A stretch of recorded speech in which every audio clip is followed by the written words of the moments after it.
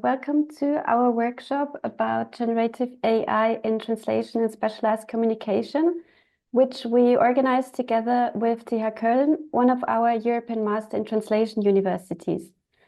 My name is Manuela Schlömmer, and I'm Communication and Language Officer at the Directorate General for Translation of the European Commission in Berlin. Please note this workshop is recorded, and you will receive the slides and the link to the recording after the workshop via email. The cameras and microphones will be off during the presentations, and to post questions to the speakers, you can type them into the chat. We will take as many questions as possible. And now I shortly hand over to Professor Ralf Krüger from TH Köln for some introductory words about the workshop. Thank you, Manuela. I would also like to welcome everyone to today's Translating Europe workshop on generative AI in translation and specialized communication. We feel very honored by the high level of interest that this workshop has attracted. And indeed, GenAI remains a pressing topic, both in specific industries and at overall societal level, not least because of its ongoing high pace of development. In less than 2 years, we've seen GPT 3.5, which was the original large language model behind ChatGPT, being replaced by GPT-4, which brought about a considerable increase in performance across a wide range of tasks. These purely text-based unimodal language models were then replaced by multimodal LLMs, such as GPT-4o and many others, which can process modalities beyond text, i.e. sounds, images, and videos. And recently, we've seen the reasoning abilities of these LLMs increase, for example, with OpenAI's O1 series. And of course, right now, everyone is already eagerly awaiting the release of GPT-5. At the same time, particularly professional translation and its academic discipline translation studies have had ample time to experience, research, and reflect on both the positive and the negative impacts of large-scale automation through high-performing AI technologies. After all, the transformer, which forms the backbone of current generative artificial intelligence, had originally been invented as a machine translation architecture back in 2017. For translation, therefore, the current moment in time feels more like evolution than like revolution. Or, as a recent white paper by the Chartered Institute of Linguists puts it, it feels like translators have already been living in the future for the past 5 to 10 years. And this should give us both the patience and the wisdom to see through the current AI hype and to take a rational look at what modern AI technologies can, and maybe more importantly, cannot contribute to language industry workflows, at which competences are required for their fruitful deployment, which research potential they offer, and how they may impact job profiles in the language industry. And this is exactly what today's Translating Europe workshop intends to do. And with this, I pass the floor back to you, Manuela. Thank you very much, Ralf. We will see you again later for the practical session and the presentations. And now I would also like to welcome our Deputy Director General, Merit-Ene Ilja, for a short welcome address. The floor is yours, Merit. Thank you very much. Good morning, everyone. Happy to be here, and thank you, Manuela and Professor Krüger. And many thanks to our host today, TH University Köln. So it's, I think, Technische Hochschule Köln, if I'm not mistaken. I must say, what an impressive offer of courses you have in Köln. It's still not commonplace to see the study of the arts and technologies married so happily together in these courses, such as multilingual communication, terminology and language technology, digital journalism, digital narratives, and many more.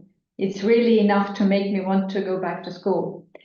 Thank you very much for this opportunity to be here with you this morning and to say a few words about the EU's approach to generative AI, our approach to AI in translation, and how these technologies are shaping job profiles and competences in our profession.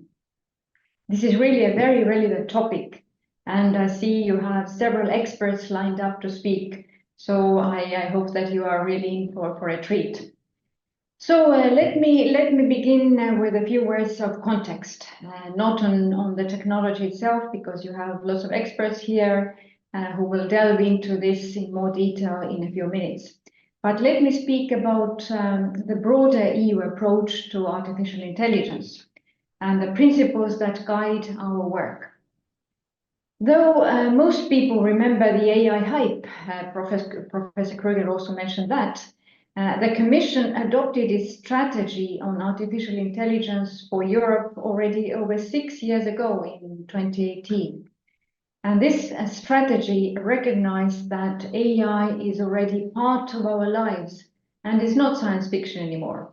And it can make our lives easier in so many ways and is transforming our society as well as economy.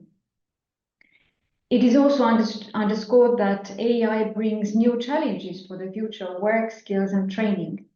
And it raises complex legal and ethical questions that need to be addressed. And that is exactly why the Commission fleshed out its strategy into a whole package of measures on AI. The EU now has a robust regulatory framework that both encourages innovation and boosts funding, while at the same time mitigating risks and ensuring safety and security. And as we know, the core of EU's response is the Artificial Intelligence Act, which entered into force this August.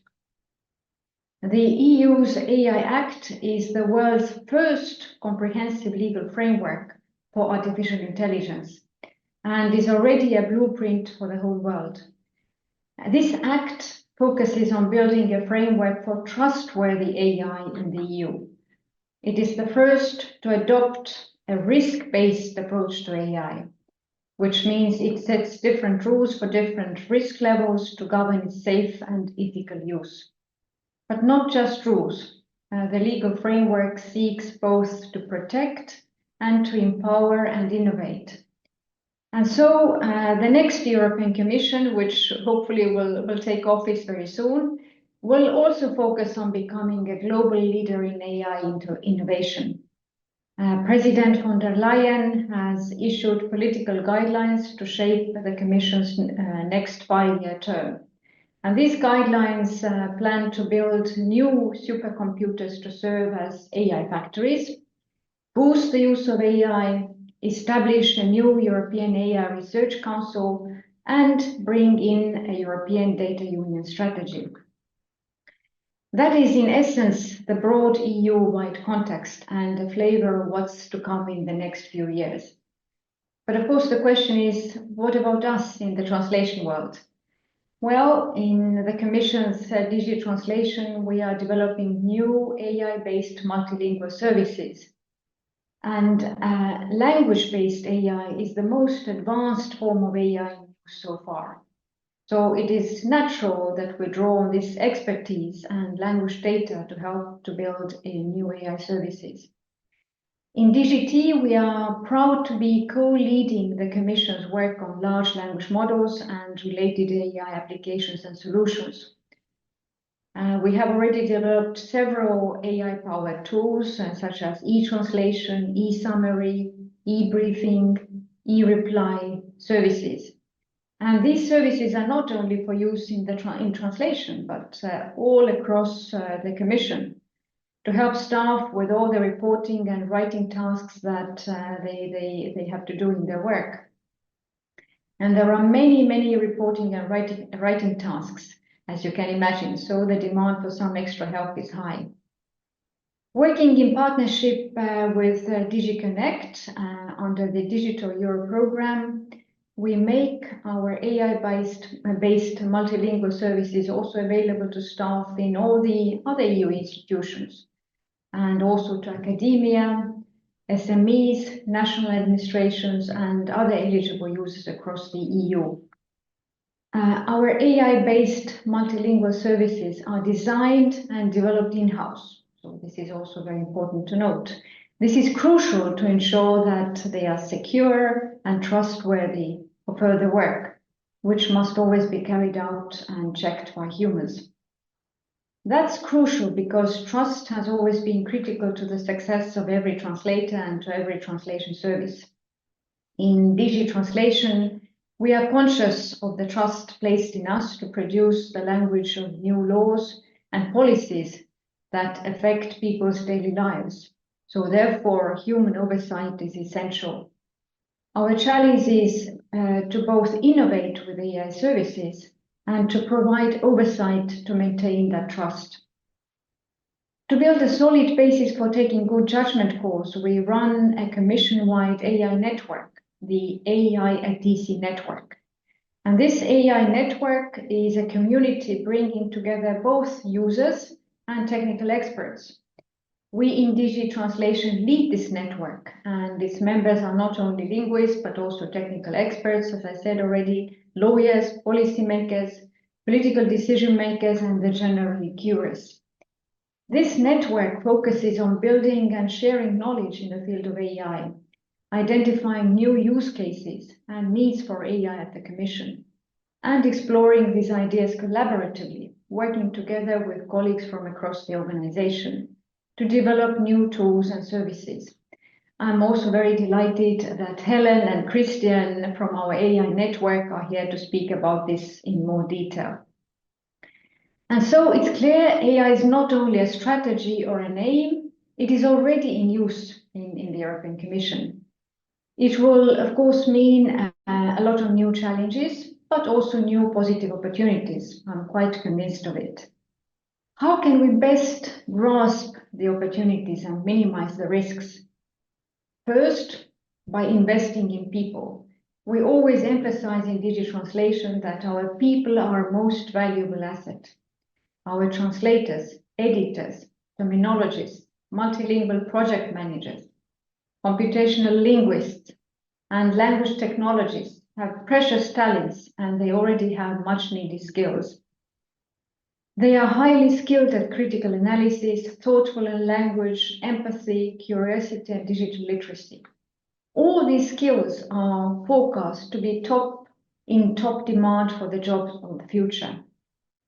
And yet we can't stay still. The tasks, skill sets, and profiles of our staff continue to evolve. To invest in our staff in digital translation, we have designed and run digital skills surveys since 2018 to monitor translators and assistants' digital competence. And recently, this Monday, we launched our 4th edition. And this time it's not only addressed to translators and assistants, but to the whole staff in digital translation, including managers. All staff take these surveys designed to build both competence and confidence, identify any gaps in training provision, and then tailor our training offer to close these gaps. Similarly, and designed for public use, the European Commission set up the Digital Education Hub to share knowledge, resources, and online training. This may be a valuable resource for you to tap into. We have language technology coordinators in each department in DG Translation, tasked not only with translation, but with testing and refining translation technology, training and coaching colleagues. We also have project managers, computational linguists, workflow managers. The range of profiles and skills is widening from a narrow to a broad, diverse skill set.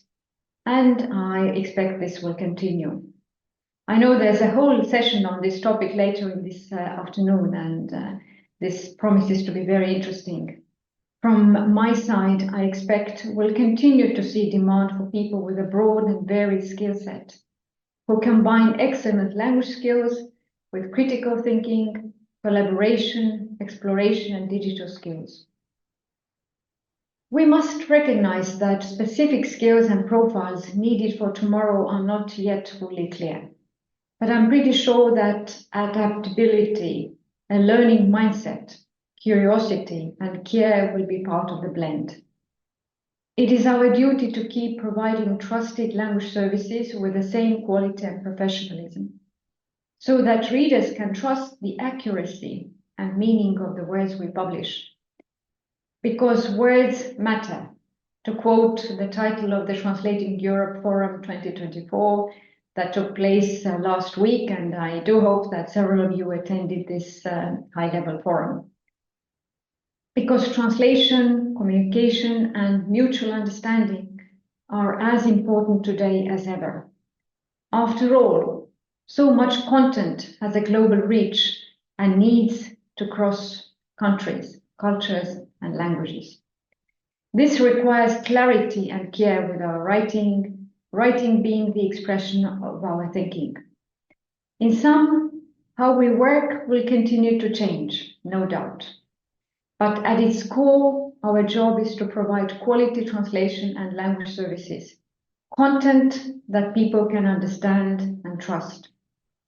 And with that, it's high time for me to hand over to our AI team, together with other colleagues from the Director General for Digital Services and the Joint Research Center. So Hellen, Cristian, the floor is yours. Thank you very much. Thank you very much, Merit. I hope you can hear me okay. Manuela, it's all Yes, it's perfect. okay. Thank you very Hello, much. thank you for the invitation and thanks for having us as well.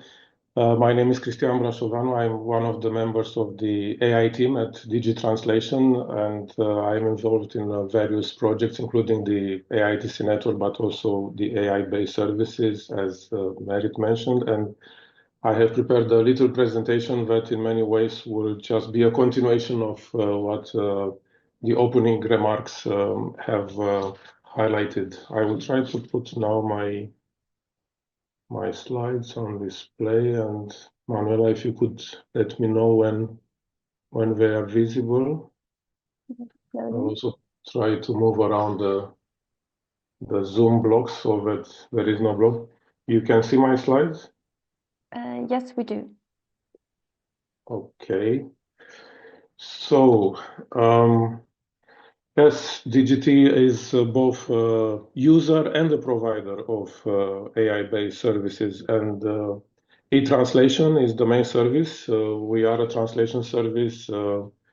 Machine translation is, of course, part of the standard tool, and as we heard in the beginning, AI, the current wave of AI started in machine translation, so it's natural for DGT as well to be part of this wave. We have added other services like e-briefing and e-reply and others, but they are more intended for other use cases by different stakeholders. E-translation is the main one currently used by translators as well. But e-translation was the start of the AI story at DGT in 2017, 2018. And actually the story started with the data, because we keep talking about AI and data and supercomputers. We forget that there will be nothing without the people who actually produce that data, because we talk about it in the abstract, and all that data is actually text that was written by somebody, and the data that we use in e-translation is from the translation memories accumulated over many, many years since the mid-90s. And they are the work of highly professional and competent translators and other language professionals. So it's all based on the work of people, and even the data that is collected out there from the internet is also produced to different degrees of quality, of course, by other people as well. In our case, the data that we use is very high quality compared to what is available publicly, and that is what enabled DGT to build neural machine translation models for all EU official languages currently in use in e-translation. So that's e-translation, like all the other services, are available to a broad range of stakeholders. So probably most of you, if not all of you, are eligible to use, because it includes academia, but also public administrations and SMEs and NGOs and other eligible users across the EU. And that is provided in partnership with DG Connect under the Digital Europe program. Of course, everything is in a safe environment with data privacy. No data is retained or shared or reused for machine learning. So I invite everybody, if you haven't discovered yet, e-translation and the other services to give it a try. The use of e-translation, machine translation, both by translators and other external stakeholders has grown rapidly in the years since the start. Now the level is about 200 million pages per year, but actually this year there was even a bigger number in the first half, about 500 million or 600 million, but it's a particular case with a particular organization having to use it for a lot of backlog documents.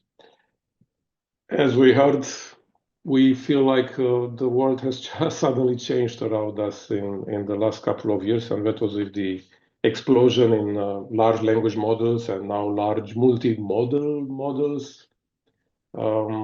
Initially, the sizes were still relatively low, but it's been accelerated, and you see a lot of large, very powerful models all bubbling up. Maybe we should not say explosion. It's more like a bubbling up in terms of size and also in both in terms of performance. In this slide, what you can see is the size refers to the number of parameters, as they are called in a model, and that's a very simplistic analogy that can be compared to neurons in the brain. And of course, if you have a larger brain with more neural connections, then it may be more intelligent as well. In e-translation as well, we started to evolve, and you need a lot of computing power if you want to do anything on a larger scale, larger models.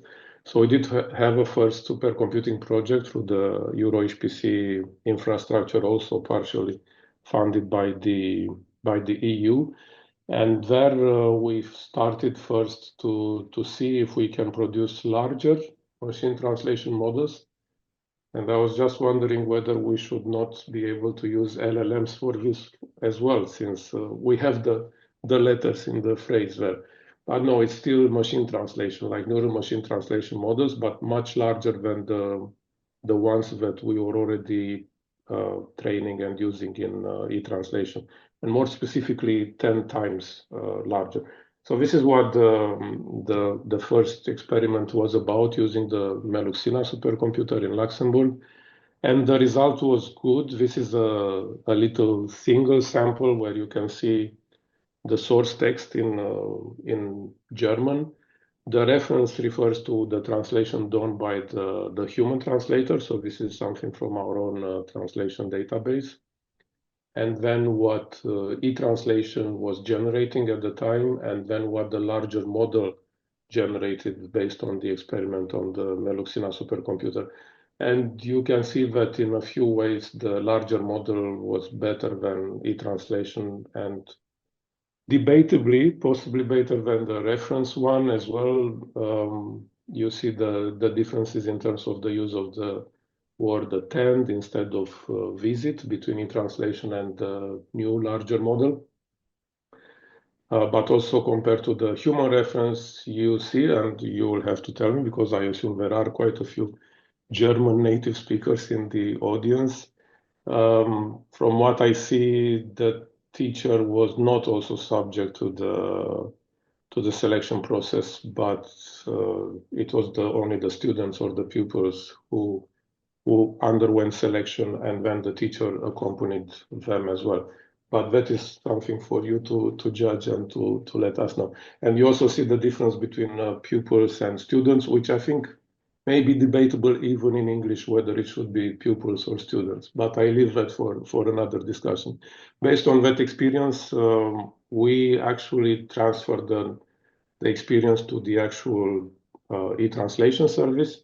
And now if you go to e-translation and if you select general text, the models that are used in there are the new larger model, 10 times larger than the models that were used before. And you see the same example that I had on the previous slide. And you also see the difference that here, which is a sample that I just generated yesterday, the model says students rather than pupils. This highlights a little bit the nature, the probabilistic nature and the predictive nature of this kind of system. So theoretically, you are never sure what you are going to get as an output when you try a second time. Of course, that doesn't involve LLMs yet, but there is ongoing work to add LLM power to e-translation as well. And some of you may be familiar already with the attempts in general to see how LLMs are relevant for machine translation more specifically. And for that, there was a particular paper on the use of what is called multiple shot prompting. Here you see it illustrated in the sense that instead of asking an LLM to give an LLM a sentence in a language and then just ask for a translation in another language, you do more than that. You actually give it a few examples of other translations that are not the same sentence. Of course, they are what is called fuzzy matches. So 1, 2, or maybe more of maybe relatively similar sentences, like maybe related in terms of topic or in terms of the terminology used. And then those serve as examples, as a basis for the model to understand better or to learn on the fly or in context, as they say, what you expect as a translation for the new piece of text that you have to translate. So our team has taken that a step further, and instead of just asking the LLMs, we are combining the power of neural machine translation that we already have in e-translation that gives you more guarantee, if you like, or more predictability based on our own data. And what we do is we give an LLM both the e-translation translation and these fuzzy examples from our translation memory. And that actually takes it even further than the LLM by itself, because it is combined with the power of neural machine translation as well. So this is something that is in the process, and it should be coming relatively soon. In parallel, as Merit mentioned in the beginning, we have been working also on other generative AI-based services. Of course, when it started to grow in importance, we started to adapt as well. And e-reply is the latest one as a service intended for facilitating the process of analyzing and replying to some incoming requests. It's not a conversational assistant or a chatbot in the sense that you have to sit down and to explain what you want and to get an output. This is intended more for automated support in the process of analyzing and replying to such requests. So here you just have some inputs and you click submit, and then you get an output. And I will do a little demo at the end to show you in a little bit more in a little bit more detail. The issue is that both e-reply and e-briefing that are based on generative AI use third-party models. At the moment, they use GPT-4o, which is one of the latest models, not directly from OpenAI, but in a secure environment, in the cloud environment used by the Commission. We are looking into using European models as well, in particular Mistral, of course, Mistral Large, but they come with issues that relate in particular to the lack of control, because whatever you do, whether it's an American or a European model, open source or a proprietary model, closed source, it's something that was created by somebody else. So you had absolutely no control over what went into into the training data. And there was even a very recent paper that showed that questions asked, especially about political issues, you ask different models and you get different answers that already reflect a certain political position or influence. So that's why we decided to do a new project that's called DigiT-EU LLM, and it tries to use our own high quality multilingual text data to improve further existing models, to make them better for our users, but also for stakeholders in the EU. And we did have a first experiment with a small model, with a llama model first, so not a European model, but the next stage does use a European model. And this is a sample of the output between comparing the original model and the model that resulted based on the same model, but using our own data to continue the training of that model. So this is an example of Croatian that is not that well represented in any LLM at the moment. So we try to see if our Croatian data is going to improve in any way the output of the model. And it's a text completion test. You give it a few words to start with, and then you have to see whether the model continues in the language that you want and more or less related to the topic that is already hinted at in the few input words. And you can maybe already see, even if you don't understand Croatian, you may maybe already see that something is not right. If we look at the English translations, you see that the original model, the input was about something about a virus affecting a neighboring country, and you see that the original model generated a CV. Maybe you recognize the CV as well if you read a little bit. If not, you can ask a large language model who that person is. And you can see that the model that was trained further with our own data in Croatian, you see that it did manage to continue on a relatively related topic. It does talk about viruses and medical conditions or animal health conditions. So we are now in the second phase where we are trying to scale up to use all the data that we have in our interinstitutional translation database for all the EU official languages, with a larger model, a European model from Mistral, one of the Mistral models, and also using a larger supercomputer, which is the Leonardo supercomputer in Bologna. So we want to see if we put all this data, if we will improve the multilingual capabilities of the existing model across all the EU official languages. Actually, this picture is not very correct because it doesn't have any people in it. And as I said in the beginning, people are actually at the core of all of it, because all the data in Euromis, in the Euromis database, comes from the work of all the translators in DGT, but also in the other institutions. And of course, these are the three main ingredients of AI: data, model, and computing power. But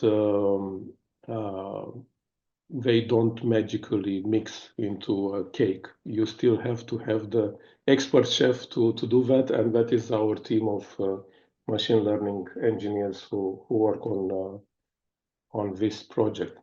So this is the story of AI at DGT so far. If you want to hear more about this DGT EU LLM project, there is also a nice podcast from our communication colleagues on the DGT radio channel. I think Manuela is going to share the link in the channel as well, and there are some other interesting podcasts there about other aspects of DGT activity. But with that, I'm going to switch now quickly to a quick demo about e-reply to give you an idea of what kind of output we generate there, and also to show the connection to translation as well, because it's not just about generating just text for any particular task, but also about how translation comes into play now in this new world of LLMs, and in particular machine translation. So this is the page that I have shown earlier, where you can access as well, or register to access if you are in one of the eligible categories. Of course, you can use e-translation, but what I will focus now, I'm going to focus on e-reply, which has, because it's intended for automation, it has a very simple, straightforward interface that just takes in some inputs and then generate some output. And I'm going to do a little quick example. So this is, for example, a report of potential infringement of EU law. So I just uploaded the report and I just click submit. I see it now ongoing and it's going to be ready in a few minutes. What is inside is a fake example, so no personal data has been harmed in this example, is a complaint that there may be a potential infringement of EU law by some case that happened in one of the member states. So I've chosen to generate it in Bulgarian because it's a language that I don't understand, but also an alphabet that I don't understand. So imagine that I am a policy officer at the Commission, or think of a different case in the public administration or in a company where you receive some request of some kind and you do not understand anything from it. And even if you put it in translation, actually this was also generated to be a little bit difficult to read and follow, a little bit incomprehensive. So from machine translation, you are still getting a block of text that may be difficult to assess in a relatively short time. So what we do in eReply, we actually do a more structured analysis and an assessment of whether the Commission in this example has competence to intervene, and then make also some recommendations to the policy officer about how to handle such a case. This does not replace the policy officer. This is just about facilitating that initial stage when the policy officer needs to know what they have to do. So you see that there is a little summary in the beginning that gives you a snapshot immediately what this situation is about. There is a list of all the issues mentioned in the letter, and then there is assessment to what an assessment that is already a kind of a legal assessment whether the Commission has competence to intervene in such cases. And then there are some more aspects that are needed for the processing of such reports, including registration. What happens in such cases? In this particular case, because it was an individual case, it's primarily the jurisdiction of the member states. And then at the very end, we have some suggestions for the policy officer what the reply could be like, with suggestions that may be relevant, or policy officer decides whether to use those or not. And this is the translation part. You saw that it was just a block of text. Machine translation, if you give it something that is incoherent, you get something out that is incoherent as well. And this is what you sometimes want because you just want to have the translation. But in some cases, maybe you actually need to know exactly what was said in a more easy to read or in a more comprehensive way. So you see that here we do have a warning that this may be edited to make it easier to follow and understand. And you see that instead of a block of text that was also difficult to read, even if it would have been a little bit more structured, here we have a kind of edited version that is improved both in terms of structure and in terms of language. It is just a first version, a work in progress, and I close by giving you just a quick peek into what is behind in terms of prompt, in terms of the prompt engineering behind it, which is also one of the roles that is arising as a new area for translators and language professionals as well. I know that some people are saying that prompt engineering is already dead because models can do everything, but try to do something complex like a longer report or something like what we do in eReply, and you will discover very quickly that you actually need a lot of prompts to do that. And this is what we have done here. You see that this scenario A is the one about a complaint about a potential infringement. And you see that there are a lot of instructions, and we did a lot of thinking, very careful thinking, both in terms of how to present the instructions to the model, but also essentially encoding the thinking process of the policy officers who handle such tasks into a prompt, into a set of instructions for the model itself. I think I have gone over my allocated time. I apologize for that, Manuela, but I am finished now. Thank you so much. That's no problem. And thank you very much, Cristian, for your presentation and the overview and insights of how we work in DGT with AI. I'm looking at the chat if we have some questions. I see there's a hand up from Inke Raupach. I will just allow you to talk. If you would like to come in and pose your question directly.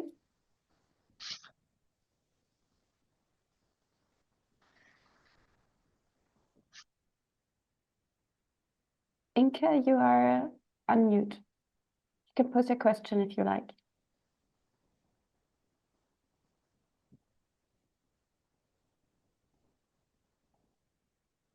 Okay, then not. Maybe I go on with the next question. Christiane Starke. Yeah, just the chat and the Q&A tool is deactivated. We cannot post any questions. The chat is not deactivated. The Q&As Yes, are it is. deactivated. It is. Okay, but if you have a question?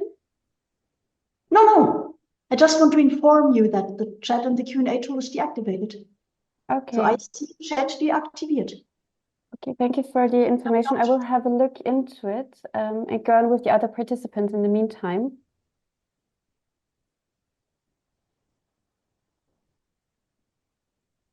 Raushan Sanova.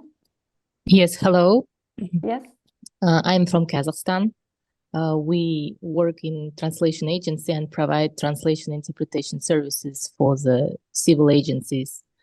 And my question is, with regards to interpretation, are there any solutions and digital tendencies regarding interpretation, not purely translation text-based, but interpretation, verbal translation?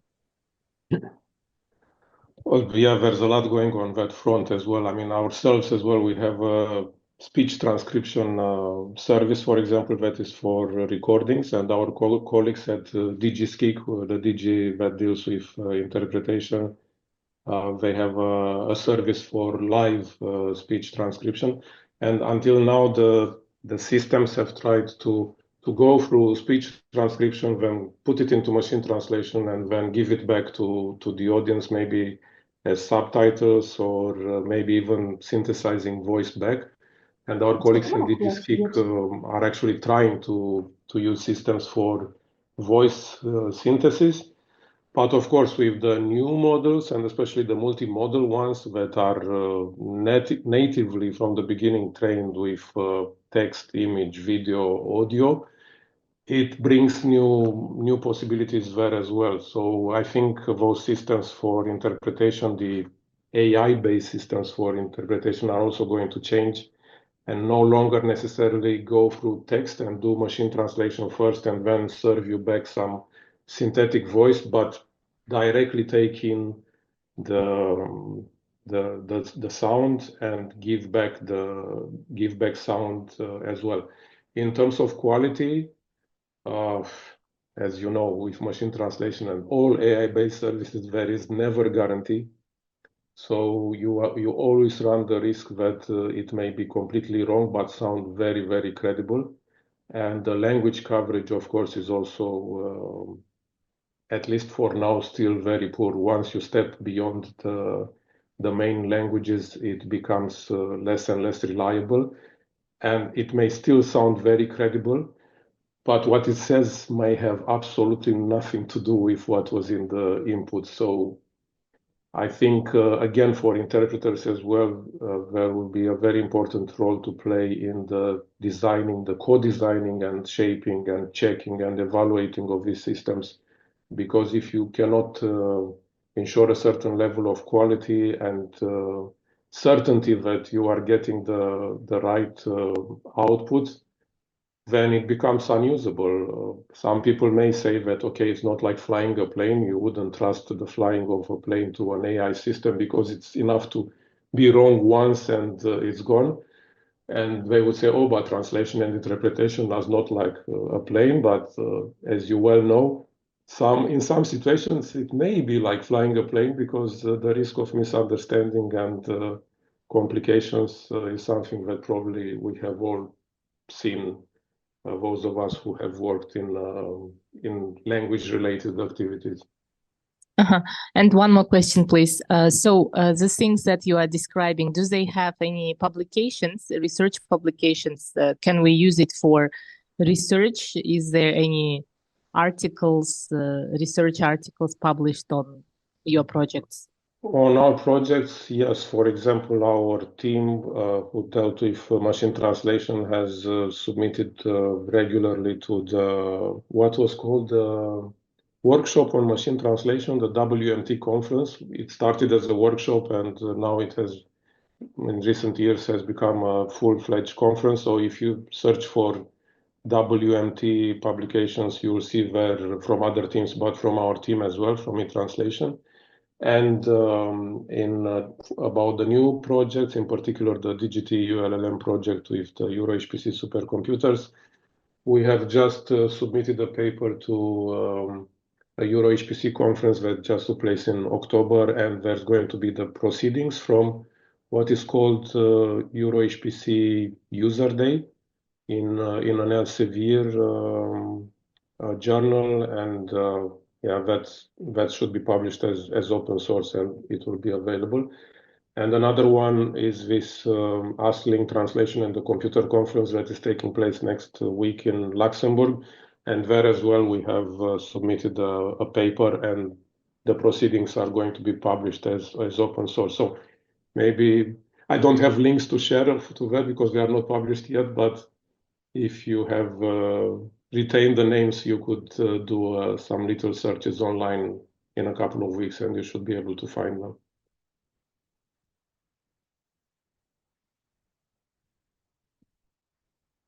All right, thank you very much, Cristian. I would go on now with the next presentation as we are running out of time. I will hand over to Hellen Dobby. She's IT Project Officer for AI in DGT, one of your colleagues. Then to Esther Diez Perez. She's Head of Sector for Data, AI and Innovation Policy at DG Digit. And Bertrand de Longueville, he's Head of the Competence Center and Head of Text Mining and Analysis at the Joint Research Center. And his colleague Ignacio Sanchez, he's Project Manager for Scientific Research, also at the GRC. The floor is yours. Hello, good morning. Let me share my screen. Thanks for joining us. Okay, so I'm, as Manuela was mentioning, I work in the DGV1 and also in the Commission. Digit is the corporate directorate that is providing services to all the other DGs. So in this case, we want also, with the coming of AI, want to set a program. We defined the AITC communication to enable the Commission to be able to structure and to foster the adoption of AI. DGT, as they have shown, they have been in the lead for quite a long time, but we will need to structure the adoption of AI or other DGs in the Commission to be able to reap the benefits that AI system has on productivity or in efficiency or on quality. So the idea was to describe an AI strategy, and in this case, this what would become the AITC communication, with the objective of foster the development and use of lawful, safe, trustworthy AI system in the European Commission. This communication is set in different actions, organizational and operational, on how to make use of AI on this structured way, but also to be able to arrive to a homogeneous level of maturity between all the different directorates and the different applications. So the first part was the governance. So based on, we already have an IT governance and different type of governance in the Commission regarding systems and applications. So what we did was to embed a new inter-service steering group, a new committee, specific for dealing specifically with AI and to be able to follow the different actions to foster the adoption. And this inter-service steering group, this committee, is also in connection with the AI office, that is the unit in the commission that is going to foster the adoption of the AI Act, because they are the part of the legal team that they have prepared with the Parliament and the Council the legislation, but also was very important to have the community and the ITC network that Hellen will explain you later. The communication, okay, sorry, I'm not moving the slides. So this is basically what you see. We are depending, this new group is depending of the existing corporate governance. We have the links with the AI office, but also we have the links with the community. And then the communication was defining different operational actions on different strands, on different angles, because AI is not only a technical issue. On AI and also for compliance with the AI Act, there are other elements that need to be taken into account. In this case, we start from people, and then we have the angle of use cases, we have the part of the IT governance as mentioned, guidelines to help staff on how to use the tools, but also system owners to be able to know what they need to take into consideration when they develop a new IS, enablers, and then obviously knowledge sharing and collaboration with internal in the commission, but also with other institutions or with member states, like in events that we are doing now.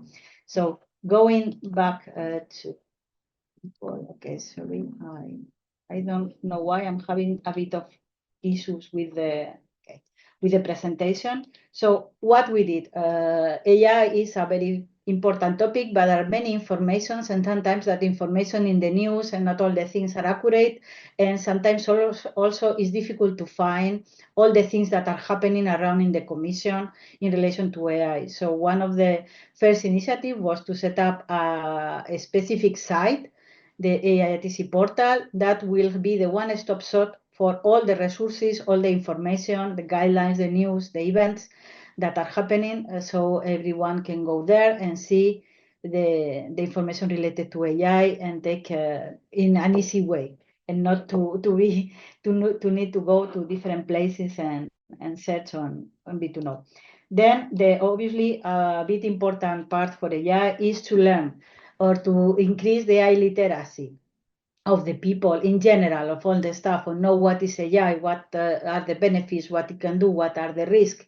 So on this track, what we prepare is in the ULearn, that is the official training tool from the communication, prepare specific learning packages on AI directed through different personas. We have a package for generalists, and now we have a package for managers, but also a package for developers. What is inside is a curated list of the trainings that are available either for internal made by the commission, but also maybe from other sources that we have that had been selected specifically for these profiles.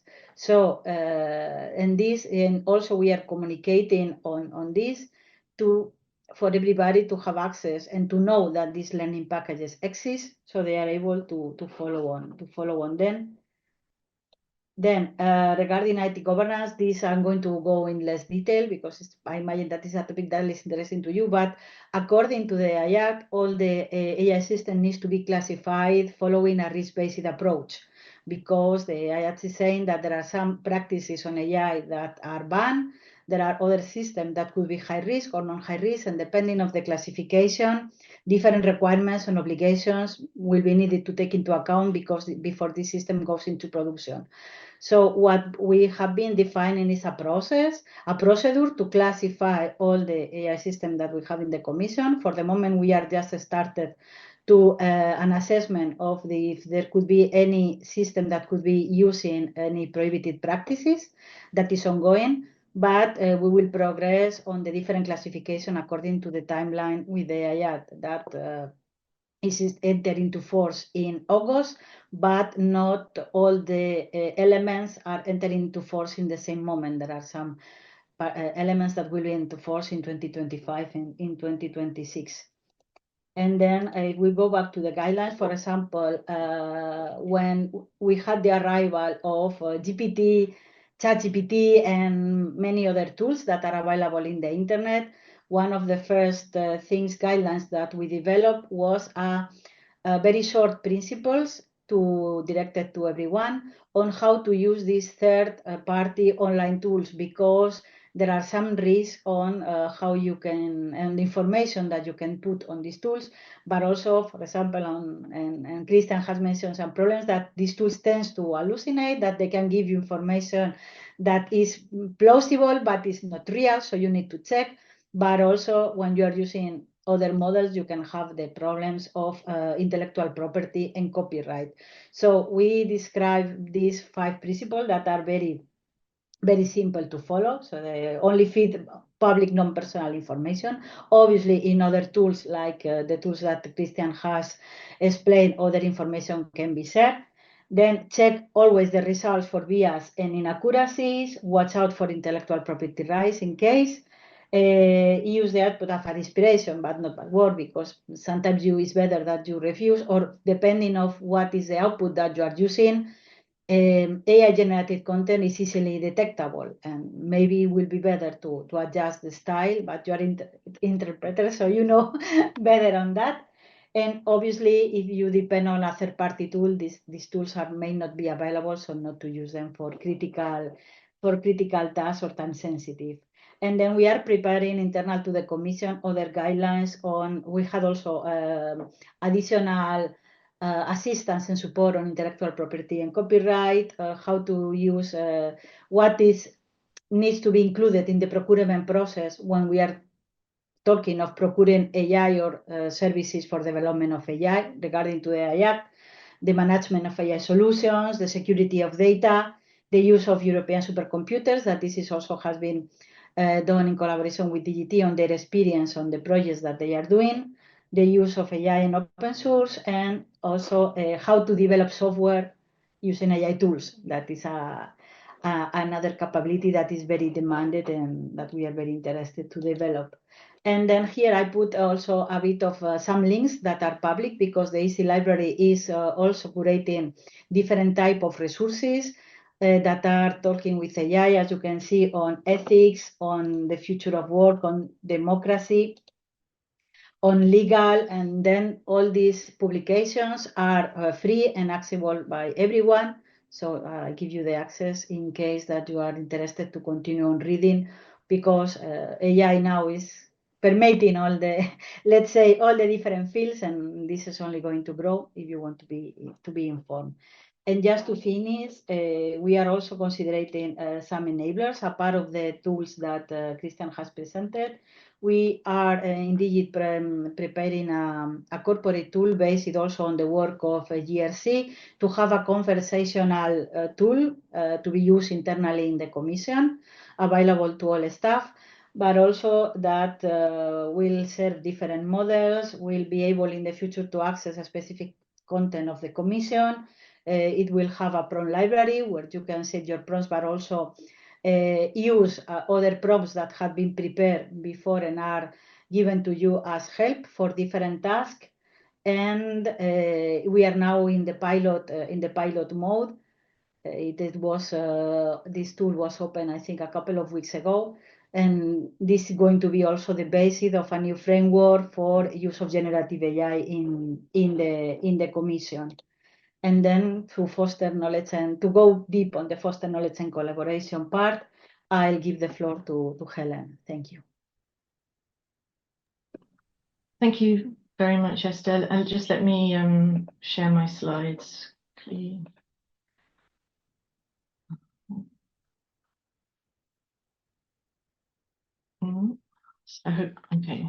So hopefully you can see my slides okay. So yes, so my name's Hellen Dobby, and I'm from DG Translation, from the AI-based services team there. And I work as an IT project officer on AI, but also as a joint coordinator of the AI ITC network that Esther briefly mentioned. Please let me know if the slides are not moving. But so the AI ITC network is a network in Microsoft Teams, and it has 3 main goals: to help staff to learn, to build and share knowledge in the field of AI. So that's one of our aims. We also identify new AI use cases across the Commission, needs that staff might have. And then, and lastly, we explore the new ideas where we don't have solutions yet, together with the network to form or develop new products. And so this is a Teams group, a Microsoft Teams internal to the Commission, with some members from other EU institutions as observers. And it's open to anyone really who's, it can be the business users, developers, technical experts, but also, and especially people who are just new to AI and want to learn more about it. And we have over 4,000 members. We launched across the Commission in February 2023, and it's growing quite quickly. So yeah, so we have over 4,000 members currently, and as you see, they're mostly pretty actively engaged in the network. And what do they come here to do? Well, they come here to share news and insights on AI, to share learning resources, to take part in webinars and events that we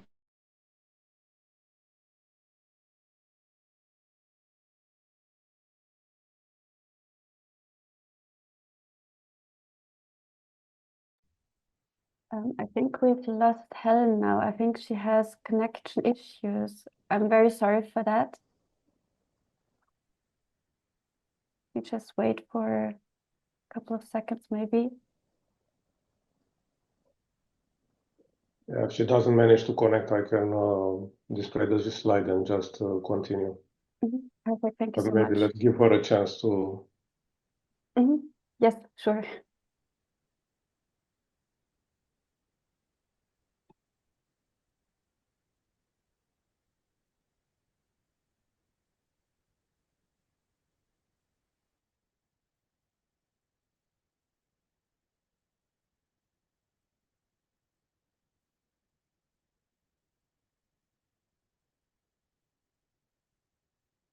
We can wait just a few more seconds, and if she doesn't manage to connect back, Yes, I can no worry. can display my screen.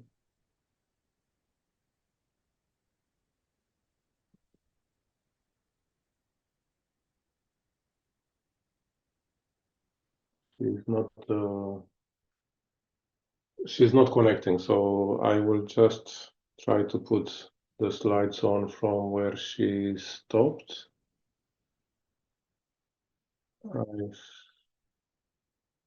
You just interrupt me, Manuela, if you see her, because I will not see anymore I do.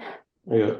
So I think she kind of covered this part about the kind of interaction and engagement that we do in the AI ITC network, and to get a little bit more specific in the area of building and sharing AI knowledge. It's been a lot of webinars and workshops, in particular showcasing what is happening around the Commission. I mean, our colleagues here, Bertrand and his colleagues, and Esther as well, have been part of some of them. So it's all about raising awareness, but also sharing and learning from each other, both at the more general level and the more deeper technical level. A particular important exercise was also, especially in the beginning, was to have a better idea of what kind of projects were using AI or machine learning in one way or another across the Commission. And as you can see, this was a long list. Now, as Esther explained, we are getting into a more systematic monitoring and visualization as well, so that we have a more structured view of what is happening in terms of AI across the Commission. In the ITC network, it was a relatively more basic exercise to try to identify the projects or even the simple explorations and see what they use, what kind of technologies. And then also based on what we were hearing from colleagues across the Commission, including through an internal survey, in terms of needs, what tasks they think would help them to facilitate with AI. So we tried to do this kind of mapping as well from needs to existing or other solutions. And at the same time, the hardcore part of the ITC network is more to try to encourage people to participate in explorations more hands-on, both at the more technical level, but at the more general level in terms of code design as well. And in particular, with e-reply, as I showed it earlier, this is the kind of process that we followed. We had a little prototype and we had a lot of explorations with people who actually do that kind of task, and then that was translated into a new service. And for that, we use in particular this, what we call the DGT e-drafting lab, where we keep those prompts like the one that I showed in e-reply and the application that is around those prompts, because again, you will see from Bertrand the example of general purpose platform for conversational interaction. These are more specifically for automation. So supplementing or complementing the more general purpose tools as well. Yeah, I think this is just the list of what explorations we have at the moment. So you see the ones for, it's also never finished business. We do have e-briefing in production now. It's available, or e-reply. But models change. We continue to improve the output through the instructions, through the application, and adapt to how the AI models themselves are changing as well. And this is another example of a prompt for editing for web text, but I will skip this to save some time because we lost a little bit because I showed the other one for e-reply. And this is kind of the output where you have maybe a long document that is just intended maybe for legal purposes, for publication in the official journal, maybe, for example. And then you want to generate a web-relevant, a web-adapted version of that text. And this is an example of how that is generated in the current exploration. So another little reminder at the end that you can probably, most of you, at least those of you who are based in the EU and are in those eligible categories, you can get access to all of these tools because they are provided under the Digital Europe program. So with that, I hand over to Bertrand, please. Thank you, Cristian. I'm Bertrand Longueville, and I have the pleasure to be here with you from the Joint Research Center. I will explain in a moment what it is. And in the meantime, I'm sharing my slides, hoping that everything works well. We spent all our days on video conferencing, but there are many tools and they all have their subtleties. So here we are. So I'm also talking on behalf of my colleague Ignacio Sanchez, who had to go in a mission unexpectedly and then could not join today. So we are working for the European Commission. And that puts us in a very special place because in the one hand, we are eager adopters of AI and generative AI.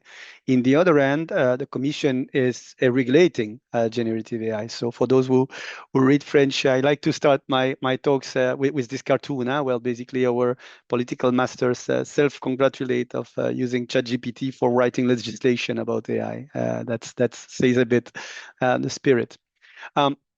In the Joint Research Center, we are the scientific arm of the European Commission. So we are there to support the policymakers with scientific and technical advice. And we look at AI from the angle of trustworthiness, right? Which is a word that we all can capture the meaning of. But indeed, it's important that we are building AI solutions that are fit for purpose. And it's not only about doing the job correctly, but also, ethically, predictably, and so on and so forth. So I also like to start interventions saying that, okay, everyone has the brand ChatGPT in mind. It's a bit the forest hiding the tree, especially in the translation field. You know that there is a long history of computer aided machine learning and so on and so forth. capabilities, because it started with translation basically in the 50s. So no news for you guys. I also like to just have in mind what is a large language model, what is behind the generative language AI solutions that we use every day. And that is basically a digital mind, let's say digital brain that has seen so many texts and created, basically understood the patterns within it. There's something there, I'll get back to that, very interesting for translators, is the fact that in this kind of brains, language is really transformed into mathematical vectors, meaning that the language itself is a feature of a mathematical vector. So I like to say, for example, the word party in English has two meanings: a political party and a celebration, and that will be two different vectors, right? And of course, the labels, if you want, of these vectors are different depending on the language, but it means that it thinks across languages. I think it's very, very unsettling and very, very intriguing at the same time. So no need to tell you and to repeat all the hyperboles on how AI will change the world. And indeed, I guess this is the kind of debates you're having among you. What is the impact on your job? It's already having. It's a continuum. But just to say that for those who are more stranger to the topic, indeed, there's a big, let's say, societal debate about what is going on with generative AI, because the research is accelerating faster than what we can ingest maybe. In our projects, we decided to really let's say experiment. The proof of the pudding is in the eating, said Miguel Cervantes. I think that's exactly what we tried to do. So we set up a platform that allows to safely test generative text AI, different models, and in this process we learned a lot from the users. We gathered a lot of users. I'll get back to that, and this is material for research if you want. So that's really a large scale experiment that we had, and that's what I would like to tell you a bit about now. So the tool itself is called GPT at GRC, and has been the basis to build the internal tool that Esther told about, which is GPT at EC, that is more corporate and less experimental, if you want. So we started this tool, as I said, to study the risk and opportunities. It was already 1.5 years ago, so let's say a century in this field, and that helped to identify key use cases, best practices, and to get feedback from real users about the limitations and the barriers of uptake of these technologies, and so on and so forth. So we did that, of course, in full synergies with what Hellen and Cristian described, and the IITC network, kind of bringing testimonials there, and also synergizing with other initiatives. The platform itself, again, I will show you some screenshots in a moment, but we really wanted to build it as a modular and scalable one, and also hybrid. So building both on our capabilities in the GRC to host on-premise models, and of course using the cloud services that everybody knows and that work very, very well. It is important when we say, and here we are an audience which is not only let's say bureaucrats, but we have rules internally, which makes sense, I think, of not using any tool like ChatGPT or Gemini or whichever with non-public data. I think it makes sense. Again, since we are regulating, we are maybe more careful than any other business, but it makes sense to have that kind of reasoning. So that's also one of the raison d'être to have GPT at EC now in the commission. Other guidelines, I think, are applicable to everyone, including you, which is to use the output with carefully and critically assess what the tool is saying. And one of the key experience, I'll get back to that, is that It's easy to misuse, or it's easy to get impressed by the linguistic abilities of these models. But when it's about knowing, so knowledge, and about reasoning, it's a bit more complicated. So it talks much better than it knows and reasons. We all have colleagues like that.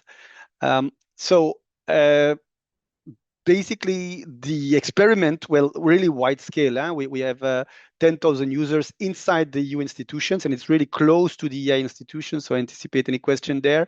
And we have an application programming interface that allows also other projects, like-minded projects, to, let's say, consume the large language models in a very safe and convenient way. So this is really as I say, the experimentation field that we have built for ourselves, and that is extremely valuable. We do a lot of community meetings and a lot of feedback, I would say, sessions in many forms, surveys, and so on, so that we can capture the experience. And we are in the process of finalizing a scientific paper that we will submit to a special issue on generative AI uptake to give back our lessons learned. But again, here I wanted to share some, I would say, ahead of the publication with you. So in substance, GPT GRC is like a less nice looking ChatGPT for those who really look only at the surface, with some specifics. Again, we have a sensitive information mode because we have guaranteed very high level of information security, and that's why it's very convenient for colleagues and for an organization that wants to utilize seriously AI to have guarantees of this sort. Similarly, you have an history that is not shared with anyone else than you. It's stored on your local computer. So these kind of security features are already very important for our colleagues. Then, as I said, diversity of models and diversity of providers. This is a bit outdated, but we use open weight models like Llama ones or Nusermes Mixtral, and we give convenient access to commercial ones like the GPTs that everybody knows. Then we have more advanced features. I was saying about knowledge, very important. The model is trained indeed on a vast amount of human knowledge. Every model is the internet, Wikipedia, chats, and so on and so forth. But it doesn't always know exactly what you want it to know, and that's why we have two features that utilize the capability of the models to have a kind of in-context knowledge called retrieval augmented generation. And there you can attach documents that you would do in any other system, but you can also utilize what we call knowledge tools, which is carefully prepared knowledge bases to which you can connect the tool. So, for example, we have a Europe Media Monitor, which is another project of the GRC, which is let's say web mining for news every day. And thanks to that, it is aware of the freshest news. If you use an off-the-shelf language model, it will tell you that the training cutoff date, blah, blah, blah. But here you can ask really the questions about the news of today in your field, and you will have answers.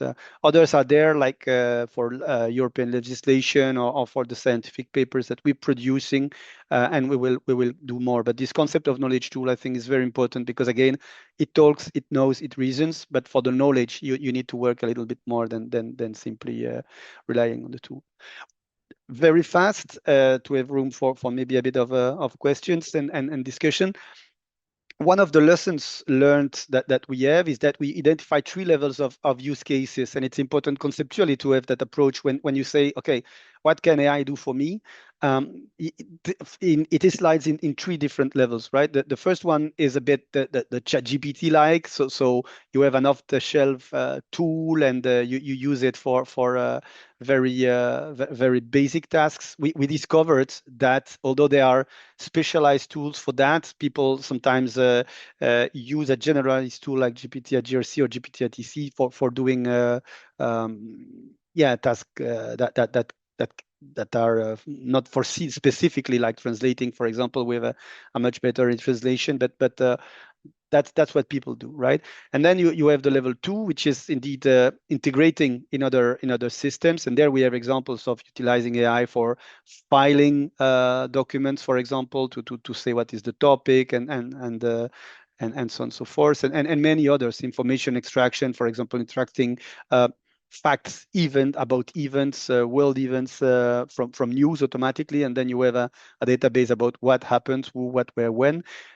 So that's a bit a possible level 2 use case, and then we have the level 3 use case, which are specialized tools where we see there are already many popping up in the European Commission, and it's very positive. Yeah, an example still, you can do a lot of fascinating things with simply the chat, like if you have the right approach and the right prompting skills. I like this one because it's a colleague working in a very sharp topic, which is economic evaluation, and basically he was designing with a kind of template prompt a team of 5 colleagues advising him. So basically giving kind of personalities to models. It works very well, right? It was saying, okay, you are a critical peer of mine, you are specialized in economic analysis, and I will submit you a paper, and I want you to tell me what are the 5 weaknesses of this paper, and you will have something. It's still common sense, it's still maybe brainstorming material rather than anything else, but it's very useful. So I think that can be transposed as well in your domain, communication or translation, because it's a nice way to use the basic tool in an advanced way, I think. Then, as I said, with the API, you can go further. And yeah, here is an example where we automated the RAG, and we drove the tool to basically ground information on only official websites, and this is the kind of results you can have where you can have a specialized chatbot. Again, this was maybe impressive, 15 months ago, but no, everybody does that, and it's very good, especially if it's done properly, if it's designed properly, avoiding the caveats. So to conclude, a few maybe points to take when you are engaging in a journey where you utilize generative AI in your communication and translation tasks. I think, as I said, the impersonation, so prompting, starting your prompt with you are blah blah blah, works very well. And similarly, if you can say, okay, can you rewrite this for teenagers? Can you rewrite this for top level policymakers? Can you rewrite this for an audience of executive, and so on and so forth? That works very well. So that's maybe one take I would have. I don't know what are your prompt engineering skills, as we call them now, but that's a very small nugget of wisdom. There's many others. If you look for prompting tips on the internet, you will find a lot, and I'm happy to hear from yours because I'm not an expert there. Then the second thing, as I said, it's this surprising thing about giving a mathematical representation of language in the form of high dimensional vectors. Our experience is that it works across languages. So, for example, we use these kind of technologies for getting an idea of what are the main topics expressed in a very large multilingual public consultation, and we see that it's able to gather the same ideas expressed in different words in different languages. So that's very promising. So it's not really, I would say, it's not only translating, but it's also making sense globally across languages.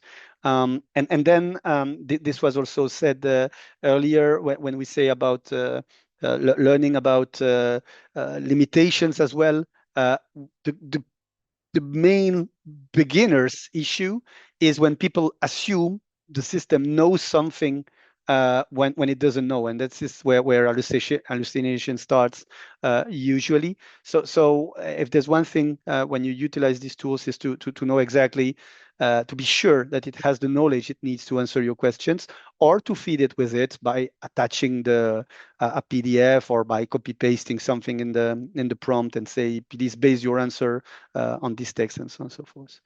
So yeah, and that's it for the presentation. I hope we are more or less in time, and thank you very much for your attention. Yes, thank you very much, Bertrand, and all the other speakers for your presentations. We now have 5 minutes left for some questions. If you have any, you can raise your hands, because the chat doesn't work for you. We're really sorry. I don't know why, but we can continue like this, unmuting yourself. Do we have any questions? There was a hand up before. Raushan, the floor is yours. Yes, Raushan here again. You mentioned some article or research publication that will be published soon. Where will it be available? Which journals shall we look for?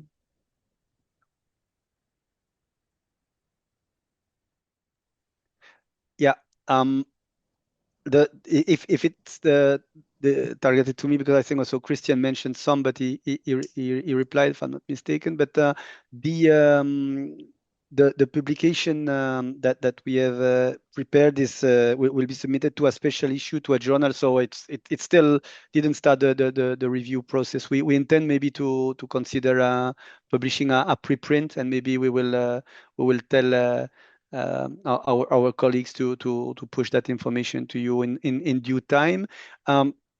On AI adoption, there is already literature. There is I know it doesn't work, the chat, otherwise I would have shared in the chat some interesting papers. There is one from the if you Google for it, from the Harvard Business School called the JAGD Frontier, where they really studied also based as we did, but with a consulting firm on big organizations, the attitude towards these tools. And I will not spoil the article, but they see that there are people who are centaurs, let's say, so they are kind of riding the AI as a way to augment their productivity, and there are other attitudes that are more or less effective in the way you adopt AI. So very, very interesting research field, and once we have publicly available updates, for sure we share them. Could you again repeat? That was Harvard Business School, and the name of the article was? Yeah. And maybe, Bertrand, you can send it to me via email, and I can send it to all participants afterwards if we have the recording and everything available. Okay, let's do that. It's probably easier. But if you look for, if you Google JAGD Frontier and Fabrizio Dell'Acqua, you will find that specific article.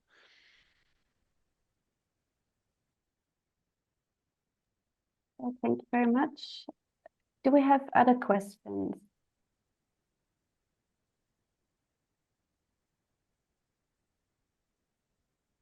If not, I would say we will have a short break now until 10:45. There was one, huh? It's gone now. Yeah, Christoph, the floor is yours. Thank you so much. Yeah, Christoph from German Federal Language Service. I'm wondering, since you mentioned that the models, they're so good at sounding extremely convincing while being wrong. Have you had any feedback from cases, for example, like the translation that you shared from Bulgaria, that someone actually missed facts that were not translated properly and that led to issues in these processes, or is it too soon to say? Maybe I can answer a little bit about the translation service, and maybe Bertrand, you can compliment afterwards. Well, you are asking me to say bad things about ourselves. Yes, there have been over the years some, let's say, little incidents when something was incorrect in the machine translation output in an important context. But I can remember in particular one case that was the word turkey that had no context because it was in a table. And in the same document, it was appearing as the bird and as the country as well. Maybe that will not be a problem anymore today because the name has changed, the spelling in English. But at the time, neural machine translation had no context. So it was essentially just a probabilistic, statistical-based choice between the country and the bird. And it chose wrong in this particular case. And also because of the workflow and because if something, it's reported as coming from another translation from the past, it was also flagged by the system as a safe translation. Okay, it was discovered, of course, and then it was corrected, but it didn't result in any diplomatic incident or any trade relationship issues because it was about trade and tariffs and things like that. So it's a little example, but yes, it can happen, and that's neural machine translation. I don't know if you remember the days when statistical machine translation was the best and neural machine translation was the worst. Now we are in the days where neural machine translation is the best and LLM translation is the worst. So yeah, you see the evolution. I think with LLMs now, at least at this stage, the dangers may be even bigger because they do not have proper language coverage compared to neural machine translation. Or neural machine translation has been around for a while. It has maybe less of a probabilistic risk compared to LLMs. LLMs are going to get better, but maybe Bertrand, you also have a view on the LLM side, please.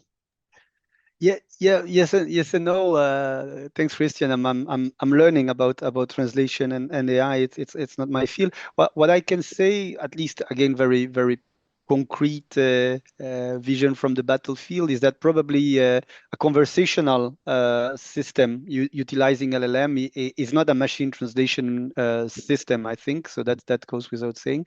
But what I like personally to use, and there I talk as a user, is more for discussing about translation. So if you want really to be nuanced, and you can say, I don't know, you have really a sentence. Can I say that to this kind of audience, or is it too colloquial, or would you use these very words for a title for a document of that type?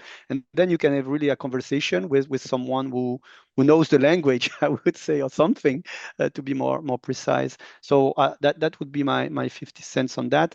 And again, you said the magic word, Cristian: context. These machines work with context. So again, if I tell you about will you join the party, you still don't know if I'm inviting you for a beer or for a political movement. So better to give context. Yeah. But maybe to compliment you a little bit, Bertrand, because we talk also specifically about translation. I mean, one of the things that I see is more on the machine translation side, because you had it in one of the slides, Bertrand, where I think you had something like they work across languages. So machine translation and translation is for some purpose, right? It's not always, at least, the end in itself, the end goal. You need translation for some purpose. And machine translation in particular is needed when you need comprehension. You have a new document coming in and you need to know certain things about that document. And this is where I think there will be the main changes, especially for machine translation, not in the sense of eliminating machine translation, but there is more diversification of tools and demand, because in some cases, if you have 200 pages of a document in a language you don't understand and you generate 200 pages of machine translation in a language you do understand, you still have to go through 200 pages of machine translation. And in some cases, you may want to get the answers to some specific questions that you have about what is inside that document. And in those cases, you will not go through machine translation, I think. But I may be wrong. The future will prove us right or wrong. We will maybe meet again next year and see where we are with AI. Yes. Now, maybe to last comment, and then I will have to go anyways, and let people have their break. When I say work across languages, and just to be clear, I'm not claiming that this is kind of replacing that we are the Babel Tower curse is over. I'm more saying that this is the way the machine reasons, so that it sees mathematical concepts like king minus man plus woman equals queen, and it works in any language. That's a bit the kind of the way these things reasons, which is very very different, I would say, from what we used to have. So it's a good tip to have that in mind for people who are experimenting. But for sure, that's why I use across languages, which doesn't mean much in proper English. But I actually read it in the way like when you are a bilingual person, and if somebody tells you something in one language, when you reply, you do not make a conscious effort to translate that question into another language and then generate an answer and translate back into the other language. So I think maybe the bilingual speakers or multilingual speakers maybe have that feeling, you don't have access to, and I assume there is no translation process inside your brain somewhere that does this kind of first this language, now that language. So that's a little bit how I interpreted that might maybe a little bit distorted interpretation. But yeah, okay, I stop it here as well. Good. Thank you very much. I'm looking at the time now. I would like to thank the speakers again for this very interesting presentations. We would make a short break now until 10:45, and then we will be back with TH Köln with the competence requirements and the research perspective when it comes to AI in translation and specialized communication. Then have a good break and see you then. Thank you. See you.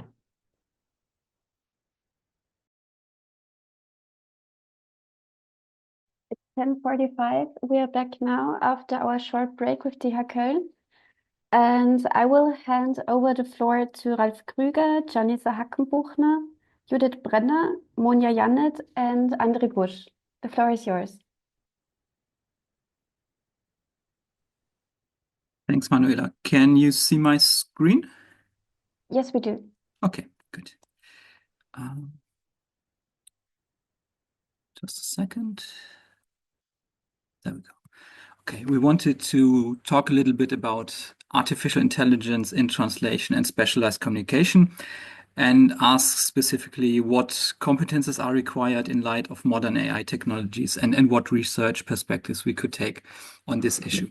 So we've got a lot of ground to cover there, so let us jump right in. What we are currently dealing with which was mentioned several points this morning, are these new multimodal language models such as GPT-4o. These are models that can reason across audio, vision, and text, so process modalities beyond what we've seen from traditional language models. If you look at the potential scope of application of these models, you see that this scope is much broader than with previous AI technologies. Previously, with machine translation interpreting, you were restricted to this task here. With these new language models, the task that could potentially be automated or semi-automated becomes much larger. These models can be used in information research, potentially in project management, in terminology work. We have a practical session this afternoon where we're also looking at the potential of LLMs in terminology work.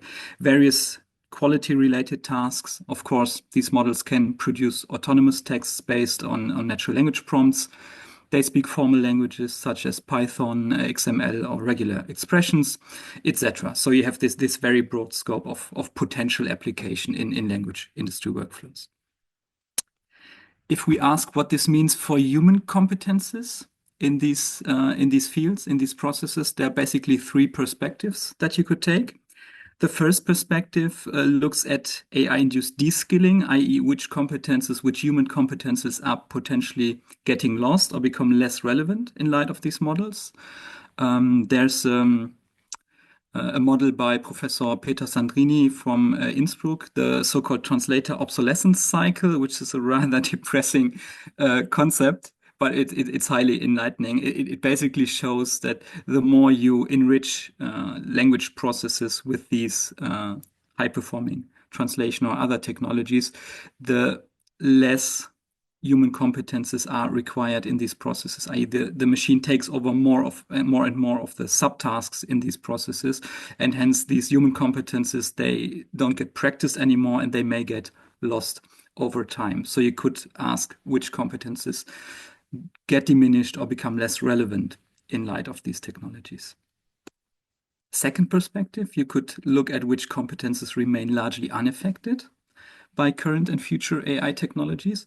This is what a paper by Avazian, Torres Simon, and Pim did recently. They looked at the US Department of Labor's Occupational Information Network database. And basically what they found is that information processing skills and abilities, such as in particular critical thinking, problem sensitivity, monitoring, selective attention, etc., and social communication skills and abilities, i.e. social perceptiveness, coordination, service orientation, judgment, and decision-making, they remain largely unaffected by current large language models, whereas other skills and abilities related to translation and interpreting, they can potentially be semi-automated by these tools. And the third perspective, this is the perspective that we want to take here in this presentation, is we could look at AI-induced upskilling, meaning which new competences on the part of humans are required when we work with these modern AI technologies. And this is for translation. This has been observed by Maeve O'Loughlin with regard to machine translation. And at a broader societal level, this has been observed by Marcos Kaite et al., who claim that AI reconfigures the distribution of intelligence, labor, and power between humans and machines, and thus new kinds of capabilities are needed. And as I said, this is the perspective that we want to focus on in this presentation. This new set of competences, this AI-induced upskilling, it can be subsumed under the term artificial intelligence literacy. This is basically the latest digital literacy in a broad range of digital literacies which have been proposed since the invention of the computer.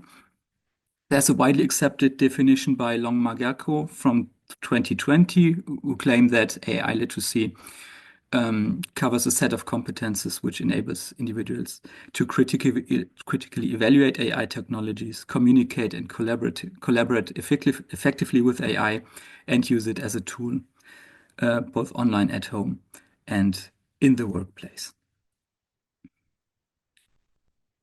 And we're going to show you how you can apply this AI literacy concept to translation and specialized communication later on.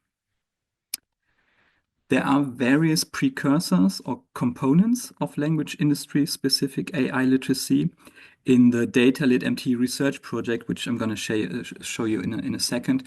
We developed various frameworks covering relevant digital literacies. The first is a professional machine translation literacy framework. The machine translation literacy concept goes back to the work of Professor Lynn Bowker, and we try to apply it specifically to professional translation. And in this framework, we distributed professional MT literacy over 5 main dimensions. The first would be technical MT literacy, i.e. how do modern MT technologies work. Linguistic MT literacy, this is basically the traditional set of competences required by translators working with MT, i.e. pre-editing, post-editing, quality analysis. But you can see in this framework, it's only one of 5 main dimensions. So the scope of competences required when working with MT has become bigger over time. Economic MT literacy basically covers MT implementation in practical language industry workflows. Societal MT literacy includes ethical aspects of MT, being able to reflect on the social perception of human translators in light of these high-performing MT technologies, etc. And cognitive MT literacy includes a meta-awareness of how working with MT shapes or impacts or influences your own cognitive processes when translating. And the second framework we developed, it's called the Data-Lit MT framework, which is basically an MT-specific data literacy framework where we distribute overall data literacy, again, over 5 dimensions. Data context, this provides a more abstract awareness of that potential tasks or problems in your organization could be solved or supported using data. Again, critical thinking, data ethics is covered here. Data planning involves identifying specific tasks or problems that could be supported or solved with data and coming up with a data strategy, i.e. how to find the data or how to collect the data to solve or support these problems or tasks. Then actually collecting this data in an MT context, you would then use this data to train or to fine-tune an MT engine. This engine would then be used to produce new data, which would feed into the data evaluation phase, where you could perform MT quality evaluation. You could gather productivity data from your MT-assisted production processes. And these insights from data evaluation, these would then feed into the data use stage, where you'd make decisions based on this data. i.e. if your productivity data are not what you expected, you may want to retrain your engine, fine-tune your engine, or consider removing it from the process completely. And these two frameworks, we try to operationalize them in a didactic sense in this data-lit MT research project. It was called Teaching Data Literacy in the context of machine translation literacy. We have a range of openly available learning resources, and we invite you to check out the project page if you're interested. And basically in this research project, the data-lit MT framework told us which competences we wanted to teach or to develop in students. And the professional MT literacy framework provided the context of application in which these data competences were supposed to be taught. And these two frameworks, the professional MT literacy framework and the data lit MT framework, they then informed a more encompassing, and I'm sorry for this figure, it's become quite unwieldy over time, informed an AI literacy framework for translation, interpreting, and specialized communication. You see, it's broader than the two previous frameworks. Again, AI literacy, language industry specific AI literacy is distributed over 5 dimensions here. I'm not going to go into detail. My fellow presenters, they zoom in on some of these dimensions. We have technical foundations, again, similar to the professional MT literacy framework. The notion of domain-specific performance, being able to determine this domain-specific performance of LLMs, which is not as trivial as it may sound at first. How to adequately interact with these tools. At the moment, we're in the prompting paradigm. As I said, we have a practical session on prompting. Later on, this may change in the future. Then implementation, similar to professional MT literacy framework. How would you implement these models adequately in professional language industry processes? And then again, this very important dimension of ethical, societal aspects. What do these models mean for the stakeholders in these professional processes, but also to citizens of AI-situated societies as a whole? The framework is discussed in more detail in this paper. It's open source. I'll paste the link in the chat if you're interested. And then I just wanted to point out that there's currently an international Erasmus Plus consortium going on. It's called LT-LIDA, Language and Translation, Literacy in Digital Environments and Processes. And LT-LIDA, it aims to map the landscape of technological capabilities required to work as language or translation experts. And again, here's the project website. The consortium started at the beginning of this year. We have some initial outcomes. We have a range of very interesting interviews with language industry stakeholders and their take on current technologies and what they mean for processes, competences, etc. We're going to provide a map of the currently available tools and technologies. We'll have a textbook on these topics soon, where we're going to create video capsules, etc. So we're still in the early stages of creating these resources, but they're going to be published on an ongoing basis on this website. And with this, I pass the floor to Janica.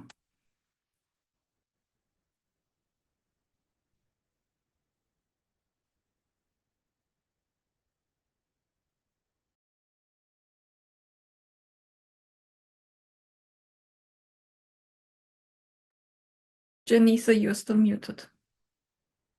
Yes, sorry, I was just getting my presentation ready. Thank you very much. I didn't speak before, so you didn't miss anything yet. Can you see my slides? We see your presentation mode. Okay, let me. The moderator mode, the wrong one. Yes. One moment, it's my double screen setup. You have to share the full screen where the presentation is shown in full window mode.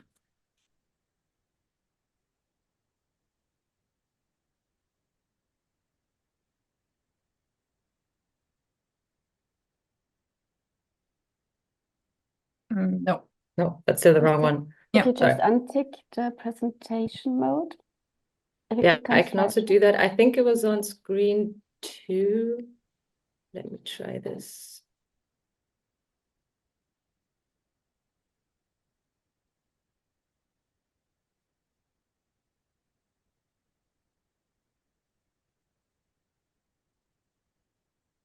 Is this better? Yes, much better. Thank you. Much better. Perfect. Yeah, perfect. Thank you very much. I'm Janica Hackenbuchner, and I will try to cover some sort of very general aspects of what Ralph was just talking about in the AI literacy framework, covering some of the technical aspects, primarily focusing on some of the foundational aspects, such as neural networks, transformer architecture, self-attention, word embeddings, and I will also dive into some of the training aspects. So just to start with generally, this was also mentioned a bit before in the presentations in the start. NMT translation systems and nowadays also large language models, they mimic human-like behavior to tackle language and translation tasks. And they do this exceptionally well nowadays.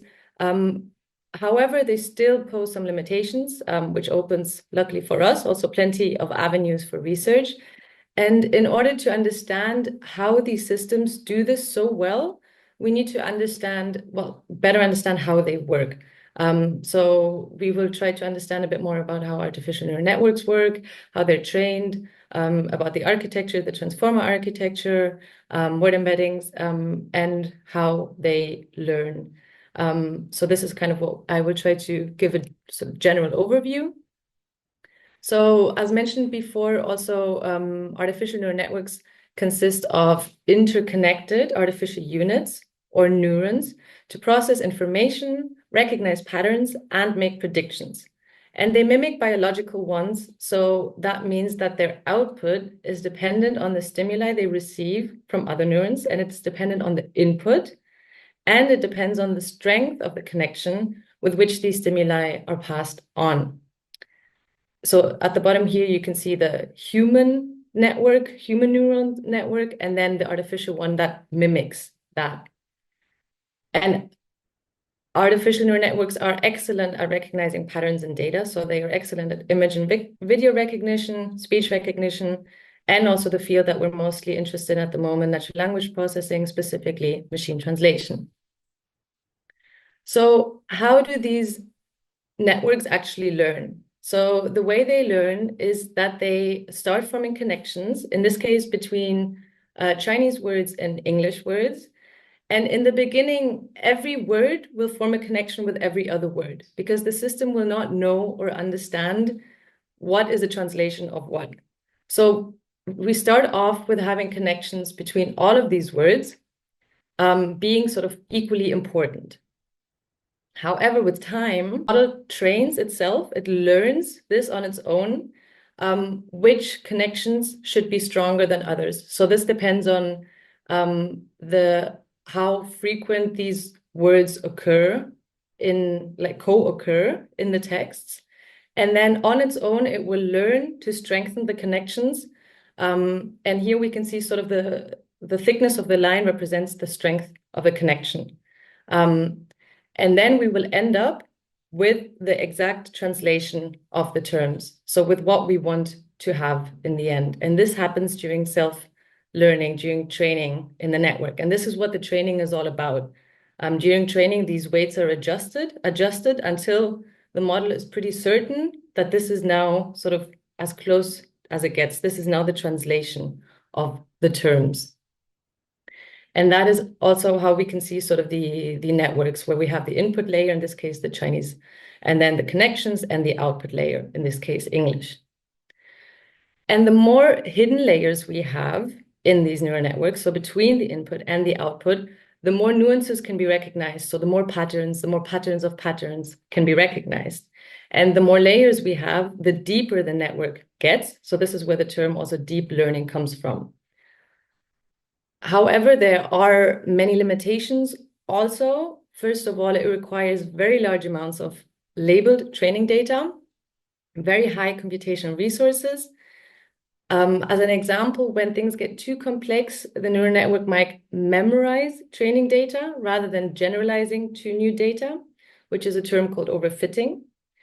And neural networks are incredibly difficult to understand, interpret, and are therefore often called black boxes as well. So the whole aspect of the hidden layers is because it is not 100% clear what happens at that time. Now that we've covered that, we're going to have a look at the transformer architecture and self-attention. And we can start by asking ChatGPT, what architecture are you trained on? And it will show us it is trained on the transformer architecture. The transformer architecture revolutionized natural language processing when the paper was published in 2017. And this is because it adopted a new mechanism, the self-attention mechanism. And in case you haven't heard of it, this is the paper, and it is probably the most cited paper. And as I mentioned, it really revolutionized the field of natural language processing, and then any other systems as well that the transformers are used for. The issue we had before we had the transformer and self-attention was the problem that we had in recurrent neural networks of a sequential nature, where we did not have parallelization in training examples.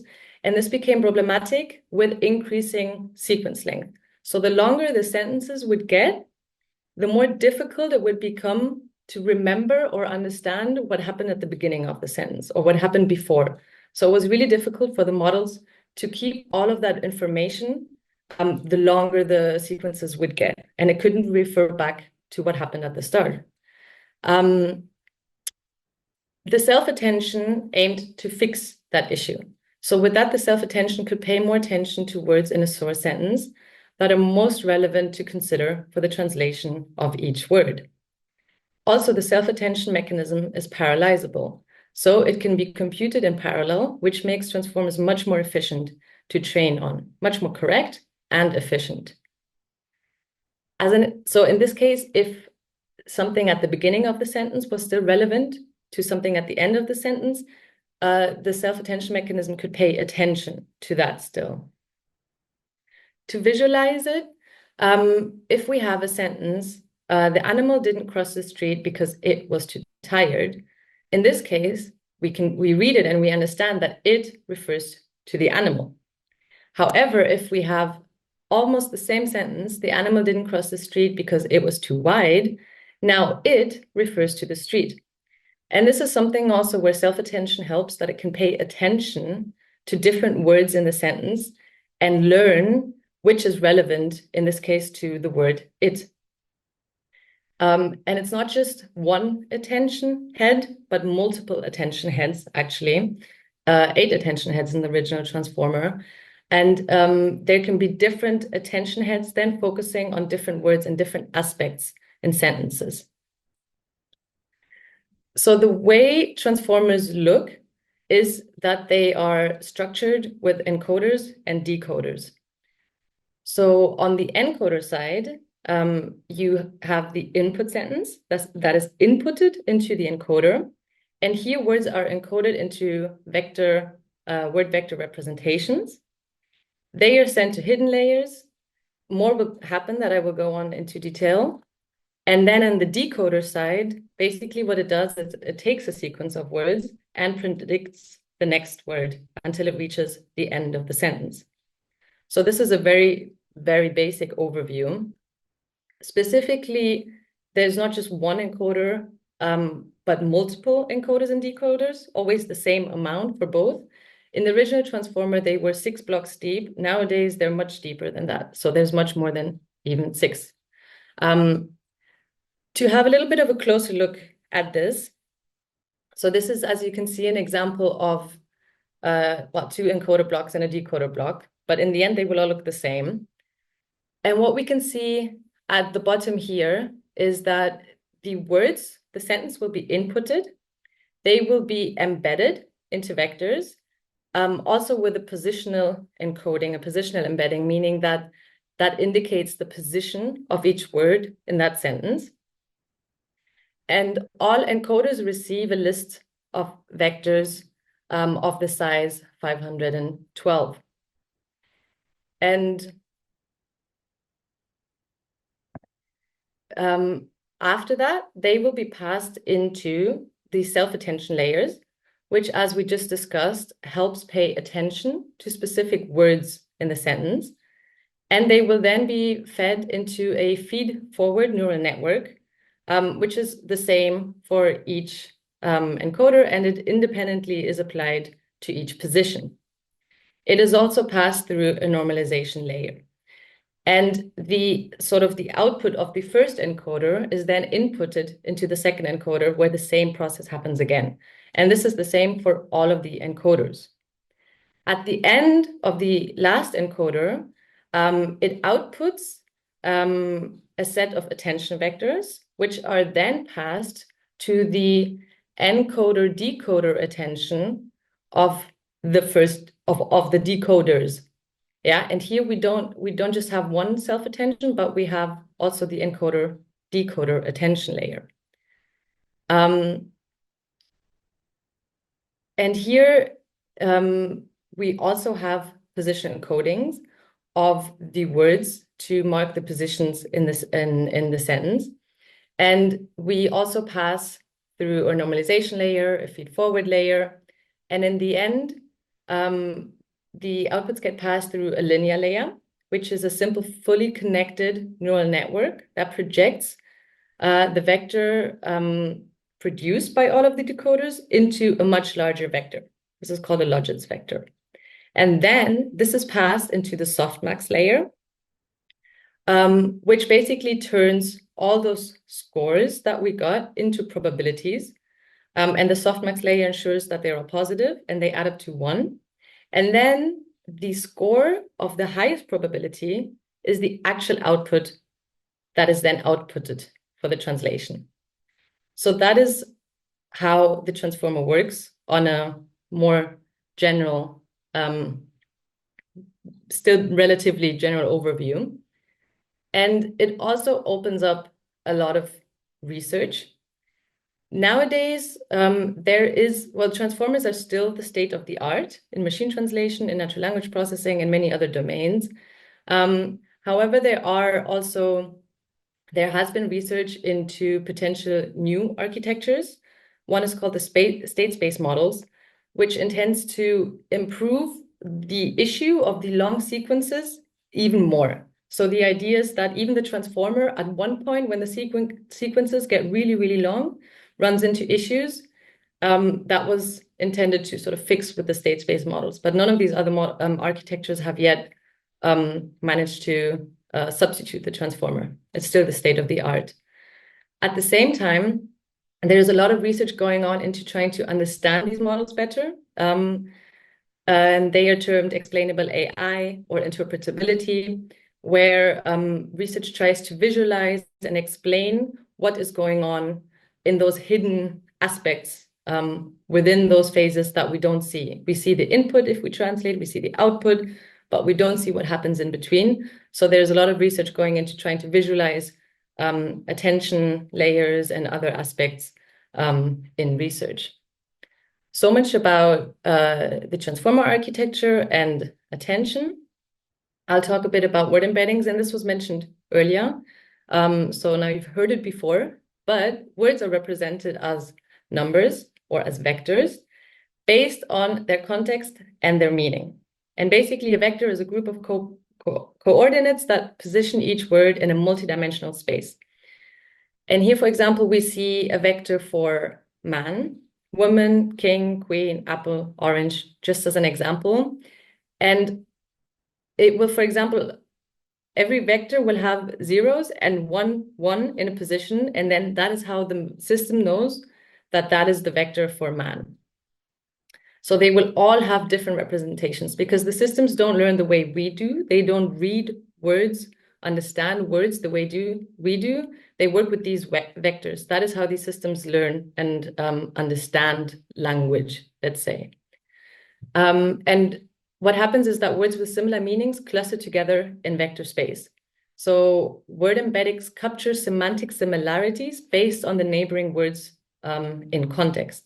So here, for example, we can see that all the terms related to sports or balls is clustered in this corner, and then all the terms related to food or supply is clustered in this corner, and so on. As an example, this is something really helpful because it helps generalize. So systems will learn, for example, that they will learn countries and capitals in the sense of their occurrence in context. So it will know that Spain is the country and Madrid is its capital. And in the same way, it will then know that Rome is the capital of Italy.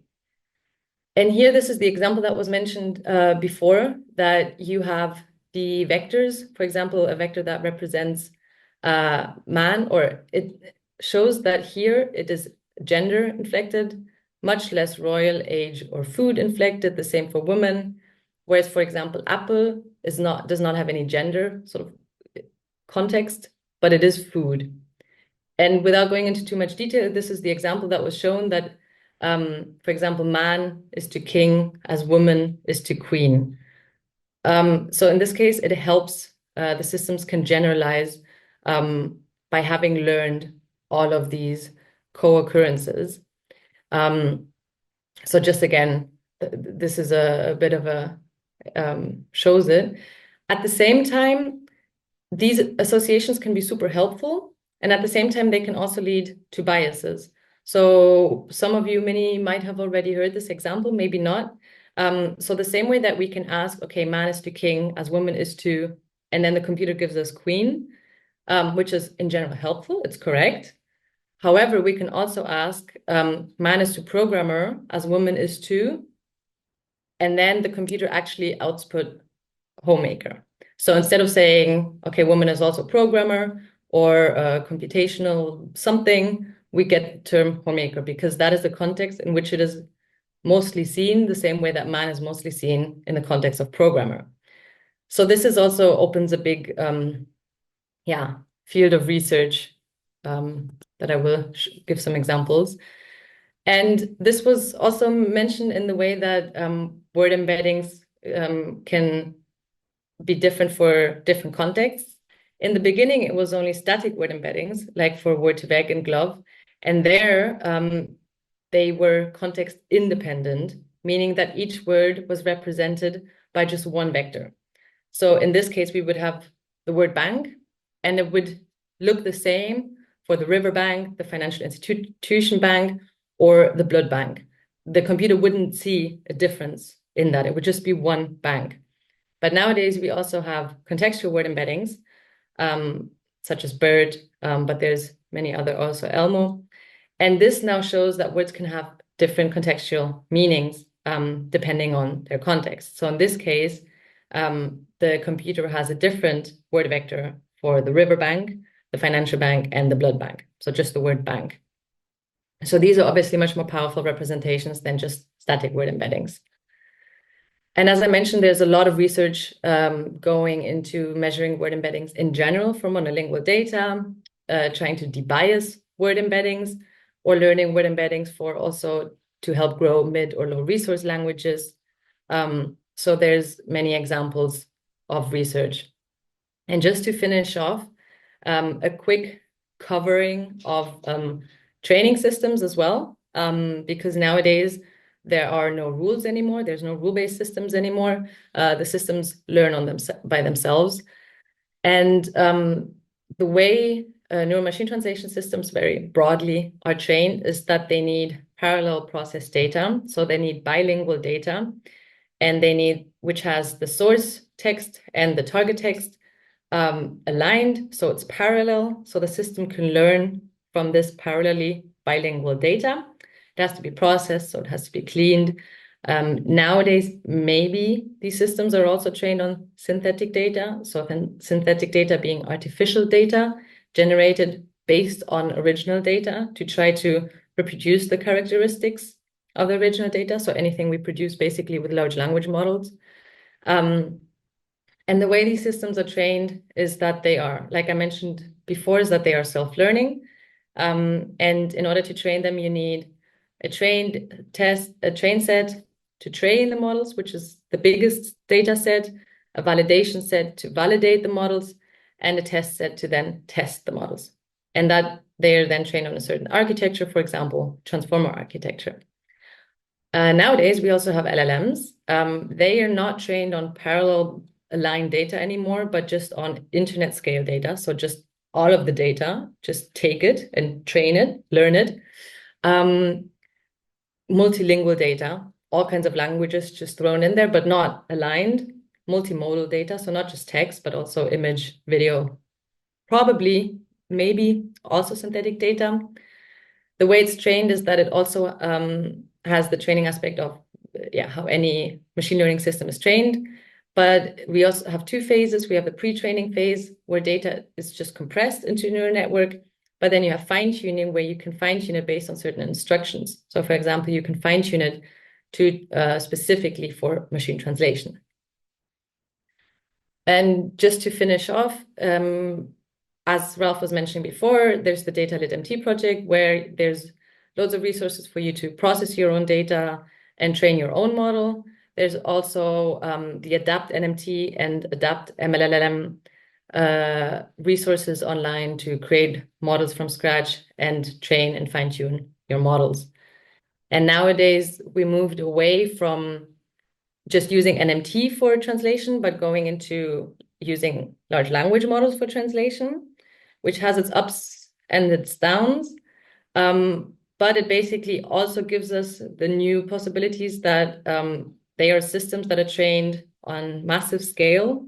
Their ability able to perform in multiple language tasks. They are context-aware language generators. So they generate text. They don't translate text per se. They can be fine-tuned. They have in-context learning. And you can prompt engineer them for specific translation tasks, as we will look into further on. So that was a very general overview of some technical aspects and some training aspects. I will now let Judith speak. Thank you, Janisa.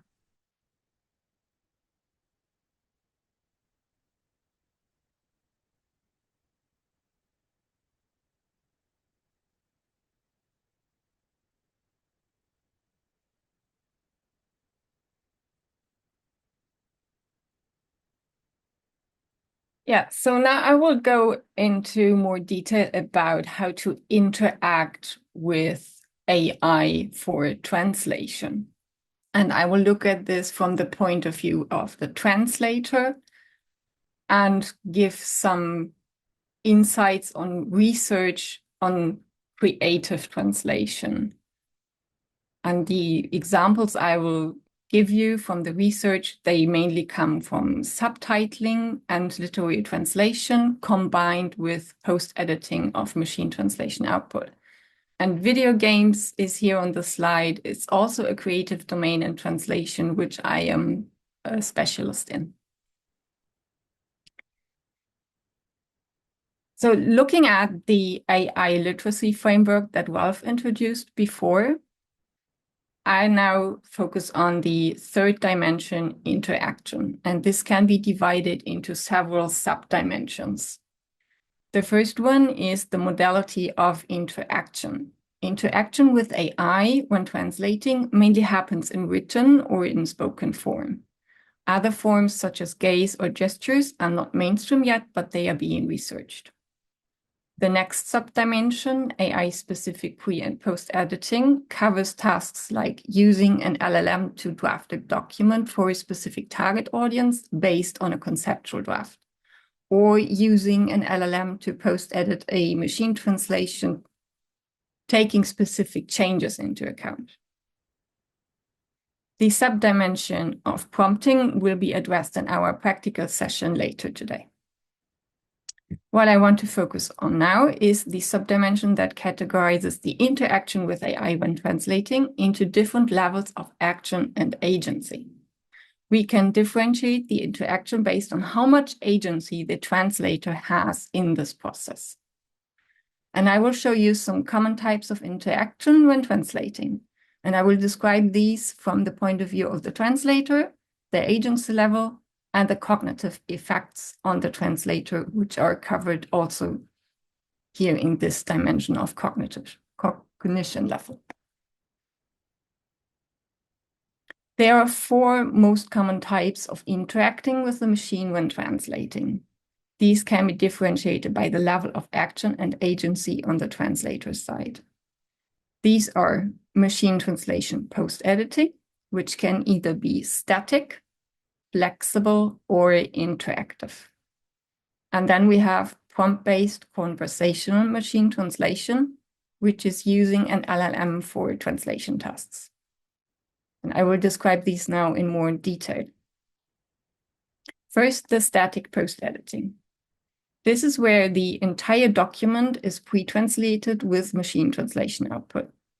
There are some variants. For example, you can combine it with a translation memory, where when you have high fuzzy matches in your translation memory, these are not machine translated, but instead the fuzzy matches are put in the document on the pre-translation step. And you can combine this also with terminology databases. Either the machine translation system uses it while producing the output, or the translator uses it while post-editing. And in this type of post-editing, the agency level for the translator is quite low, because first the machine acts, it produces the output, and then the translator has to react to what is given to them by the machine. This is how it looks like in a translation environment, in this case, MemoQ. Here we have the source text on the left-hand side. Next to it is the column for the target text. And in this case, you see every single segment is pre-translated, either by the machine or by the TM. For example, this segment here, this is a machine translation, easily recognizable for those who speak German, because it mixes the formal form of address and the informal form of address within the same segment. A human translator would not do something like that. And this segment here, this is a high fuzzy match coming from the translation memory. So the translator would go through all these suggestions and make any necessary edits. The benefits of this type of static post-editing. Research has shown that in many cases, the productivity is increased, which means translation is faster than translating from scratch. And it can also provide a first draft to work with. Some translators prefer working with the first draft instead of working with a blank page. That's a matter of preference. The drawbacks. Research on post-editing of literary works has shown that this can hinder the creative process of the translator. It can also result in less creative literary translations. And when you look at literary translation specifically, it can actually reduce productivity. So first, I said it can increase productivity, but this depends on what type of text you are actually translating. And in literary translation, the productivity can actually be reduced. The effects on the translator. When translators do static post-editing, they often report that they feel limited and hindered in their creative processes. On the flip side, the cognitive effort while translating can actually be reduced. And this is from research both on general texts and on literary texts. And then we have the priming effect, where a translator uses word choices or sentence structures that appear in the machine translation output. And these can be choices that the translators would not make if they were translating from scratch. Next, we have a flexible post-editing, which is a variant of the static post-editing. Here, the document is not pre-translated. Instead, the machine translation is available and can be used by the translator if they want to. In this mode, we can also combine translation memory and terminology database. And the agency level for the translator is a bit more increased compared to static, because the machine translation is there, but the translator doesn't have to use it or has to pay attention to it. It's more on a case-by-case decision-making process. This is how it looks like in MemoCube.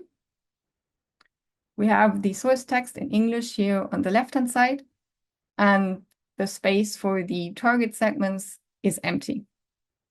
And for each active segment, the translator receives, in this case, this is a machine translation match and a high fuzzy match from the translation memory. And the translator can see, okay, the machine uses a different choice compared to what is already in the translation memory. And the translator now can decide which version they actually prefer, and then copy this over to their target segment. The benefits of working in flexible post-editing.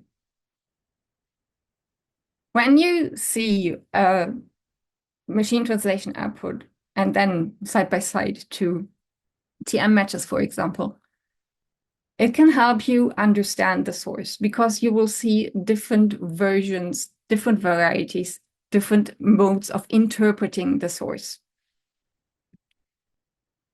And it will also show you synonyms or different word combinations, and then trigger your inspiration. You can evaluate different choices and then take the one that you prefer in the context of your translation project. The drawbacks of flexible post-editing, there are more on the technical side, because in this mode, you produce machine translation output for every sentence, but you might not use it in the end. This consumes resources, computational resources, and the money that it costs to get the machine translation output. The effects on the translator, well, unfortunately, this mode has not been studied much, so I cannot tell you. This is something very interesting to see if it makes more sense for creative translations, for example. As we saw earlier with static post-editing, there are a lot of drawbacks. For literary translation, maybe flexible post-editing would have more positive effects. Then we have interactive post-editing. In this type of interaction with machine translation, the translator starts typing, and then based on the first characters typed, the machine translation completes the sentence. The translator can go back and change words or individual characters, and then the machine translation will change on the fly based on the changes that the translator has made. This again can be paired with translation memories and terminology databases. And a variant of interactive post-editing is when the system becomes adaptive and learns in real time from the changes the translator makes to the output. And this reduces the effort, the need to retrain the system, because it learns in real time, and then the suggestions it produces for the following segments will be closer to what the translator has done before. In interactive post-editing, the translator has more agency because first the translator acts, they start typing, and then the machine reacts to what the translator started doing. Benefits of interactive post-editing. Research has shown that this can be faster than static post-editing. However, there are not many systems available on the market. So if the systems that are available are lacking other features or they are not compliant with the requirements a translator has for a specific job, then they do not have much choice. Regarding the effects on the translator of interactive post-editing, here we see a higher level of agency, and this can lead to better acceptance of new technology. So the more agency a translator has while interacting with machine translation, the better they accept doing this type of work. Also, the user experience is improved compared to static post-editing without translation memory. And again, this can lead to less cognitive effort compared to static post-editing. The last type of interaction I want to introduce to you today is the prompt-based conversational machine translation. Here you use an LLM through a chat interface. You chat with the LLM. And this can be used for generating translations, just as using neural machine translation for generating translations.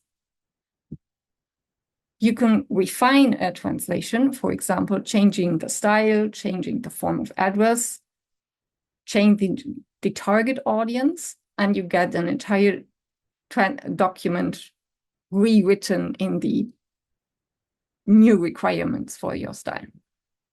But you can also use this for translation-related tasks. And these can be creating a terminology database or aligning source and target texts to create a TMX file, which you can then import into a translation memory.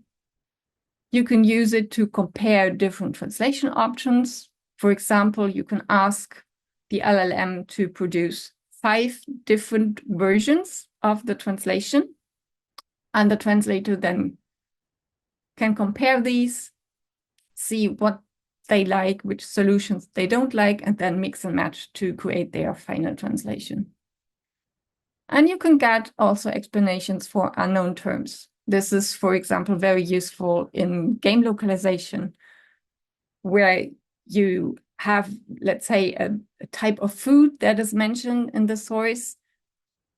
And as a translator, you don't know all the types of food available around the world. So you ask the chatbot, you ask your LLM, what type of food is this? How is it prepared? What are the typical ingredients, to get you a better idea of the material you are dealing with in your translations.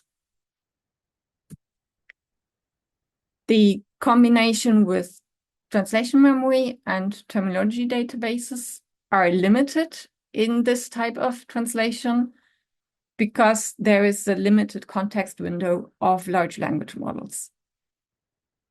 Currently, we don't know how the technology will develop in the near future. The agency level here, we see that the translator and the machine collaborate to produce a text or a term base, a translation memory. And the translator always has full agency over what they want the machine to do, what they want it to use it for, and then also decide if they use the output the machine has given them. The benefits of this type of interaction. you can generate translation output that considers a broader context. When you have a neural machine translation system translating your document, it typically translates sentence by sentence in isolation. But here, the LLM is capable of considering more parts of your document so that you have more coherent, more fluent texts. And it's also easier to adapt the output to the domain you are working in. For example, you can give the LLM information about the text type, your target audience.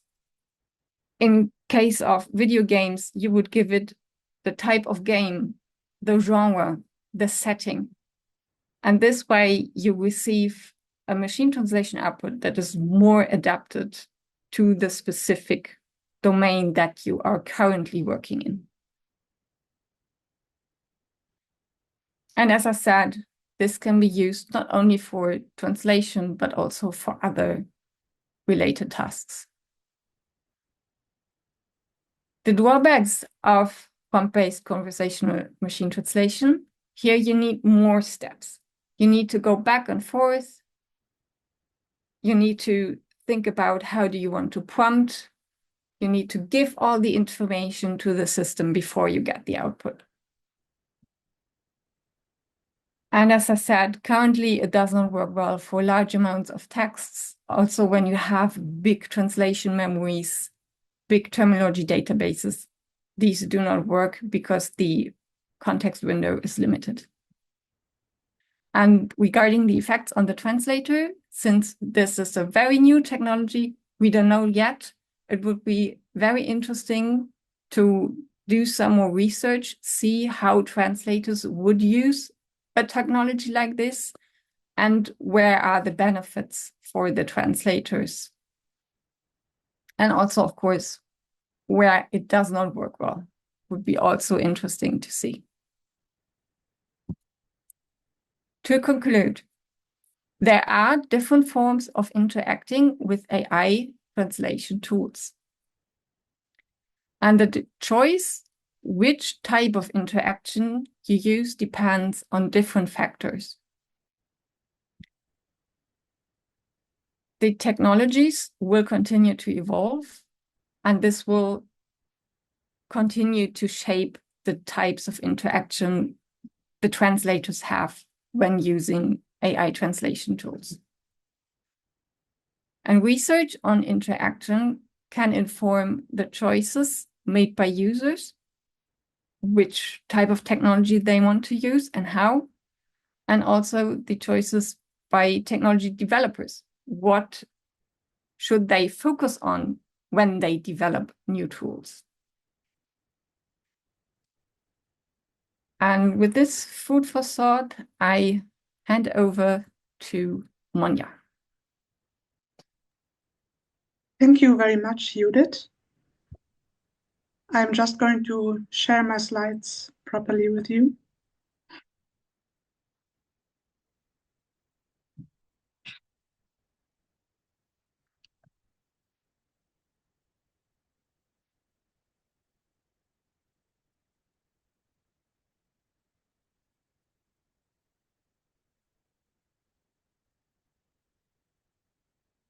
So I trust that by now you can see my slides. My name is Monja Janet. I am currently a PhD student in translation technologies, in translation studies at Dublin City University. And for the last part of our joint presentation today, I'm going to speak about generative AI used in translation from an ethical perspective. As you can see on the current slide, on the left side of the slide, by now we have reached the fifth and last dimension of the AI literacy framework for translation, interpreting, and specialized communication that was introduced by Ralph earlier during our presentation. This dimension deals with ethical and societal aspects of AI literacy in the field of translation, and that is what I would like to discuss with you today. More precisely, I have brought you a few slogans made by well-known AI companies very recently.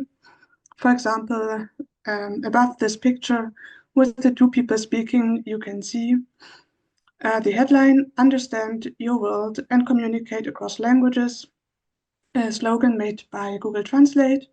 Next to the green Microsoft icon, you can see "Break Down Language Barriers." And you can also see the mission of Google Translate, which is to enable everyone, everywhere, to understand the world and express themselves across languages. Slogans such as these ones are a typical phenomenon that accompany technological shifts, such as the one we are experiencing right now, the shift from more traditional neural machine translation to generative AI-based machine translation. In the following few minutes, I am going to call these slogans expectations instead of marketing slogans or headings. And why are we going to speak about expectations? For the sake of this presentation, we are going to consider generative AI machine translation in emerging or new technology. This is because although machine translation has been around for decades, and also AI in general is not new to the world of translation.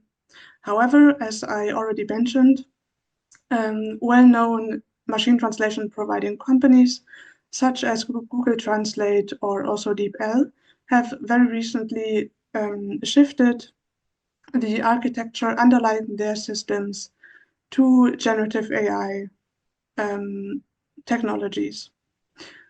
And for anyone who's interested in the ethical perspective on generative AI machine translation, this shift brings about a lot of challenges.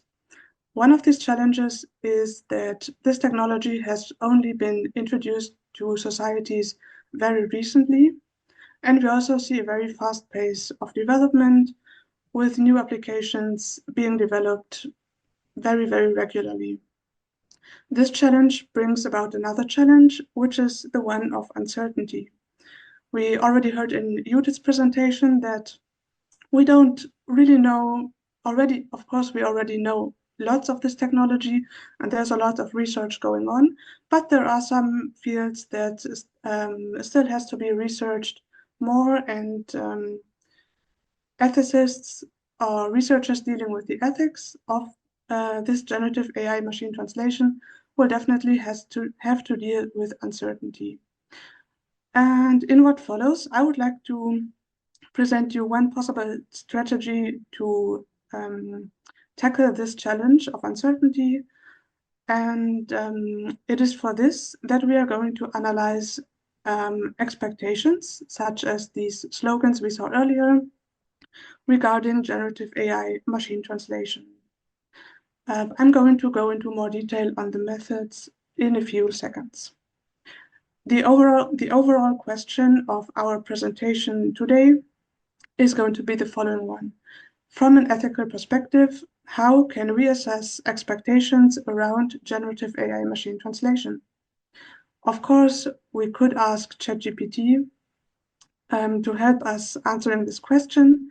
However, that is not what we're going to do today. Instead, we are going to turn to a paper whose title you can see on the screen right now. This paper was published in 2011 by the three philosophers whose names are displayed there. And in this paper, the authors are proposing a method to analyze expectations around emerging technologies. Looking more closely into the paper, we find that the authors divide claims or expectations about emerging technologies into three categories. Firstly, expectations usually deal with technological feasibility. that is, the characteristics and functioning of a technology. I brought you an example made by Google Translate this year. It goes, thanks to our Palm 2 large language model, we are rolling out 110 new languages to Google Translate, our largest expansion ever. So in this example, you can see that for Google Translate, it was only technologically feasible to add 100 new languages to their translation app by introducing their own large language model. Next to technological feasibility, claims and expectations about emerging technologies can also deal with societal usability. And that is the question how users are actually using the technology and how they are integrating it into their current habits. You can see here an example made by DeepL in 2024. It goes, how can your company start making use of our next generation model? It's easy. Pro users can switch between the next generation LLM and classic model with the click of a button. As you can see, the second type of claims can sometimes read a little bit like an instruction manual. And there's also a third type of claims, and these are the claims on moral desirability. These claims address a social problem or a need, and they also suggest how these problems can be fixed using the technology at stake. Google Translate gives us an example. It goes, Google Translate breaks down language barriers to help people connect and better understand the world around them. Although a really thorough analysis according to this method would require us to take all three of these types of claims into account, due to time constraints today, we are only going to look at the third type of claims, moral desirability claims. According to our methodology that we have chosen for today's presentation, we can find 4 steps of how to analyze these claims on moral desirability. First of all, the authors mention that these claims often refer to very general needs. In the words of the authors, the new technology is claimed to satisfy individual and/or societal needs, or to solve a problem of an individual, of society, humankind, or even the world at large. In technoscientific promises, the benefits of the technology are unquestionably presented. Their desirability is often asserted as patent. For the rest of this presentation, I brought you an example made by Google Translate. This is an example expectation, a claim on moral desirability. You can see it on the left side of the screen. I already read it to you a few seconds ago, but it goes, Google Translate breaks down language barriers to help people connect and better understand the world around them. In this example expectation, we can see that Google Translate refers to the general needs of breaking down language barriers. I am sure that many of us today in this event are going to agree that we would really like to live in a world where we don't have to deal with the issues of people speaking different languages. I think many people would like to be able to communicate in many languages without language barriers.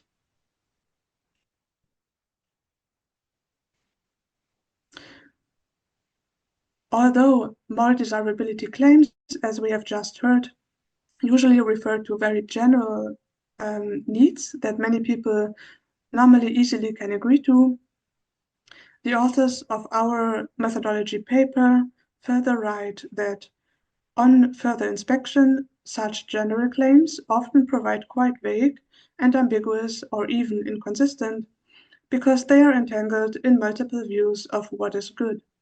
A philosophical analysis aimed at disentangling the concepts and values lurking behind the eye-catching slogans is needed in order to enable a fruitful debate on the desirability of the new technology. So in this quote, you can see that the general claims we were just talking about are called quite vague and ambiguous, or even inconsistent. And the authors give us the task of disentangling the concepts and values that may be hidden behind these very general claims. In order to find out more about the possible moral concepts behind our Google Translate breaks down language barriers expectations, we are going to take a look at ethical guidelines and legislation to find out about moral concepts in multilingual communication. For example, if we look at EU legislation, we can find in the EU Charter of Fundamental Rights in Article 41, which is the right to good administration, in paragraph 4, that every person may write to the institutions of the Union in one of the languages of the treaties and must have an answer in the same language. So here we can see that EU legislation points towards the moral concept of cultural and linguistic diversity. We can also see in an ethical checklist that contains moral values for responsibly dealing with emerging or new technologies. This ethical checklist leans on the Universal Declaration of Human Rights and was published in a research paper in 2012. And this checklist also mentions the support of culture and cultural diversity. Looking at our Google Translate breaks down language barriers example claim, now we learned that these kind of expectations on moral desirability are usually built on seemingly universally acceptable moral concepts. In the case of Google Translate here, this is the moral concept of supporting linguistic as well as cultural diversity. Although these concepts seem to be very positive moral concepts at face value, the next step of our analysis will show us that different stakeholders might have different perceptions of the moral value of these concepts. The third step of analyzing claims on moral desirability requires us to identify possible stakeholders that are people who are in any way engaging with the emerging or new technology. In the words of the authors of our methodology paper, an analysis of desirability claims should also take into account how these claims are appraised among audiences with diverse normative stances. For our Google Translate example, we can imagine the following stakeholder groups amongst others. First of all, Google Translate users. These can be laypersons, as well as language professionals, and of course also professionals of other sectors. Google Translate also addresses readers of the Google Translate blog post where this quote is taken from, and more generally speakers of English, the language of the blog post. Google Translate addresses also researchers in the field of artificial intelligence and machine translation, as these researchers might be very likely to read a blog post on this topic. Looking at this list of stakeholders, it is easily imaginable that not all of these stakeholder groups will have the same moral concepts and support the same values. This brings us to the fourth and last step of analysis that deals with these differing stakeholders' moral concepts. The authors write that not every potential user or stakeholder deems plausible technoscientists' universal claims on desirability.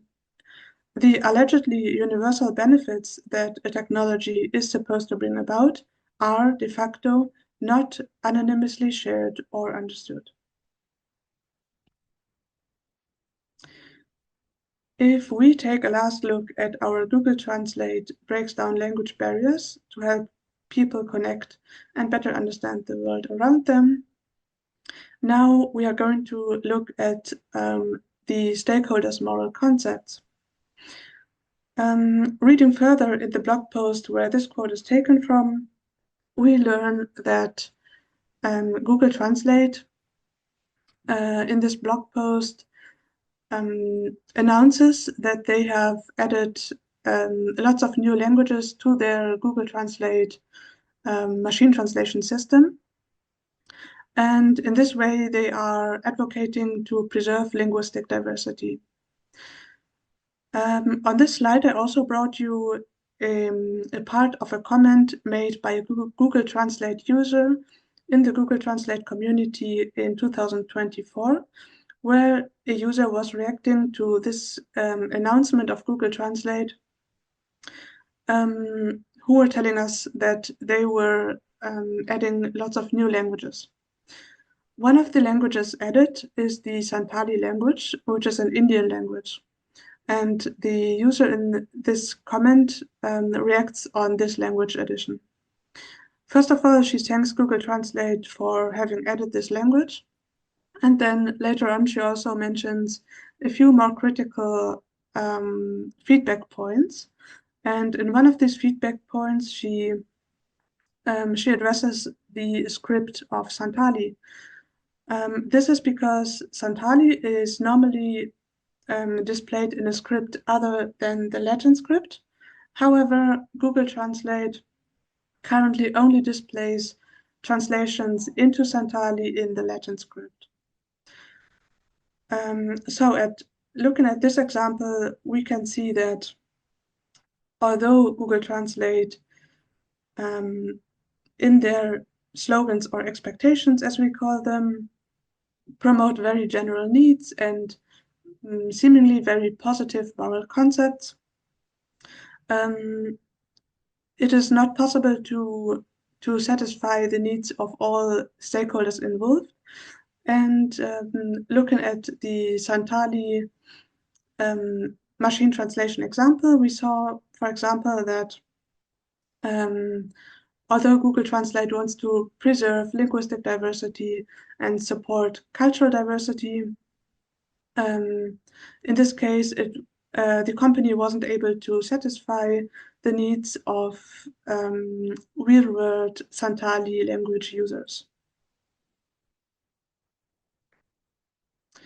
To conclude, in my last part of our joint research group's presentation, we were looking at an ethical assessment of a new or so-called emerging technology. In our case, we were looking at generative AI machine translation. I was telling you that an ethical analysis of such a technology usually involves a degree of uncertainty. And in order to tackle this challenge of uncertainty, I was introducing to you a method where we were analyzing expectations expressed towards emerging technologies. Following this analysis, we saw that claims on moral desirability of a new or emerging technology may seem universally acceptable, but in reality, they can be based on the moral views supported by the companies or actors who make the claims. Going further in our analysis, we also saw that different stakeholders using the technology can have expectations towards this new or emerging technology that may deviate from the ones promised by the actors or companies who make the slogans or expectations. And before I stop with my presentation, I would like to point you towards the QR code you can see on the slide right now. Scanning this QR code, you can find a blog post on machine translation, minority languages, and also an ethical perspective on these concepts that was written by myself in German, just in case you are interested in this topic. Thank you very much in the name of the whole GenAI at ITMK research team for your attention. Thank you very much, Monia, and to the whole team. I saw some questions in the chat. The first one is from Sudeshna, and just a second. Hi, I'm learning German and exploring ways to build a career in translation interpretation. Would you recommend contributing to open source translation projects to gain experience? And does the EU have its own open source translation platform I could join? Also, any tips on other steps I can take to grow in this field?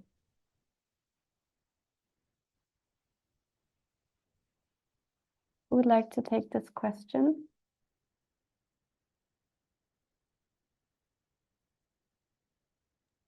I could just point to the Translators Without Borders project, probably. I could give the link in the chat.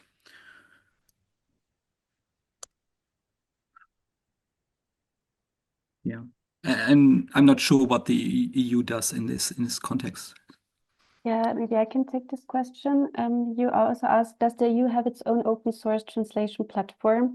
What comes to my mind is e-translation. That's our neural machine translation system. I can post it also into the chat if you would like to have a closer look.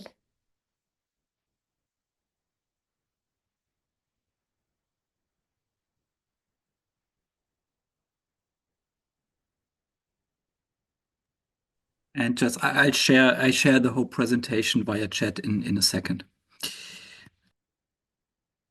All right, and then I have quite a few questions from Raushan. Maybe as you have more questions, would you like to come in shortly? You can unmute yourself if you want.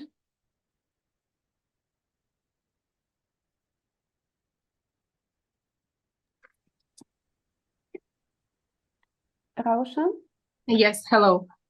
So my question is, as I have written in the chat, also related to opportunities to see all these tools on spot in your organization. Are there any placement, internship, or visiting opportunities to go and see how EU Commission works when it comes to digital translation? That was my first question.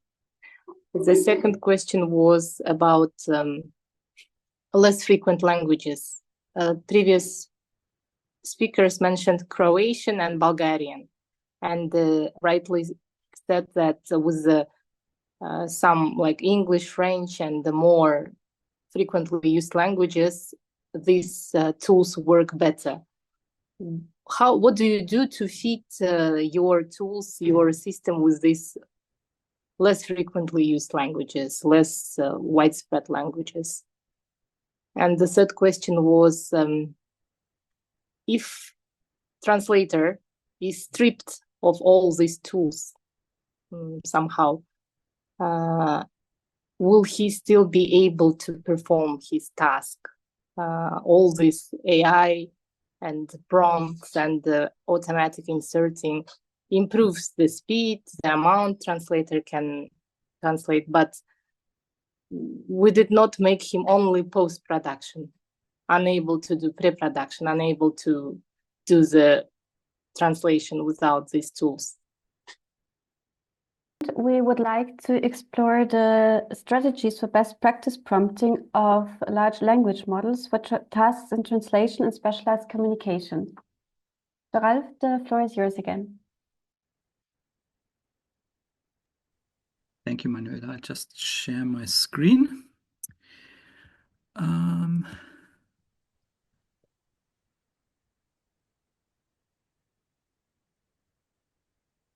Yeah, as you just said, now we're going to move to a practical session where we explore some strategies for best practice prompting of LLMs. This would fall within the interaction dimension of our AI literacy framework. At the beginning, we still have some theoretical foundations to cover, but you'll be able to experiment with an LLM of your choice. So just bear with us. There's this quick question. Should we start with some of the questions now, or you let me know? No, that's good. Thanks for interrupting me. We had prepared some questions. Yeah, that's right. I just stop sharing the screen. We want to know who our audience is. Maybe we should have asked this at the beginning of the workshop in the morning, but better late than never. So we've prepared some questions where you could tell us who you are and what your interest is in this workshop. Okay, perfect. I'll start the first question then. You should be able to see it, and it is, what is your primary role?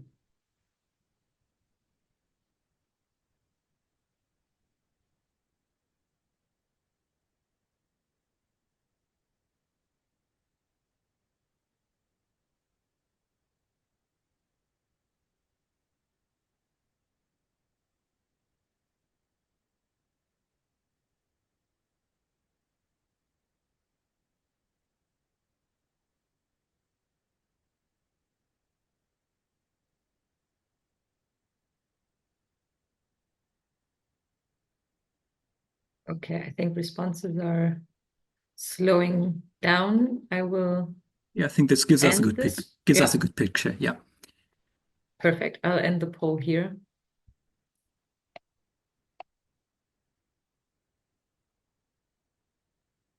So this is yeah, the result we got from this one. So the audience can see the results now. You should be able to. With 22% being, yeah, okay. Freelance translator or specialized communicators, 40% in-house, 5% project managers, 14 students, 11 educators. All right, then I would go on to the next question.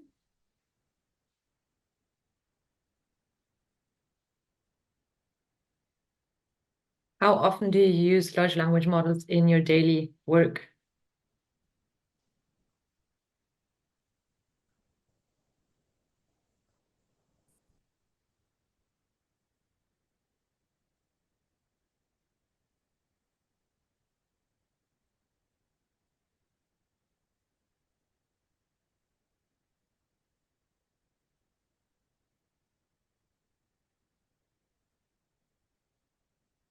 Okay, perfect. I'll end the poll here. So these are the results, with sometimes being the most frequent one. All right. Then I will share the last question for now, and this is a free text one. So if you could write in some examples of your large language model use, just a quick example would suffice. I will leave the poll open maybe for a minute or so, and then I'll close it because we can't see responses in the meantime.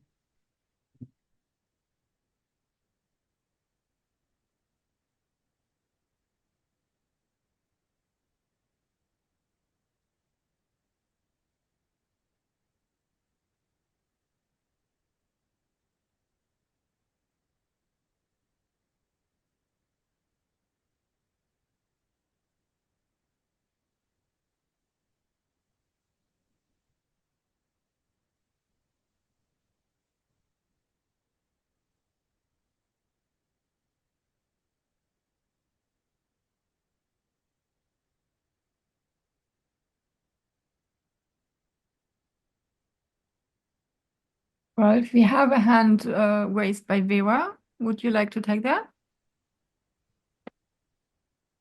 I'm not sure whether we should take questions now or maybe the hand is down. Maybe it was a mistake. Yeah. Let us just dive into the topic and then maybe later when it is clear what we want the participants to do. Yeah, it was by mistake. Okay. Okay, I'll end the poll here. Let's see. Do we see results? I don't actually. Me neither, no. Me neither. We have 39 here. Maybe just give us some responses via chat if you'd like to. We just see. I'm not seeing them either. Yeah. If this is the most interesting question. Sorry. If you click on view details, it opens a new window. Then you see it, and maybe you can share this window with our participants. to click on View Details in the window that's open now for us. This one. I don't see any view details. Maybe we have the results saved. Maybe we can access them somehow and have a look at them, or I will post them in and Ralph can maybe start the presentation already. Yeah, okay, that sounds All right. Just close this. Yeah, participants can only see their own answer. Okay, thanks. Okay, anyway, we will continue with the presentation and see later. So we had this quote by Andrej Karpathy, who's the former head of AI at Tesla. He said, "The hottest new programming language is English."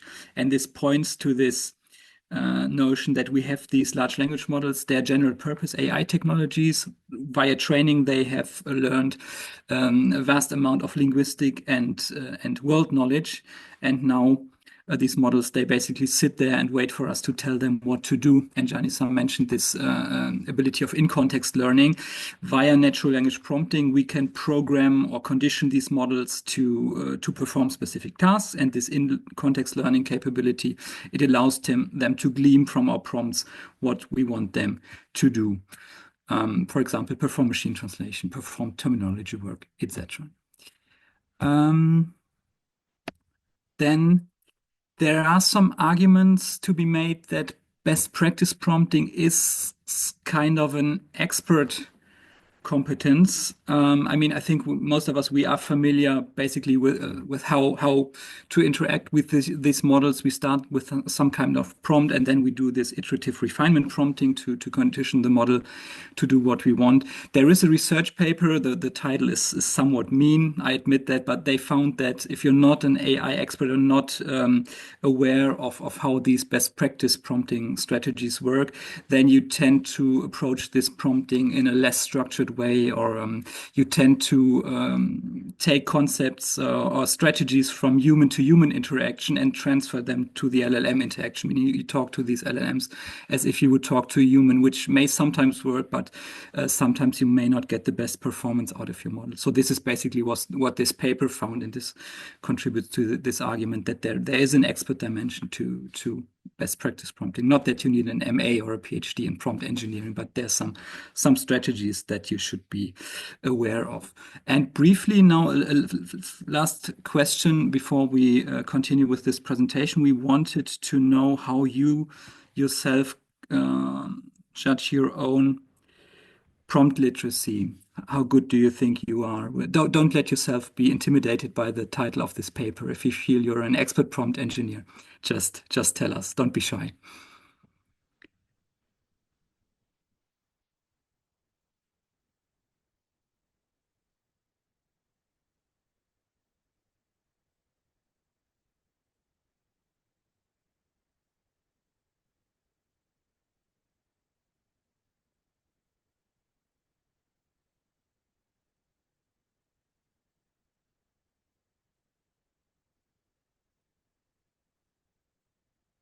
Okay, I ended the voting here, and these are the results.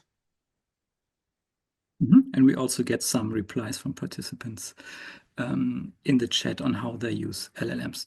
Okay, so basic to medium level prompt literacy, these are the most frequent results. We tried to incorporate different levels of proficiency in our workshop, so there should be something here for everyone. But interesting picture. We see how you consider your prompt literacy to be at the end of this workshop again, and maybe we see some improvements there. Okay, so enough with the questions for now.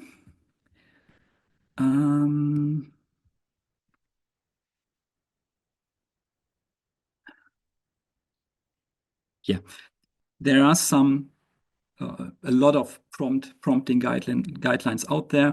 We took 3 of them and assigned them to basic, to medium, and advanced level, and we want to briefly go through these with you. There's a basic level framework which is called CoStar, which stands for Context, Objective, Style, Tone, Audience, and Response. This is a framework that won the 2023 Singapore Prompt Engineering competition. It is rather straightforward. For the context, you provide background information on the task that the model is supposed to handle.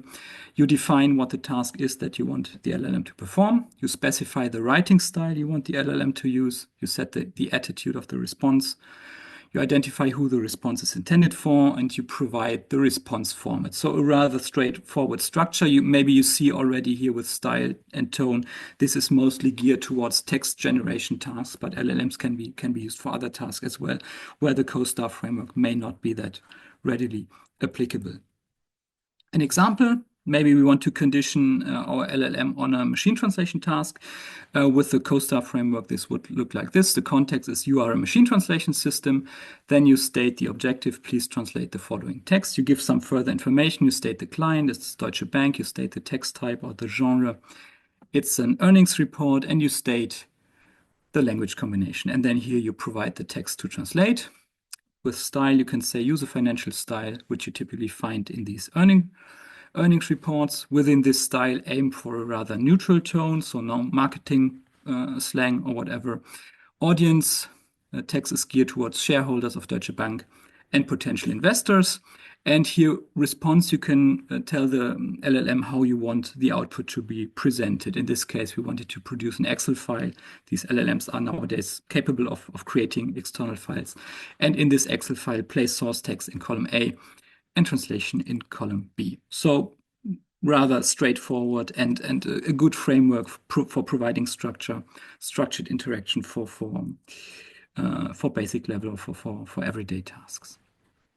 Bit more complex at the medium level. OpenAI, the developers of the ChatGPT model series, they have a documentation section where they provide 6 strategies for optimal prompt engineering, and these strategies, they're each subdivided into different tactics. So for example, strategy 1, write clear instructions, provide reference text, split complex tasks into smaller subtasks, give the model time to think, etc. I'm not going to read them all.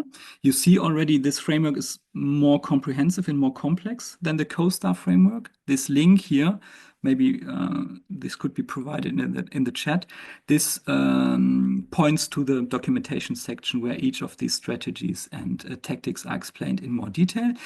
In green, we highlighted some of the strategies and tactics that we think may be useful for the practical part of the session, but feel free to explore other tactics as well, or also to focus just on several of them or the entire range, whatever your current prompt literacy is and your interest in the workshop. Again, the same task or similar task. You are a machine translation system. This would be strategy 1. Tactic 2, ask the model to adopt a persona. Then please translate the following Deutsche Bank earnings report from English into German. We state information on where it is published, who the target audience is. This was also available in the CoStar framework. Here in the OpenAI framework, this would be strategy 1, tactic 1. Include details in the prompt. So you see different frameworks assign basically the same prompting strategy to different categories. Here, strategy 1, tactic 4, specify the steps required to perform the task. We want our model to first read the entire source document and perform any necessary research. Then we want it to perform the translation, and finally to have it take a look at the translation again and check if anything could be improved. This is basically how we teach translation. You need to read the whole document first, do your research, translate the text, and then check it again.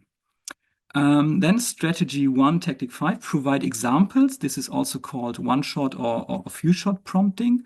When translating, consider the following example, and we provide the model with a shot, or with a demonstration of the task to be performed.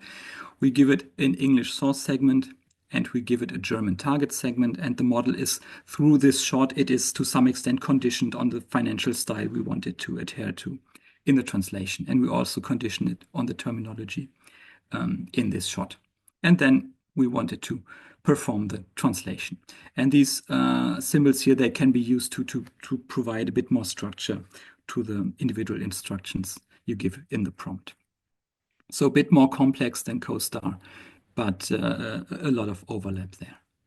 And then At advanced level, there is a prompt pattern catalog, which was developed by White et al.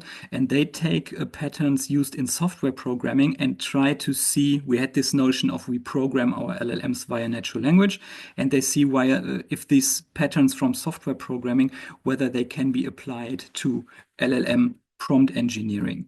And you see, this is the most encompassing and the most complex framework. Again, we're not going to go into detail here. You have 6 overall categories, for example, output customization.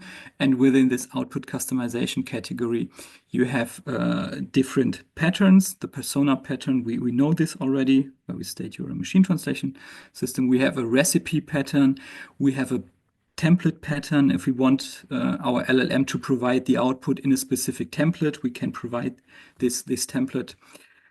There are error identification, interaction, etc.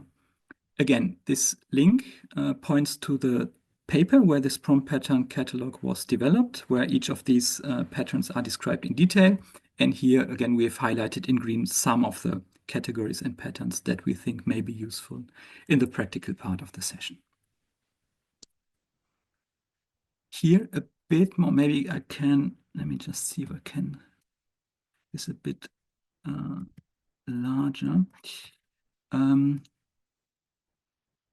For example, the input semantics category, and here you have the notion of a meta language creation. You could say, for example, if you want the model to handle formal languages such as XML, you could say something like, in the context of TMX, when I say, so translation memory exchange, when I say translation unit, I am referring to the TU element of a TMX file. And when I say variant, I'm referring to the TEW element. So you define a meta language that you will use in the subsequent LLM interaction. And then the model, they're always somewhat overeager. They say, got it. And then they explain again what these units mean in an XML context.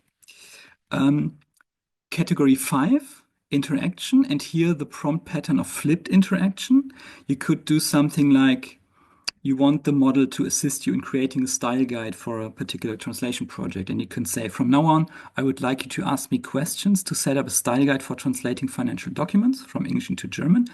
After each question, wait for my answer before you ask another question. When you have enough information, create the style guide. And then the model starts, would you like the translation to use a formal tone or a neutral tone? You say formal. Then it asks the second question for financial terminology.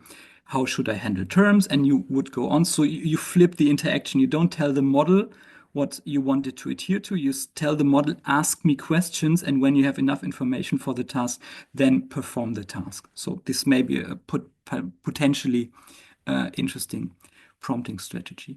And then you could do something like, this is the category output customization. This is the template pattern. If you want the model to produce, for example, TMX output, and you can say, I'm going to provide a TMX template for your output. ST is my source text placeholder. This is here. And TT is my target text placeholder. This is here. Try to fit the output into one or more of the placeholders that I list. Preserve the formatting and overall template that I use. And then you provide a TMX template. This is a translation unit sub-template of an overall TMX file. So you see there are some more advanced and probably more interesting prompting strategies or prompt patterns provided in this prompt pattern catalog. And then there's a cheat code. I'll go to full screen again in a minute. The OpenAI has a playground, a so-called playground, where you can use the meta prompt function they provide. And a meta prompt, it says here, it instructs the model to create a good prompt based on your task description or improve an existing one.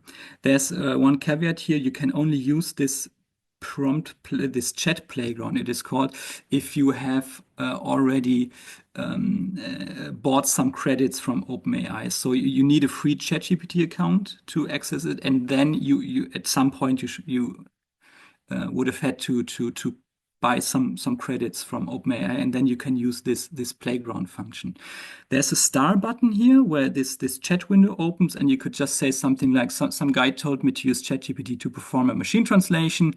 I have no clue how to do this. Please take over. So just in very basic terms, you tell the model what you want it to do. And if you click on create, then this meta prompt is generated, which basically takes your naive or your suboptimal prompt and transforms it into a best practice prompt that the model would like to see in this case. Please specify target language, audience, document types. Different steps are provided: understand context and audience, translation, adapt, register and style, output format, etc. So you see from my very basic prompt, this can be translated in a more sophisticated meta prompt that the model then uses. Again, this is sort of a cheat code, but I think there are arguments for still being able to change back to the presentation. Still being able to perform this prompt engineering yourself, not least because you would have to check whether this meta prompt actually does what it's supposed to do, or whether you have to adjust this meta prompt. And for this, you need a reasonable prompt literacy. So these were the theoretical foundations. We have 3 prompt engineering frameworks with increasing complexity. And now this is what we want you to do.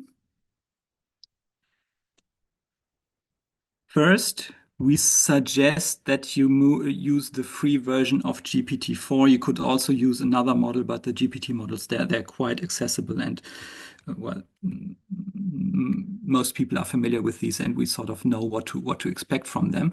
And if you use the free tier of ChatGPT, you get access to the GPT-4o mini model. This is the most advanced model of OpenAI in the small models category.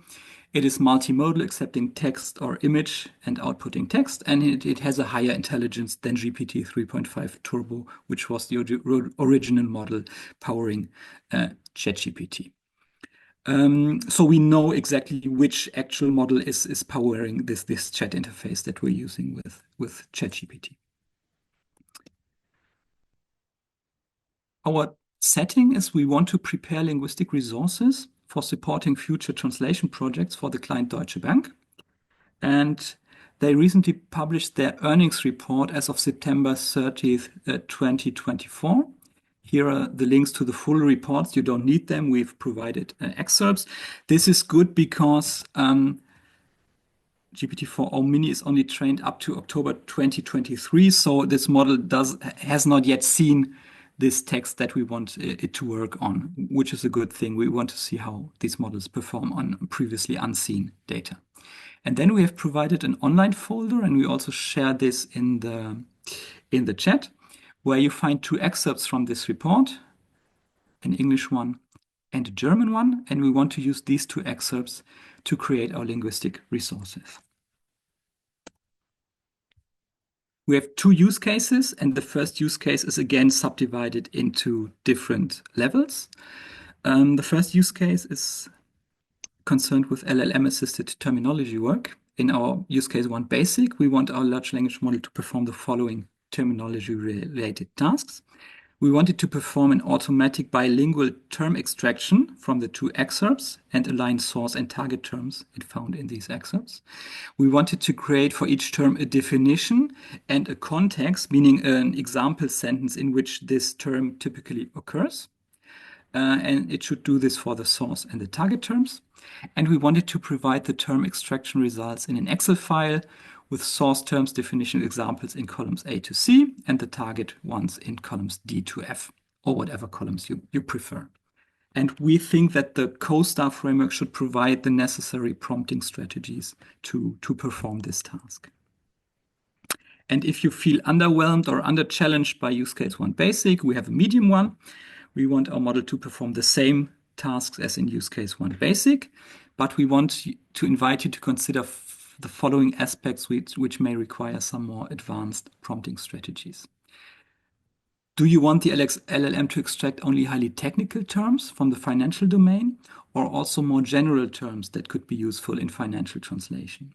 Do you want to provide examples of non-terms that the LLM should not extract? Do you want your LLM to extract only nouns or also other parts of speech, mostly verbs in a terminology context? Should the extraction results in the Excel file, should they be listed in inflected or non-inflected forms? Maybe also if a term occurs multiple times in the document, you could ask or instruct the LLM to extract each term only once, even if it appears in the document multiple times. Do you want the definitions produced by the LLM to adhere to a specific pattern, such as the traditional genus differentia definition, where you have a hypernym and then you state the specific conditions that differentiate your term from other terms? And maybe also you want the LLM to list the terms in the Excel file according to frequency and domain relevance. The terminology science calls this termhood. So a bit more challenging than the basic level scenario. Or if you're an expert level prompt engineer, you could try our use case 1 advanced. Again, the same tasks as we had in the basic and medium levels. In this case, we want the LLM to handle a formal language, specifically TBX, so term-based exchange, the terminology exchange format, which is standardized in our industry. So we want our terms not provided in an Excel file, but they should be provided in a TBX file so that we could then import into a terminology database. And as additional resources for our advanced use case 1, we have a link to the TBX basic specification. So we want to use TBX basic. It's a bit less complex than the full TBX standard. And we provide an example of a TBX file that you could give the model as a template for the output you wanted to create. We have another use case. Only if use case 1 isn't challenging enough, feel free to jump over to this use case 2, where we wanted to perform an alignment of the 2 excerpts and provide a translation memory exchange file. I'm not going to go into detail for this use case. You find all the information you require on this page. And some final suggestions and things to note. Again, feel free to focus on individual prompt strategies, tactics, patterns, or to explore combinations. And also feel free to stick with CoStar if you feel that's enough for you, or explore the OpenAI tactics, or try yourself at the prompt pattern catalog. The free version of ChatGPT has a limited context window, so you may want to consider feeding the Deutsche Bank excerpts in smaller portions. This is particularly true for the translation memory use case. And in the terminology use case, if you're not comfortable with German as a target language, that's no problem. You could also ask the LLM to perform only a monolingual term extraction, English term extraction, and then to search the web for equivalents in your preferred target language. And also in the translation memory use case, if you come this far, you could also ask the LLM to create a translation in your preferred target language. This would make the first half of this use case machine translation task. Also, if you're unfamiliar with TBX and TMX formats, this can look a bit daunting if you don't know how to read it. Ask your LLM to explain them to you. These LLMs, they speak XML, and they also speak the XML dialects TMX and TBX to a certain extent. And particularly in the terminology use case, beware of hallucinations. Previous work on terminology extraction has shown that these models tend to hallucinate terms in the output that were not originally contained in the documents that you fed to the model. So again, we have this inherent instability in these models. We don't want to say just hand this task over to an LLM and all's good. So we need this human expert element, this human expert in the loop approach here as well. And I think, yeah, that's it. Prompt away, have fun, and let us know later on how it went. Ralph, have we shared the slides already? I will. Sorry, Okay. I forgot that. I will in a second. And we provide the whiteboard. So for the interactive session, does this work? The whiteboard should work. Okay. If you go into 3 dots under more, you can start a new whiteboard. Yeah.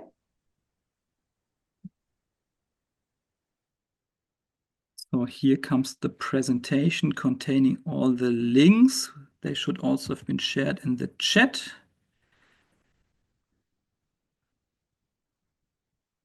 Yeah. Okay. And here, what we're doing now, we're setting up a Kanban board within Zoom. So if you have any questions, any comments, any best practice prompts you want to share, you can use this Kanban board. It's a bit tricky to handle a practical session with 140 participants. So we'll do our best to support you whenever you have a question. Maybe can the attendees confirm that they can see the whiteboard? Because for me, it looks like it's only available for us hosts. Okay, so no, I think they I can have it, yes. see it. Okay, perfect. And more, or maybe just wait a second till we've set it up, but then you could see whether you can actually write text into these whiteboards. But just give us a second to set it up. Anyway, prompt away first and then ask questions later using this whiteboard. Yes, and if they cannot write and interact with it, maybe they can reach us in chat and we put it in the whiteboard so that everyone can see questions and maybe that then we have a structured overview of comments and questions, but we'll use the chat to interact with the participants. Yeah, that seems good.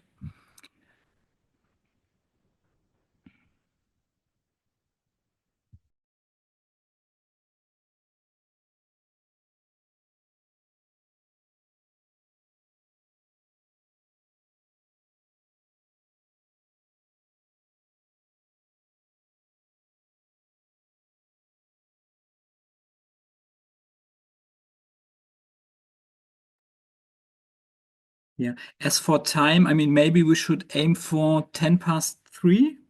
Then we'd have 20 minutes of discussion. Does that sound good? So you'd have about 40 minutes or 35 minutes to experiment with the prompts and then 20 minutes of discussion time. Yeah, sounds good to me. Okay, 3:10. And we'll be here in the meantime and do our best to support you in any way we can.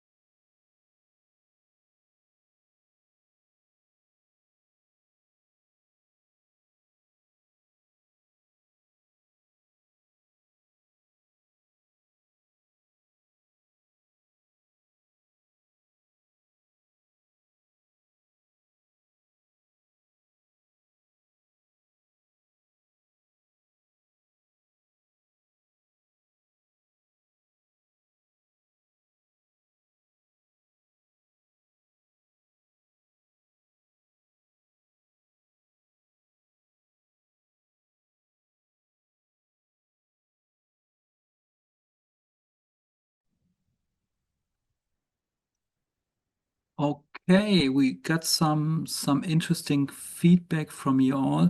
Just I saw some comments in the chat. I mean, there is on the free ChatGPT tier. I was aware that there's a limit on how many images you can use GPT for or me to produce. I wasn't aware that there's a limit to how many files it can create for you. So this may be another issue. Yeah, maybe our tasks were too ambitious for the free version of ChatGPT in some instances. I wasn't aware of that.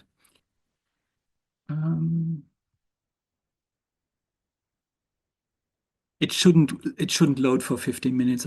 This should be a bug or an error. Normally the model is quite fast in its task execution. Yeah, I mean, we could now move over to an open discussion where you can share your experiences. Some of you did already. We tried our best to put it in this Kanban board, but the results, they look a bit unwieldy. I don't know whether participants can use the zoom function so you can enlarge the board or make it smaller so that you can better read it. You could also use this hand icon to move the board to specific locations. But I'm not sure whether this is only for the organizers, these functions.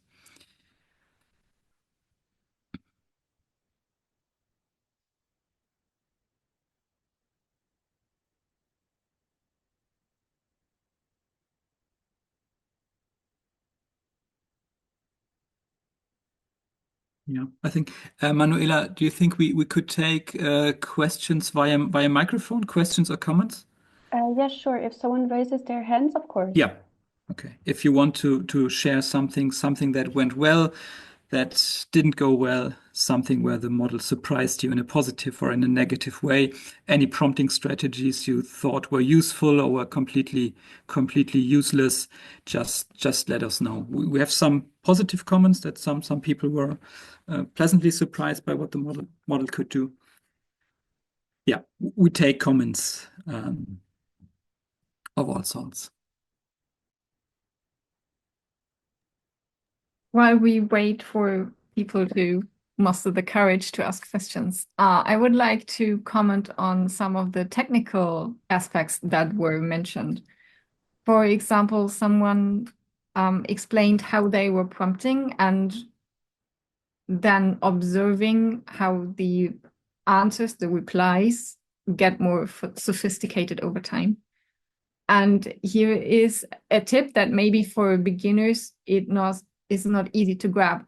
When you write a prompt, which is like a page long, you put everything in the chat window at once. You do not press enter in between where there are line breaks, for example. You put everything in there, and when you have crafted your prompt and you're done, then you press enter to execute.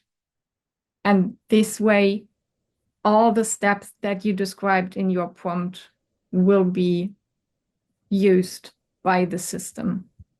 And it's not an iterative process. When you press enter after every line break, it's iterative and it refines and refines and refines. So that's a different way of using it. And then another one. Sorry, Judith, yes, if I could just, if you want to perform a line break in the chat window, you hit Shift Enter, and then it doesn't. It's not the Enter command that gives the model the Go command, so to speak. So Shift Enter, you get line breaks within the prompt within the chat window. Yeah, that's very good to know.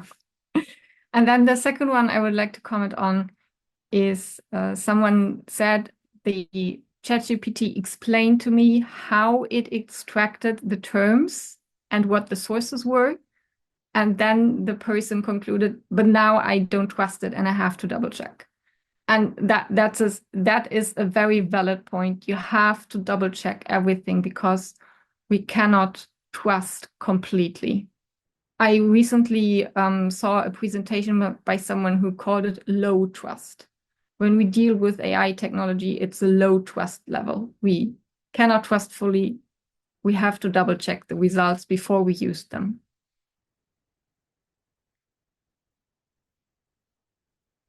yeah, these were the points I wanted to comment on.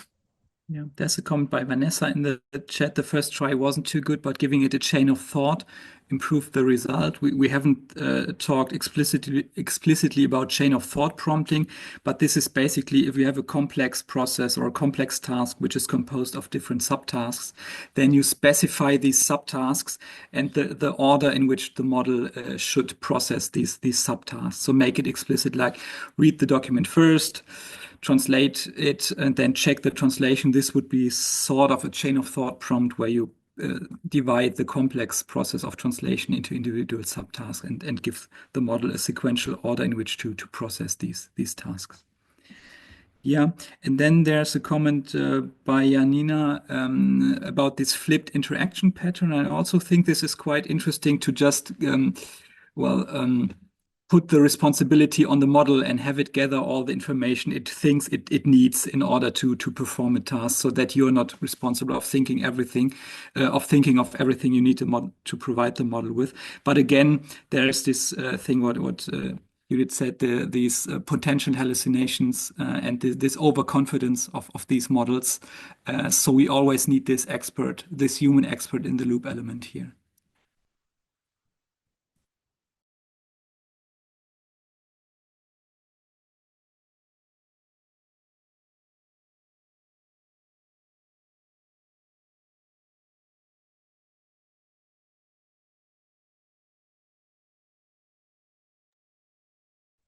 Then there's a comment by Sudeshna that you can also interact with these models via audio.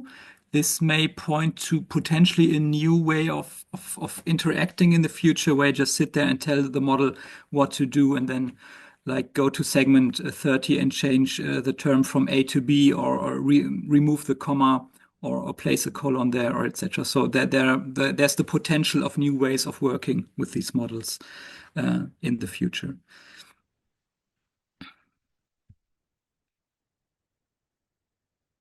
Then there's the hint that if you ask the model to go through the translation line by line, it can actually improve its own translation. That's also very interesting.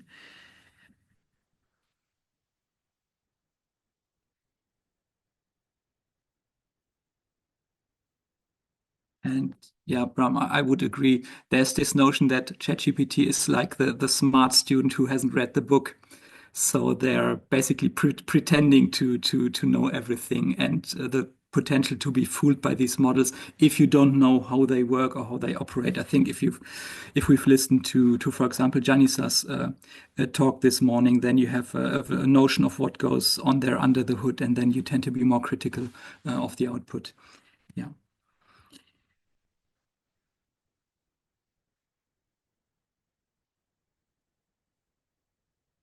Celine, you had 17 term extraction entries. I went through the document beforehand and made a manual annotation. I came up with 44 entries, but as I said in the chat, it's not an exact science terminology extraction. Depending on how strict you are, what constitutes a term in your use case, you may come up with more or with less terms. Yeah.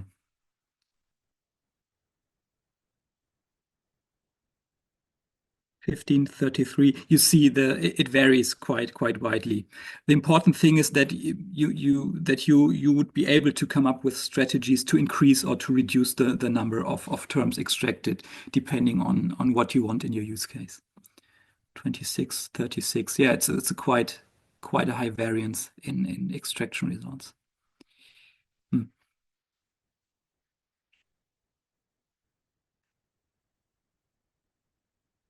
I think Justus raised his hand. You can talk now if you want. Yes. Hello, everyone. Good to see you, Justus. Yes, good to see you too. Hello, Ralf. I'd just like to make a quick comment to thank you for the idea of trying to immediately insert the terminology entries into the XML format. I tried it, and at first glance, it seems to work really well. I haven't tried actually importing the results into a term base, but yeah, thank you for the idea of trying this. You're welcome. I tried just pointing it to the TBX specification and say, like, here's the specification and now produce a TMX file for me. TBX file, this didn't work. It simulated something which looked like TBX, but actually wasn't.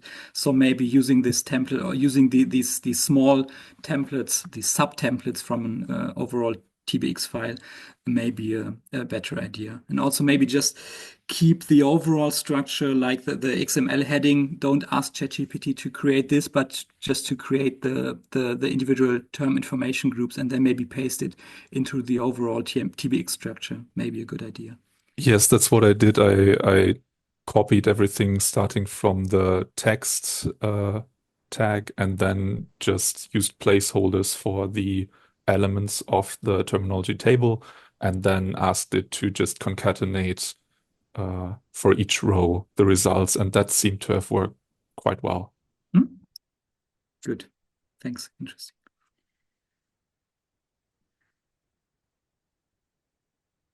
Yeah, the final file is too big for the free version. Sorry, we may have been too ambitious with the volume of text we gave you to have handled by the free version of ChatGPT.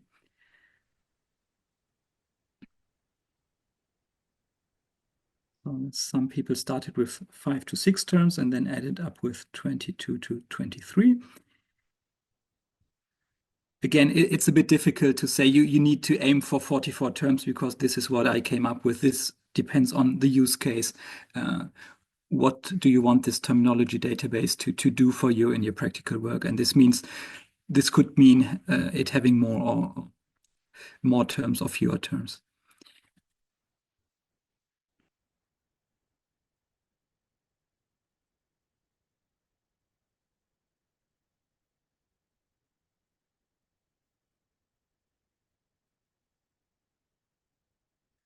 The other GenAI members, did you glance something interesting from the information we pasted into the Kanban board? I didn't check it all.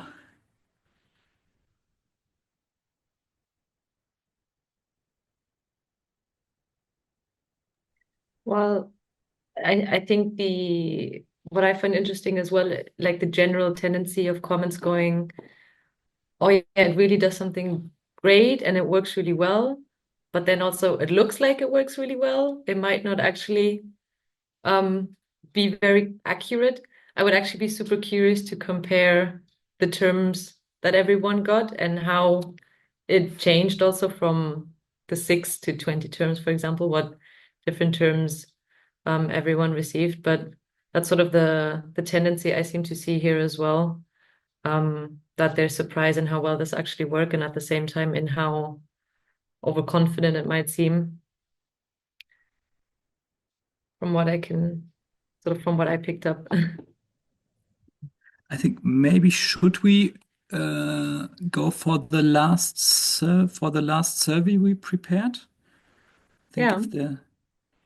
We've prepared a final survey to see how you judge your prompt literacy to be after our practical session and to see whether there was something you learned from what we did here.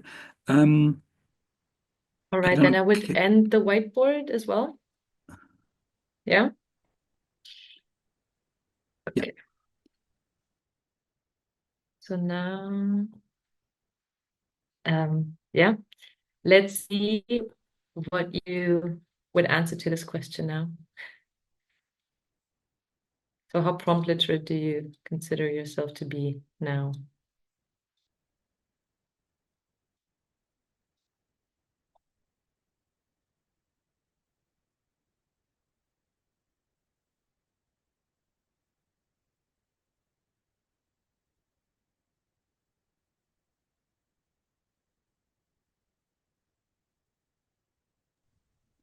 Based on early exit polls, this looks promising, but we still have to wait till voting has closed.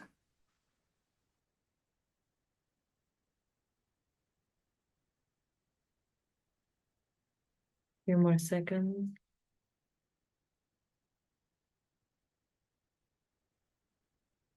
Okay, I'll close it here. We might have a different total number of participants. but this is what we see now for after. And if I go back to the question from before,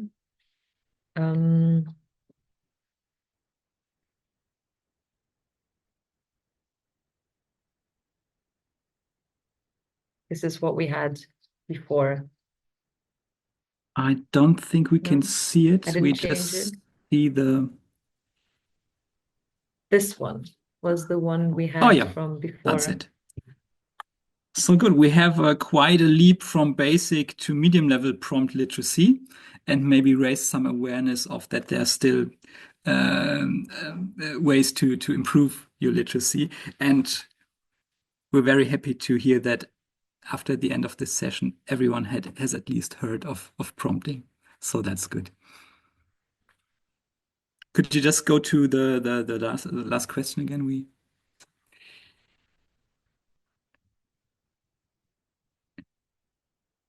Yeah, that's basically what we wanted to achieve, I think.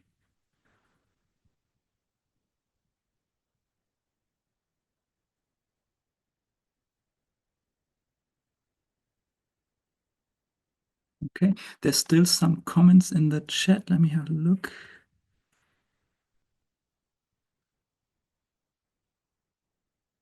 Yeah, how about quality versus quantity? There's this balance between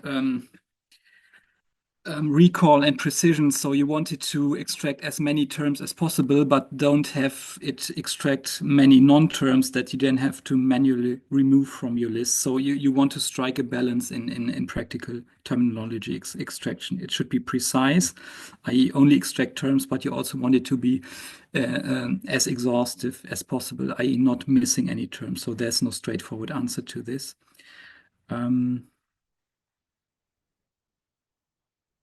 Yeah. Also, same with, there was one comment about how the definitions was phrased. There are different ways of writing a term definition. So if you want the term to be repeated in your definition or not, that these are two different types of strategies for writing definitions. Yeah, and I agree with Bram that it shouldn't be too difficult to set up an automated process. If you have a gold standard, i.e. a document where you say these 44 terms, I want them to be extracted, and then can compare the ChatGPT performance against this gold standard. Yeah, that's true. And the question of efficiency, that is true. I mean, in translation, this is what Judith alluded to in her part of the presentation this morning. You wouldn't go through this potentially very extensive refinement prompting as a professional translator. You take the first raw output you get and then post-edit it and then be done with it and move on to the next segment. So this is basically, we're just exploring the potential of what these models could potentially do, but this is not feasible for production processes. I agree. Yeah, I think we're done with the practical session. Manuela, do you? All right, take the then. floor Yeah, again? thank you very much. I would say we make a short break now before we continue with our last session for today. And we will see each other again in 15 minutes. See you later.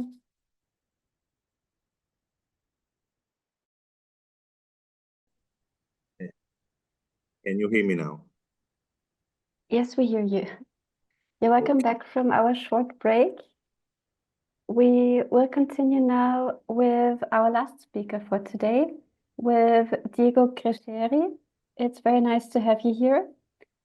You are from our LIND expert group, from our language industry expert group, and you also have an own company. Yeah, and you will talk about the opportunities.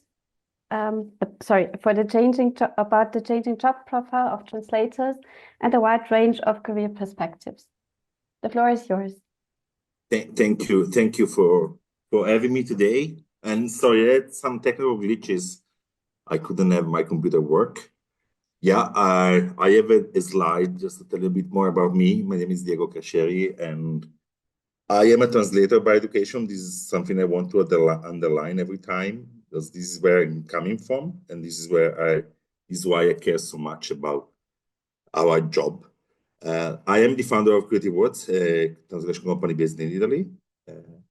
I'm in the lean group representing ELIA. ELIA is the European Language Industry Association, basically an association of language companies across Europe and beyond. And I'm also in the advisory board of the Canadian Language Industry Association, where I serve just as an advisor. I'm a lean expert as well, just back from Brussels, from the Translation Europe Forum. I'm 44 years old and I have 2 kids. And my only hobby ever is skydiving. Just to let you know who I am. I have a little bit of probably too much content, so I will go straight into it. I will spend a couple of words on the status of the language industry as far as I see it. Then I will be presenting some skills that I deem necessary and will be both hard and soft skills. The roles that I see are emerging and in high demand still in the language industry. And at the end, if you have time, a little bit of tips, again, from my own point of view. I always define myself as someone with experience rather than an expert.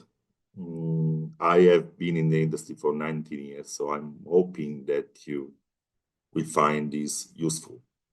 I don't expect it to be enlightening, but at least useful. And I also want to thank you again for having me. And I'm sorry I couldn't join you before during the event. I'm hoping, and I'm pretty sure it's been a success till now. So happy to close the event for you. If we have time, but I will make sure we do have time, I'm open to Q&As, and I'm assuming that you will be posting the recording. In any case, Manuela will send you the slides as well, if you want to share them. Okay. Yes, So we will let's do that start. just in the end. Sorry? We will do this in the end. We will share everything with Okay. the participants via email.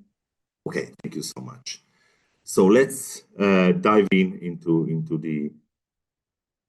the presentation. Where are we? I had a slide here which was a little bit pessimistic. It was all robots and dark and desperation. But I want to start. You can see this pie chart here. The orange part is the translation industry, what we know as language industry. It's an industry that's still growing. It's an industry that's still thriving, I would say. But this pie chart, what does it mean?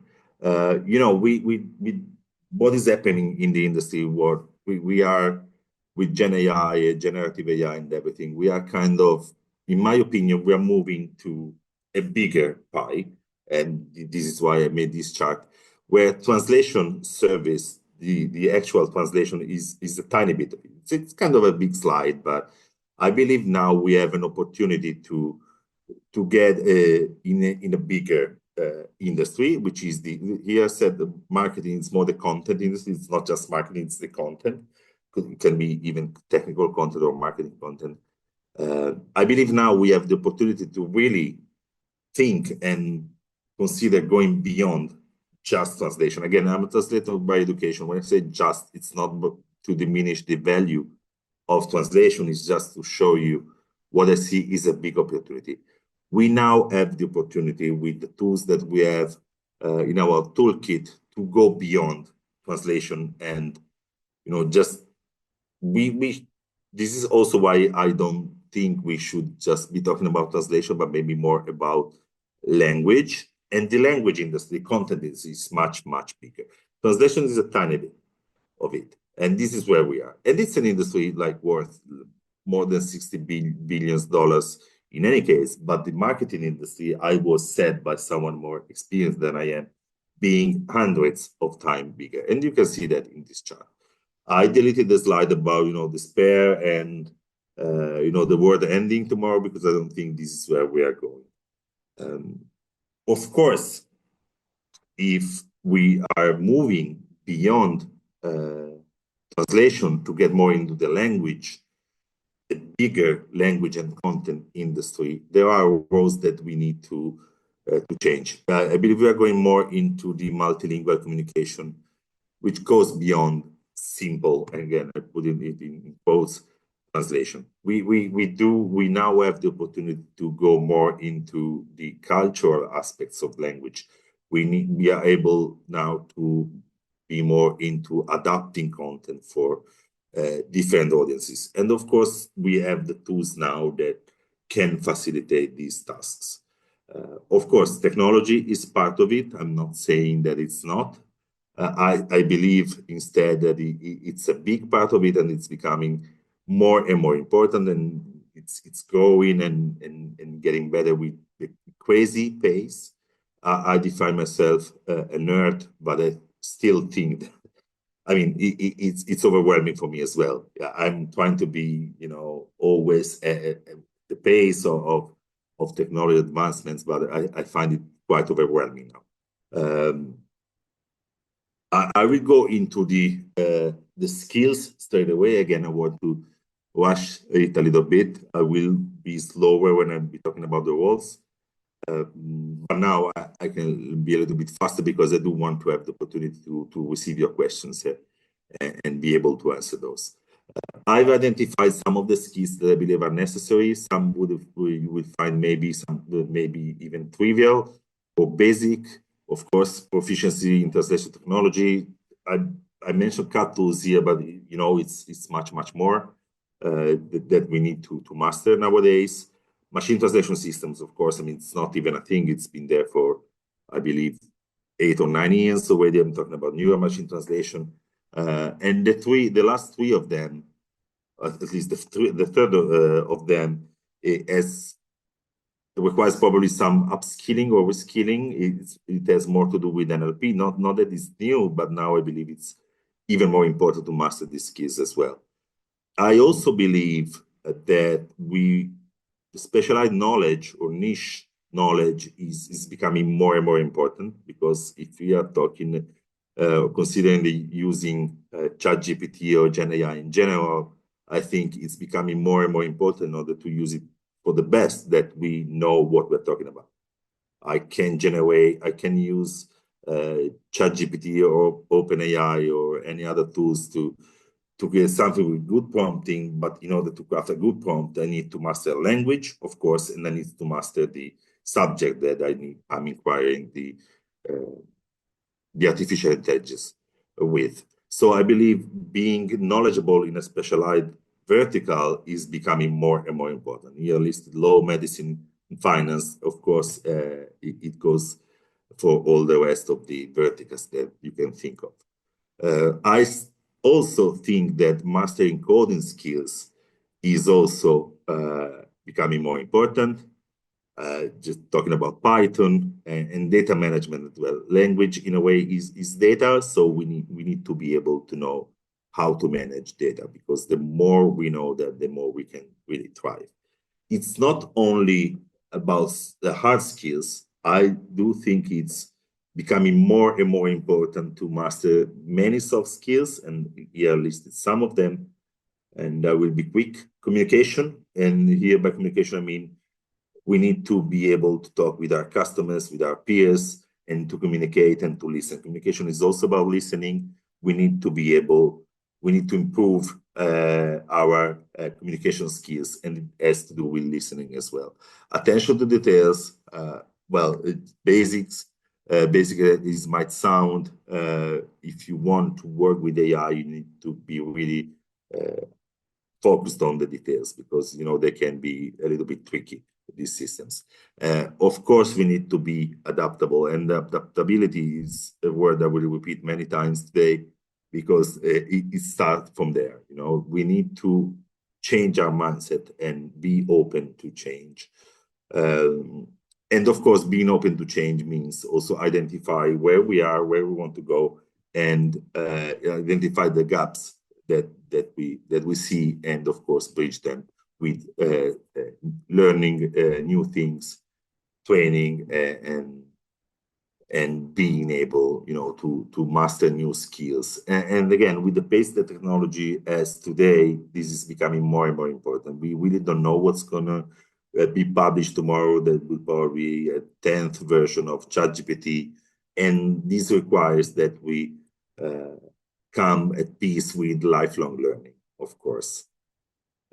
I have now identified here 15 roles that I believe are, well, some are more standard, and I will explain that later, and some of them are a little bit new, or they require a little bit of upskilling and reskilling. I've grouped them in 5 different slides, and I will go into that. Of course, this is my own view and what I'm, listening when I'm in the market and when I'm active with my company. There are many more. I believe I identified more than 30. I try to group the ones that I think are more relevant here. Starting, as I said, from what the different standard roles. Of course, the translator is the foundational role, and I like the definition very much. I mean, that's the basis, and you cannot work without the basics. So being translators is something that really matters still, even with all the technologies that are out there, even with all the progress that they are making in our industry, good or bad, but having the basic skills of translation, I believe it's more and more important. We wouldn't be here without having these skills. Of course, localization specialist, nothing new. It's more about, as you know, adapting content for different regions and different cultures. Terminology is again not new, but I would say that this is becoming even more important because, and this late realization on my side, terminology is becoming more and more important. In order to master these tools and technology and GenAI, terminology is now a thing. I didn't think, like last year, the terminology, I didn't get to understand why being a terminology was so important. But now I realize it's becoming more and more important. And it was the same with machine translation. I think terminology is really on the rise. The second slide about the roles are what I call mid-level roles. I'm not saying that it's not a matter of priority or one of them being these 3 roles being more important than the previous ones, but it's something that maybe starting from the basic, from the foundation, which is translation, requires a little bit of change and upskilling, just a little bit. Post-editing, of course, it's not going anywhere, but it's about moving from pure translation to working with machine translation content. So it requires, of course, editing and evaluation skills, but it also requires to understand how this machine translation system works. Content localizer, again, it's kind of similar to the previous slide and the localization. It goes beyond translation to include cultural and technical adaptation of content. We now have the opportunity also to become, and this is something I want to stress, to become linguistic consultants, where we go beyond just doing the language tasks, and we can sit at, let me call them more upper management table, and we can provide really insights on the cultural nuances, and for that, of course, you need the language knowledge as well. And I didn't listen this in the skills in the previous slides, but I do think that now mastering your own native languages is becoming more and more important. When I see, I mean, the linguists that are not the best in working with GenAI tools are the linguists that have less of a master of their own native language. And this is becoming more and more important. We are used to, classifying our preparation and our skills on the source languages, on like all the B2, B1, C1, A2, or something I never considered. But now I think we need to be more used to evaluating and self-evaluating our own language skills in our own native language. And this, of course, has to do with linguistic consultants, culture, language, and all of that. There are, of course, with the raising technologies, technical roles that are sort of emerging. Again, nothing completely new here, but I just listed 3 of them. Of course, LLMs needs to be trained, and NLP systems also need to be trained. So the A language model trainer is a professional focusing on training language models, LLMs, and this requires NLP knowledge and many other technical skills. Conversational AI designer, if you think of a chatbot, if you think of conversational interfaces, they need professionals to be able to work and refining how they work. Think about chatbots, for instance.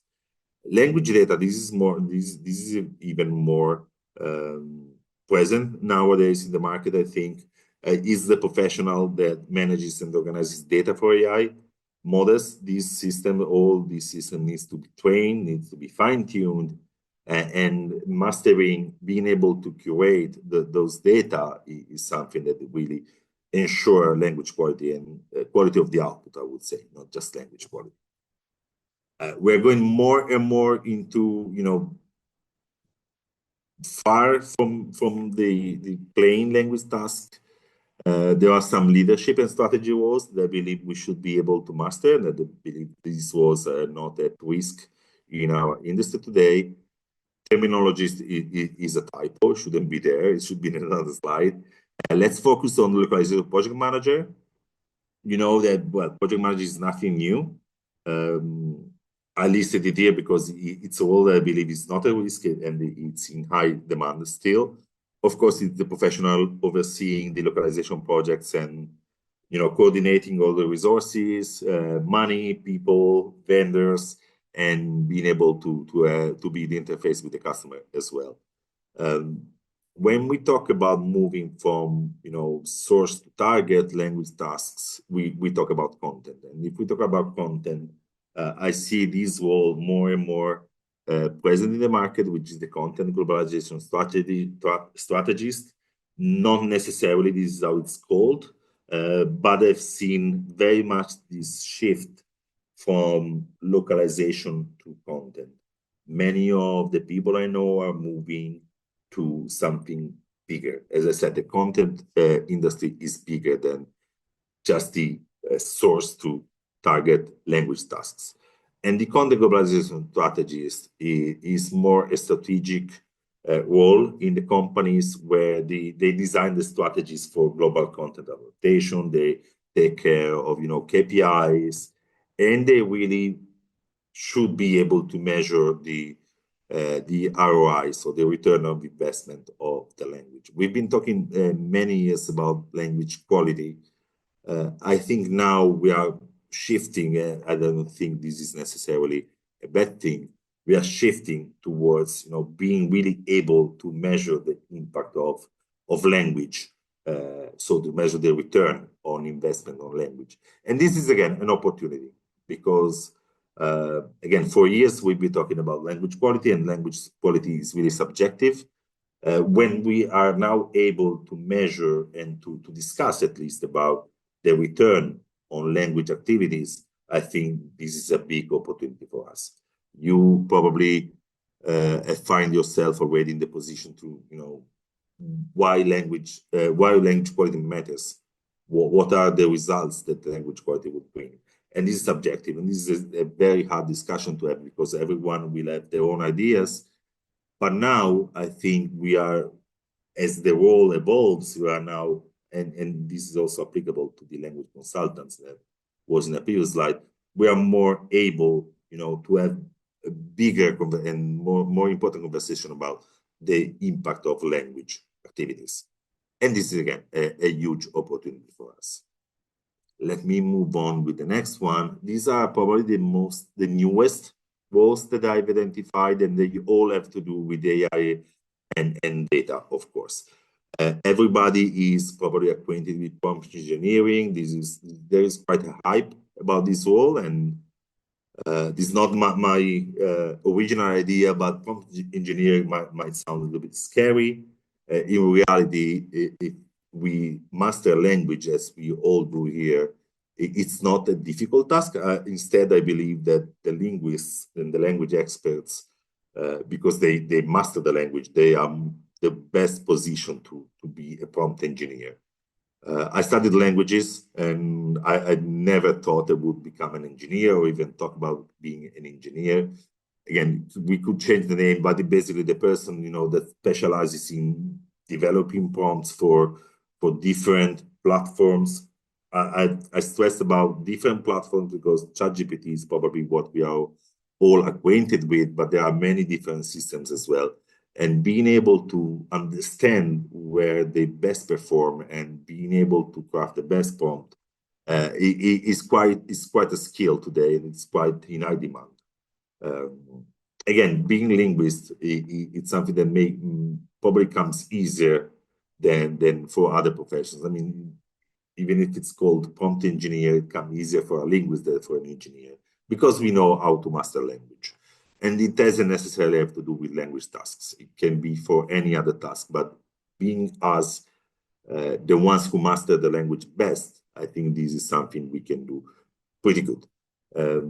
Multilingual content creation, it has to do with prompting in a way, with being prompt engineers, but it has to do with language and knowing the culture as well. Is the person that is able, through prompting, to generate content in multiple languages. I'm not saying that this content that doesn't need to be reviewed by someone native in the target language. Well, in the language, not target, because we don't have any source here.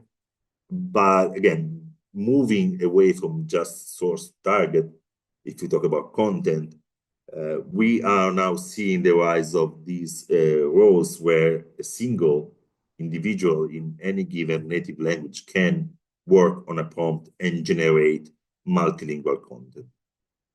Optimized for different platforms, optimized for different countries, and optimized for different cultures as well.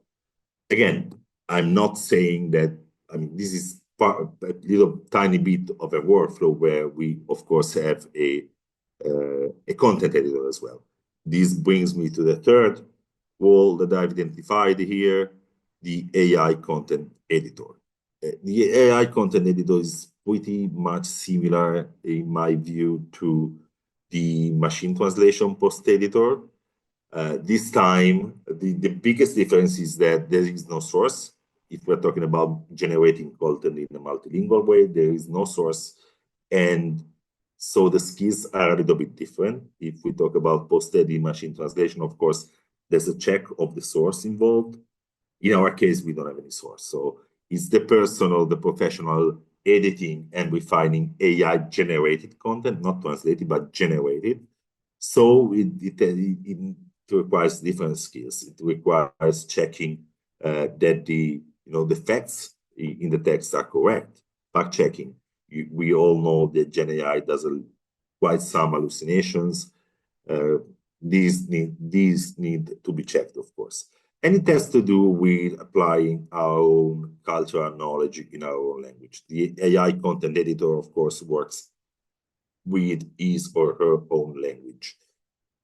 Brand voice, it has to do with understanding the tone of voice of the customer, the message, how they want to convey it, and so on.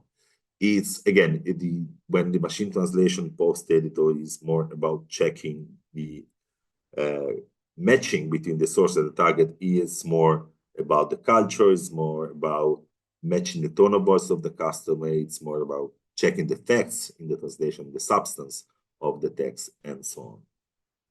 There is now, in the next slide, a role that I think sort of summarizes all the roles that I've shown you today, which is the AI language specialist. And this is not theory, this is something that I've implemented in my own company.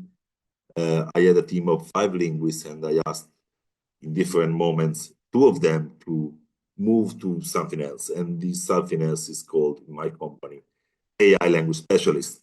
Why I think this is the role to be prepared for. Because it blends basically all the multiple skills of the roles that I already showed you with a little bit of more technical twist. This is a role that combines linguistic expertise. These two people, Marco and Serena, to give you a couple of names, they were linguists. They were hired. They were freelancers for my company. They were hired to become in-house linguists, and they were doing basically audiovisual translation. I kind of foreseen this shift into more technological side of it, and I asked them, would you like to try and let's create this new role? And these new roles, of course, for them required a little bit of reskilling and upskilling. They had to learn new technical skills such as Python, or working with, of course, GenAI systems and LLMs, NLP. They also had to develop some soft skills that they didn't necessarily use in their day-to-day translation jobs, such as problem solving, data analysis, reporting. I have to say that I'm very happy about the results of this experiment, because this is what it was, an experiment, and now they have exceeded the expectations in matching all the skills that are listed here. When we created their job description in order for them, to know where they were basically heading to, I didn't have so many expectations. They would exceeded them. And I believe this is the role that probably encompasses all the previous roles in the previous slides. And this is the role that will really be in the next months in really high demand. It's a research role, it's a language specialism role, it's a technical role, it's all of them. So I'm rushing. Feel free to stop me, Manuela, if I'm rushing too much, but I do want to leave some. That's okay. We will make the Q&A session at the end. Okay. How can I or can you secure your career in the language industry? I'm assuming here we have a mixed audience of younger and less young professionals. Maybe some of you are starting. I haven't prepared any Slido because I don't like Slidos. But I'm assuming we have a mixed audience here.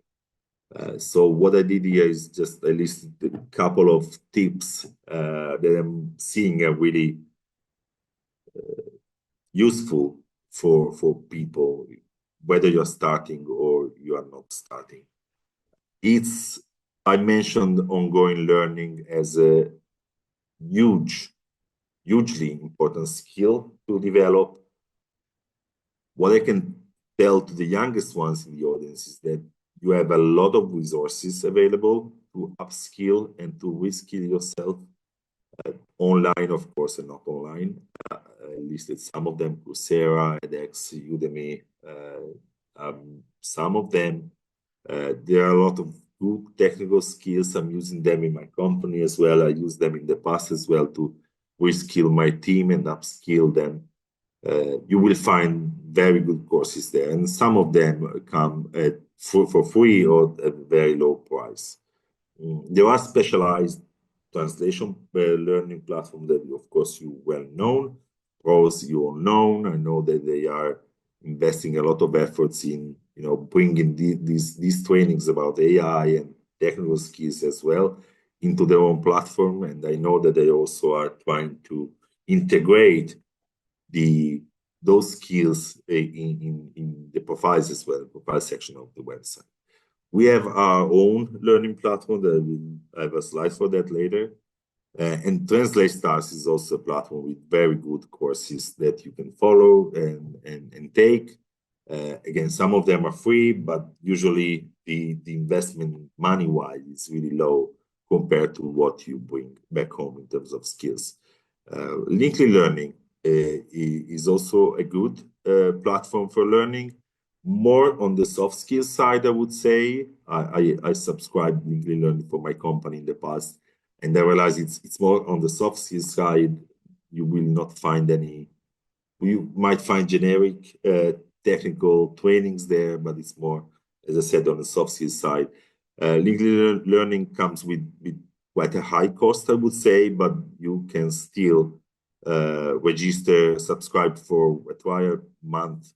And of course, if you do, you need to rush and take all the courses that you can. But in terms of soft skills, I think they have really good content. Some words about our own W Lab. I have the QR code here. I'm not selling anything because the courses are free. With the QR code you can get there. I want to spend a few words about the AI 101 for linguists because the latest one that we've published, and this is our first try to give language experts the basic skills to start getting acquainted with GenAI and how you can use it. You will find not necessarily slides about or units about using GenAI for translation because this is not the best use cases for GenAI, but I'm hoping you can find it useful. It's a small course, it's free, it's self-paced, it's online, so feel free to take it. Again, you will find the QR code also in the slides that you will get.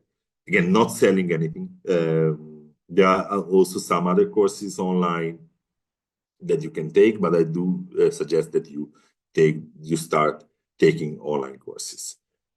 Of course, there's much more to learning and upskilling. It's not about training. It's also about talking with people. It's also about attending conferences or events like this one. So congratulations for being here. There are workshops online. I mean, we are inundated by content anywhere. I mentioned some events here just back from Translating Europe from last week in Brussels. It was amazing. But taking part at this workshop today, of course, it's a good opportunity for training and be able to talk with people, talk with your peers, exchange ideas. Of course, being on site, it's probably a little bit better for networking, but in terms of learning, these events are really important. I will mention LinkedIn again because this is what I preach to my team as well. We need to be there. We need to be there and listen to what is happening.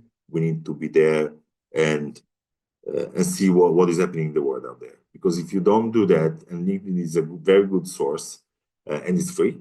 If you are not there, if you don't check your feed every day, you will probably miss something that is happening. And if you miss something with this, rapid change that is happening, then you might be in trouble. It's difficult then to catch up.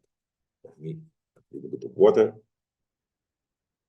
There's another way that I would suggest for you to keep the pace of what is happening is following the experts.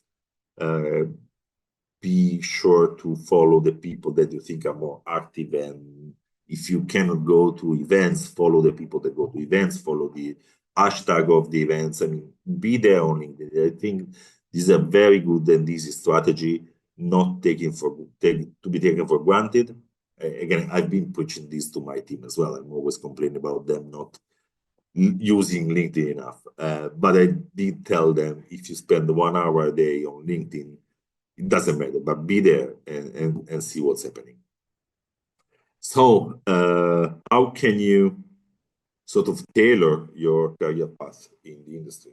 Of course, if it's about changing, you need to be honest with yourself and really know where you are and really know where you want to be.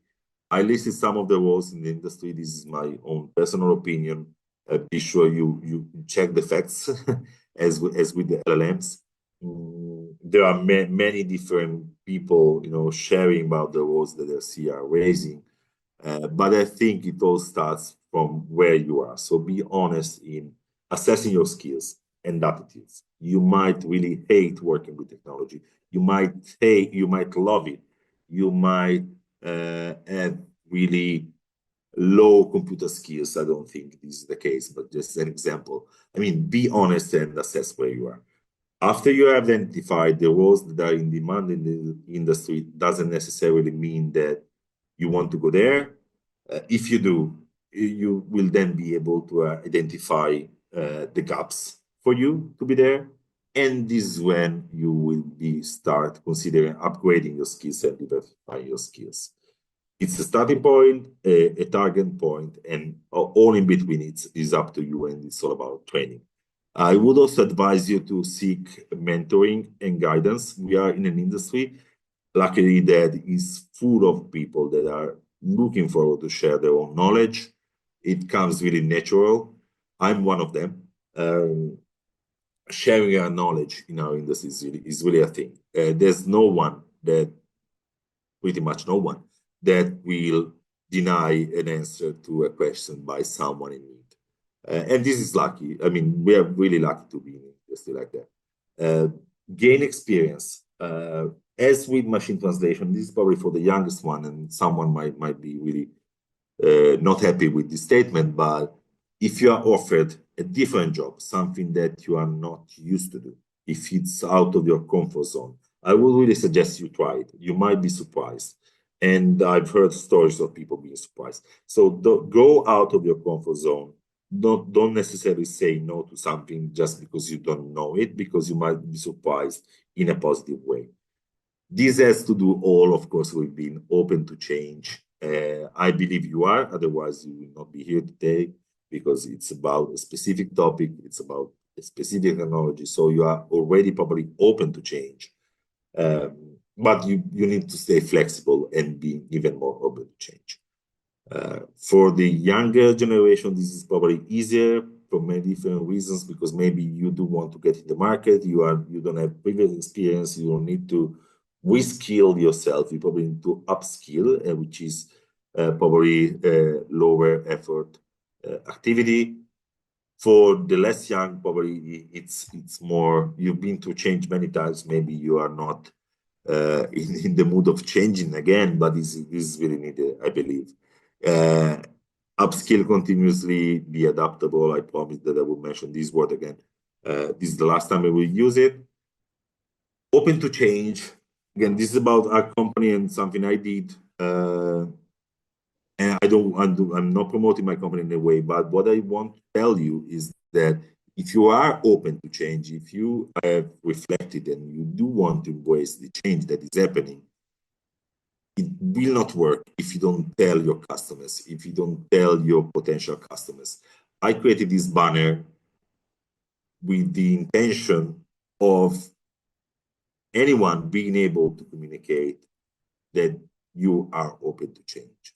You need to talk with your customers. This banner is just one way you can do it. You can tell the world that you do want to embrace the new changes that are happening in our industry. Doesn't necessarily need to be the banner, but you need to be talking with your customers, because if you don't talk with your customers, they will be talking with someone else, and they will replace you probably. And this is what I saw happening for my company as well. And this is when I started saying to anybody here that we need to be telling our customers that we are open to change. This is a banner that I created in order to help the linguists out there. If you do want to use it, I think it's better than the desperate or open to work that I saw in the past. It's more a message of positivity. It's more a message of, going elsewhere. I see a hand from Katarina. I don't know if you... Yeah, you can finish off if you like, and then we take the questions. Okay, great. I don't know how many slides do you still have? One. Just okay, one. Perfect. Then finish, and then we'll take the questions. Closing tips. Just 4 closing tips, which I really believe in them a lot. Network. I build the success of my success. I build my company all on networking and meeting new people, because again, we are in the industry where we can get all the ad that we want. It's just about asking. Allocate time for your professional growth. Now, more than ever, it's important to put some time in your agenda for growing and upskilling. Take notes as many times as you can and reflect on what is happening in the market. And as I was saying, engage with your customers. Do engage with them, because otherwise they will engage with someone else. This is the QR code to add me on your LinkedIn if you want. I will leave it here. The next slide is just about thanking you for listening to me. And so let me thank you for listening to me. And it's Q&A. I see a lot of messages in the chat. Thank you for listening. I will leave it here if you want to add me on LinkedIn and ask any questions. Even afterwards, I'm at your disposal. Diego, for the presentation and the insights. I wasn't aware of all those profiles, for instance, and also the practical tips to improve your skills are really useful. And I think also for our participants. Let's have a look if we have some questions. The first one, do you see UX writing also as a growing role? Absolutely. Absolutely, yes. I've never been asked UX writing in the past. This year, UX writing is on the rise. I see maybe more of a polarization where we are quite more technical activity, technical tasks, and UX writing, or task creation even, or cultural expertise. So I see a polarization. UX writing is really a thing, absolutely. Thank you. Then question, how to manage and balance customer expectations? Often as we are service providers, a lot is expected from us, and with the help of AI and CAT immediately now. I'm not sure I got the second part of the questions. How can we manage and balance? We need to communicate with them. We need to tell them that the hype about GenAI is not justified by the output that GenAI can do right now. We need to keep talking, and we need to show how we need to use our language expertise to show them how this is not working as they are expecting now, because they are expecting AI to do everything. This is not, of course, like that. I see, though, that the hype is going down, and they are now realizing that they still need us. They still need language expertise. It's about keeping the conversation open with them. Even if they don't talk with you, ask them to talk with you. Then there's another question from Meline. Any tips for putting these new skills on the CV, AI related, I mean? Hi, Meline. Yeah, well, what do you mean by any tips? Just add them to the CV. Absolutely. I was talking with pros, and I told them, why don't you add these skills also to the pros interface, to the post profile? It's really important to add them. You can add prompt engineering if you are able to do that. You just listen to list them to your skills in the technical session of the CV as well. There are so many, but I would put them, probably a couple of them, like prompt engineering or AI post editing, whatever, depending on the skills that you want to highlight in the CV. But please do that. I'm not sure this answers your questions, but probably I didn't understand the question correctly. I would just list them like that. I think so. We also have another question. As a translation and interpreting student, should I make a LinkedIn profile, or is it too early? No, do that right away. It sounds like something for older people, but this is where you should be. You can do that straight away. Please do that. And just a tip, since you are a student, don't add something in your role, something like translator wannabe, because if you're studying translation, you are a translator. By the time you are graduated, you are a translator. Don't say, I don't like when I see translator wannabe or future translation. You are a linguist. Please present yourself as a linguist, but do that right away and keep it lively and start posting. It's not about just having the profile. It's about letting the world know that you are there.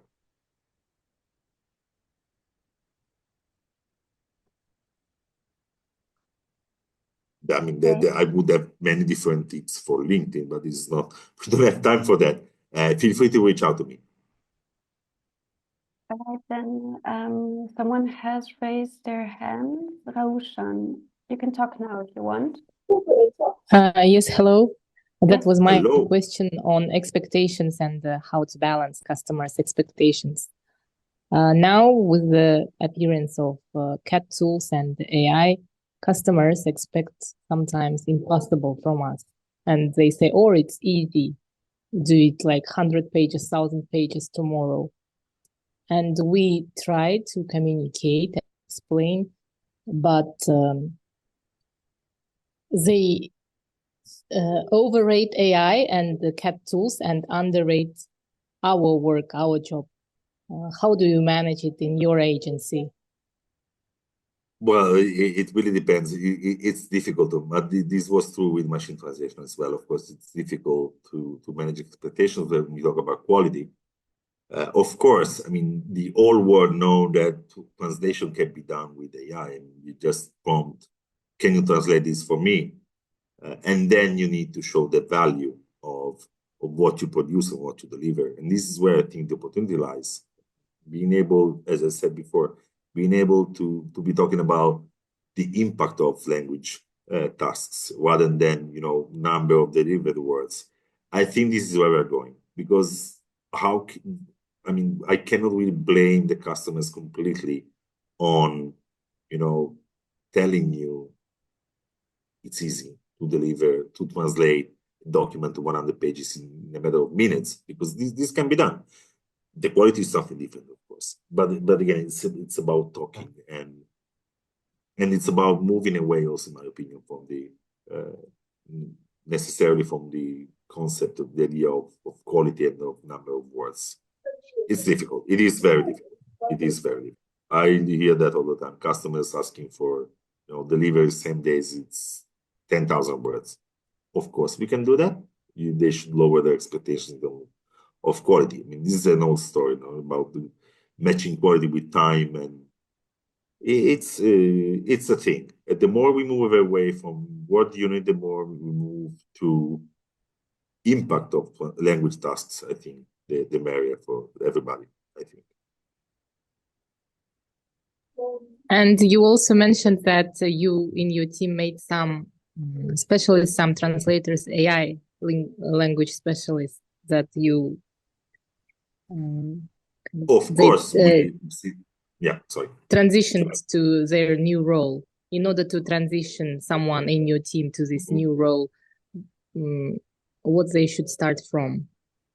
If it's a good translator, classical good translator who knows basic tools, how such specialists could transfer or shift to AI language specialists? I mean, this is where they were. I promise you, they were audiovisual translators. Just like that. So they have very specific skills on doing audiovisual translator, no technical skills at all.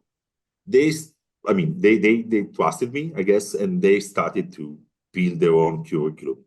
We devised this list of skills that they wanted them to develop. It's more of those that are listed in the slides.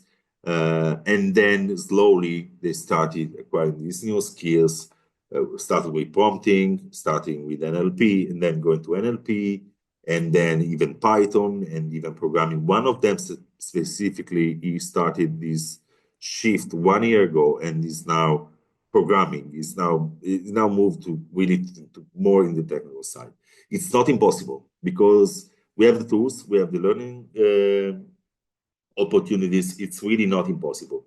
I want to tell you also that since this is of interest for many of you, I asked them to organize a webinar to tell you their story and their point of view, because it was not easy, of course. It was a big shift. It was really a matter of trust in myself as well. They will have a webinar in December, so follow our creative work pages on LinkedIn.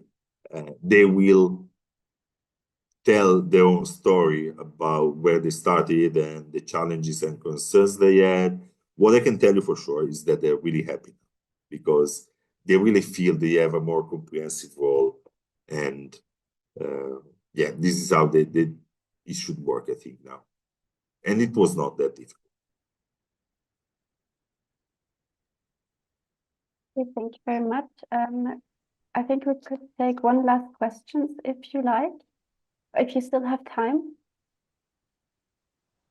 Diego? Last one? Yeah, last one. There's still a hand up. There was one, if you don't mind, I saw. Yeah, it was me. Which was about getting mentorship in the industry. Yes, this was also a question, yes. Okay, that getting mentorship, I mean, women localization, different translator associations. There are many ways to get mentorship. Probably the one I know the best is Women on Localization. They have a mentor and mentee matching system where you can apply as a mentee and you can be matched to a mentor. So I would go there definitely. Do you have a link or something from this? Or maybe you could add it to the slides afterwards? Of course, I can add some resources. Yeah, that would be great Yeah. because we will send the slides to our participants afterwards. Perfect, thank you. Give me like till tomorrow morning and then we'll add those as well. You Absolutely. have time. But it's not about just women organization. I mean, go and talk with people. Again, we are really an open community and willing to share.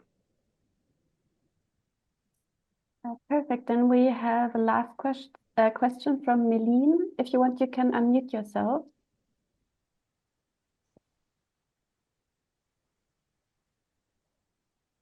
Meline, you have your hand raised.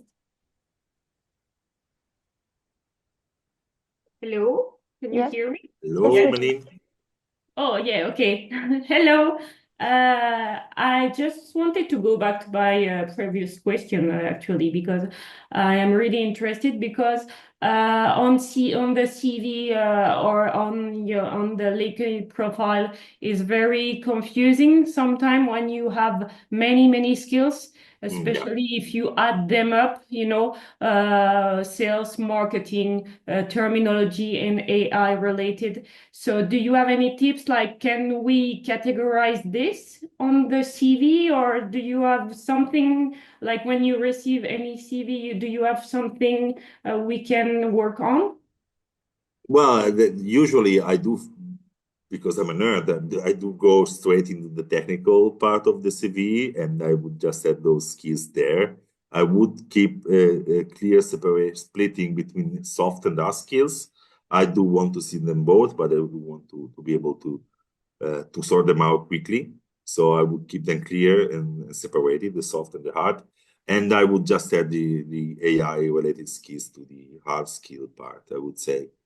Of course, if you can probably add that to the introduction in the CV, the fact that you are embracing the change and embracing these skills as well might be a good thing. But there's no other tip I can give you other than adding the skills as they are. And of course, you need to have those skills. It's about being able to deliver, of course. But if you attended the course on prompting, for instance, you should add that to your technical skills, and Yeah. of course in the education part as well.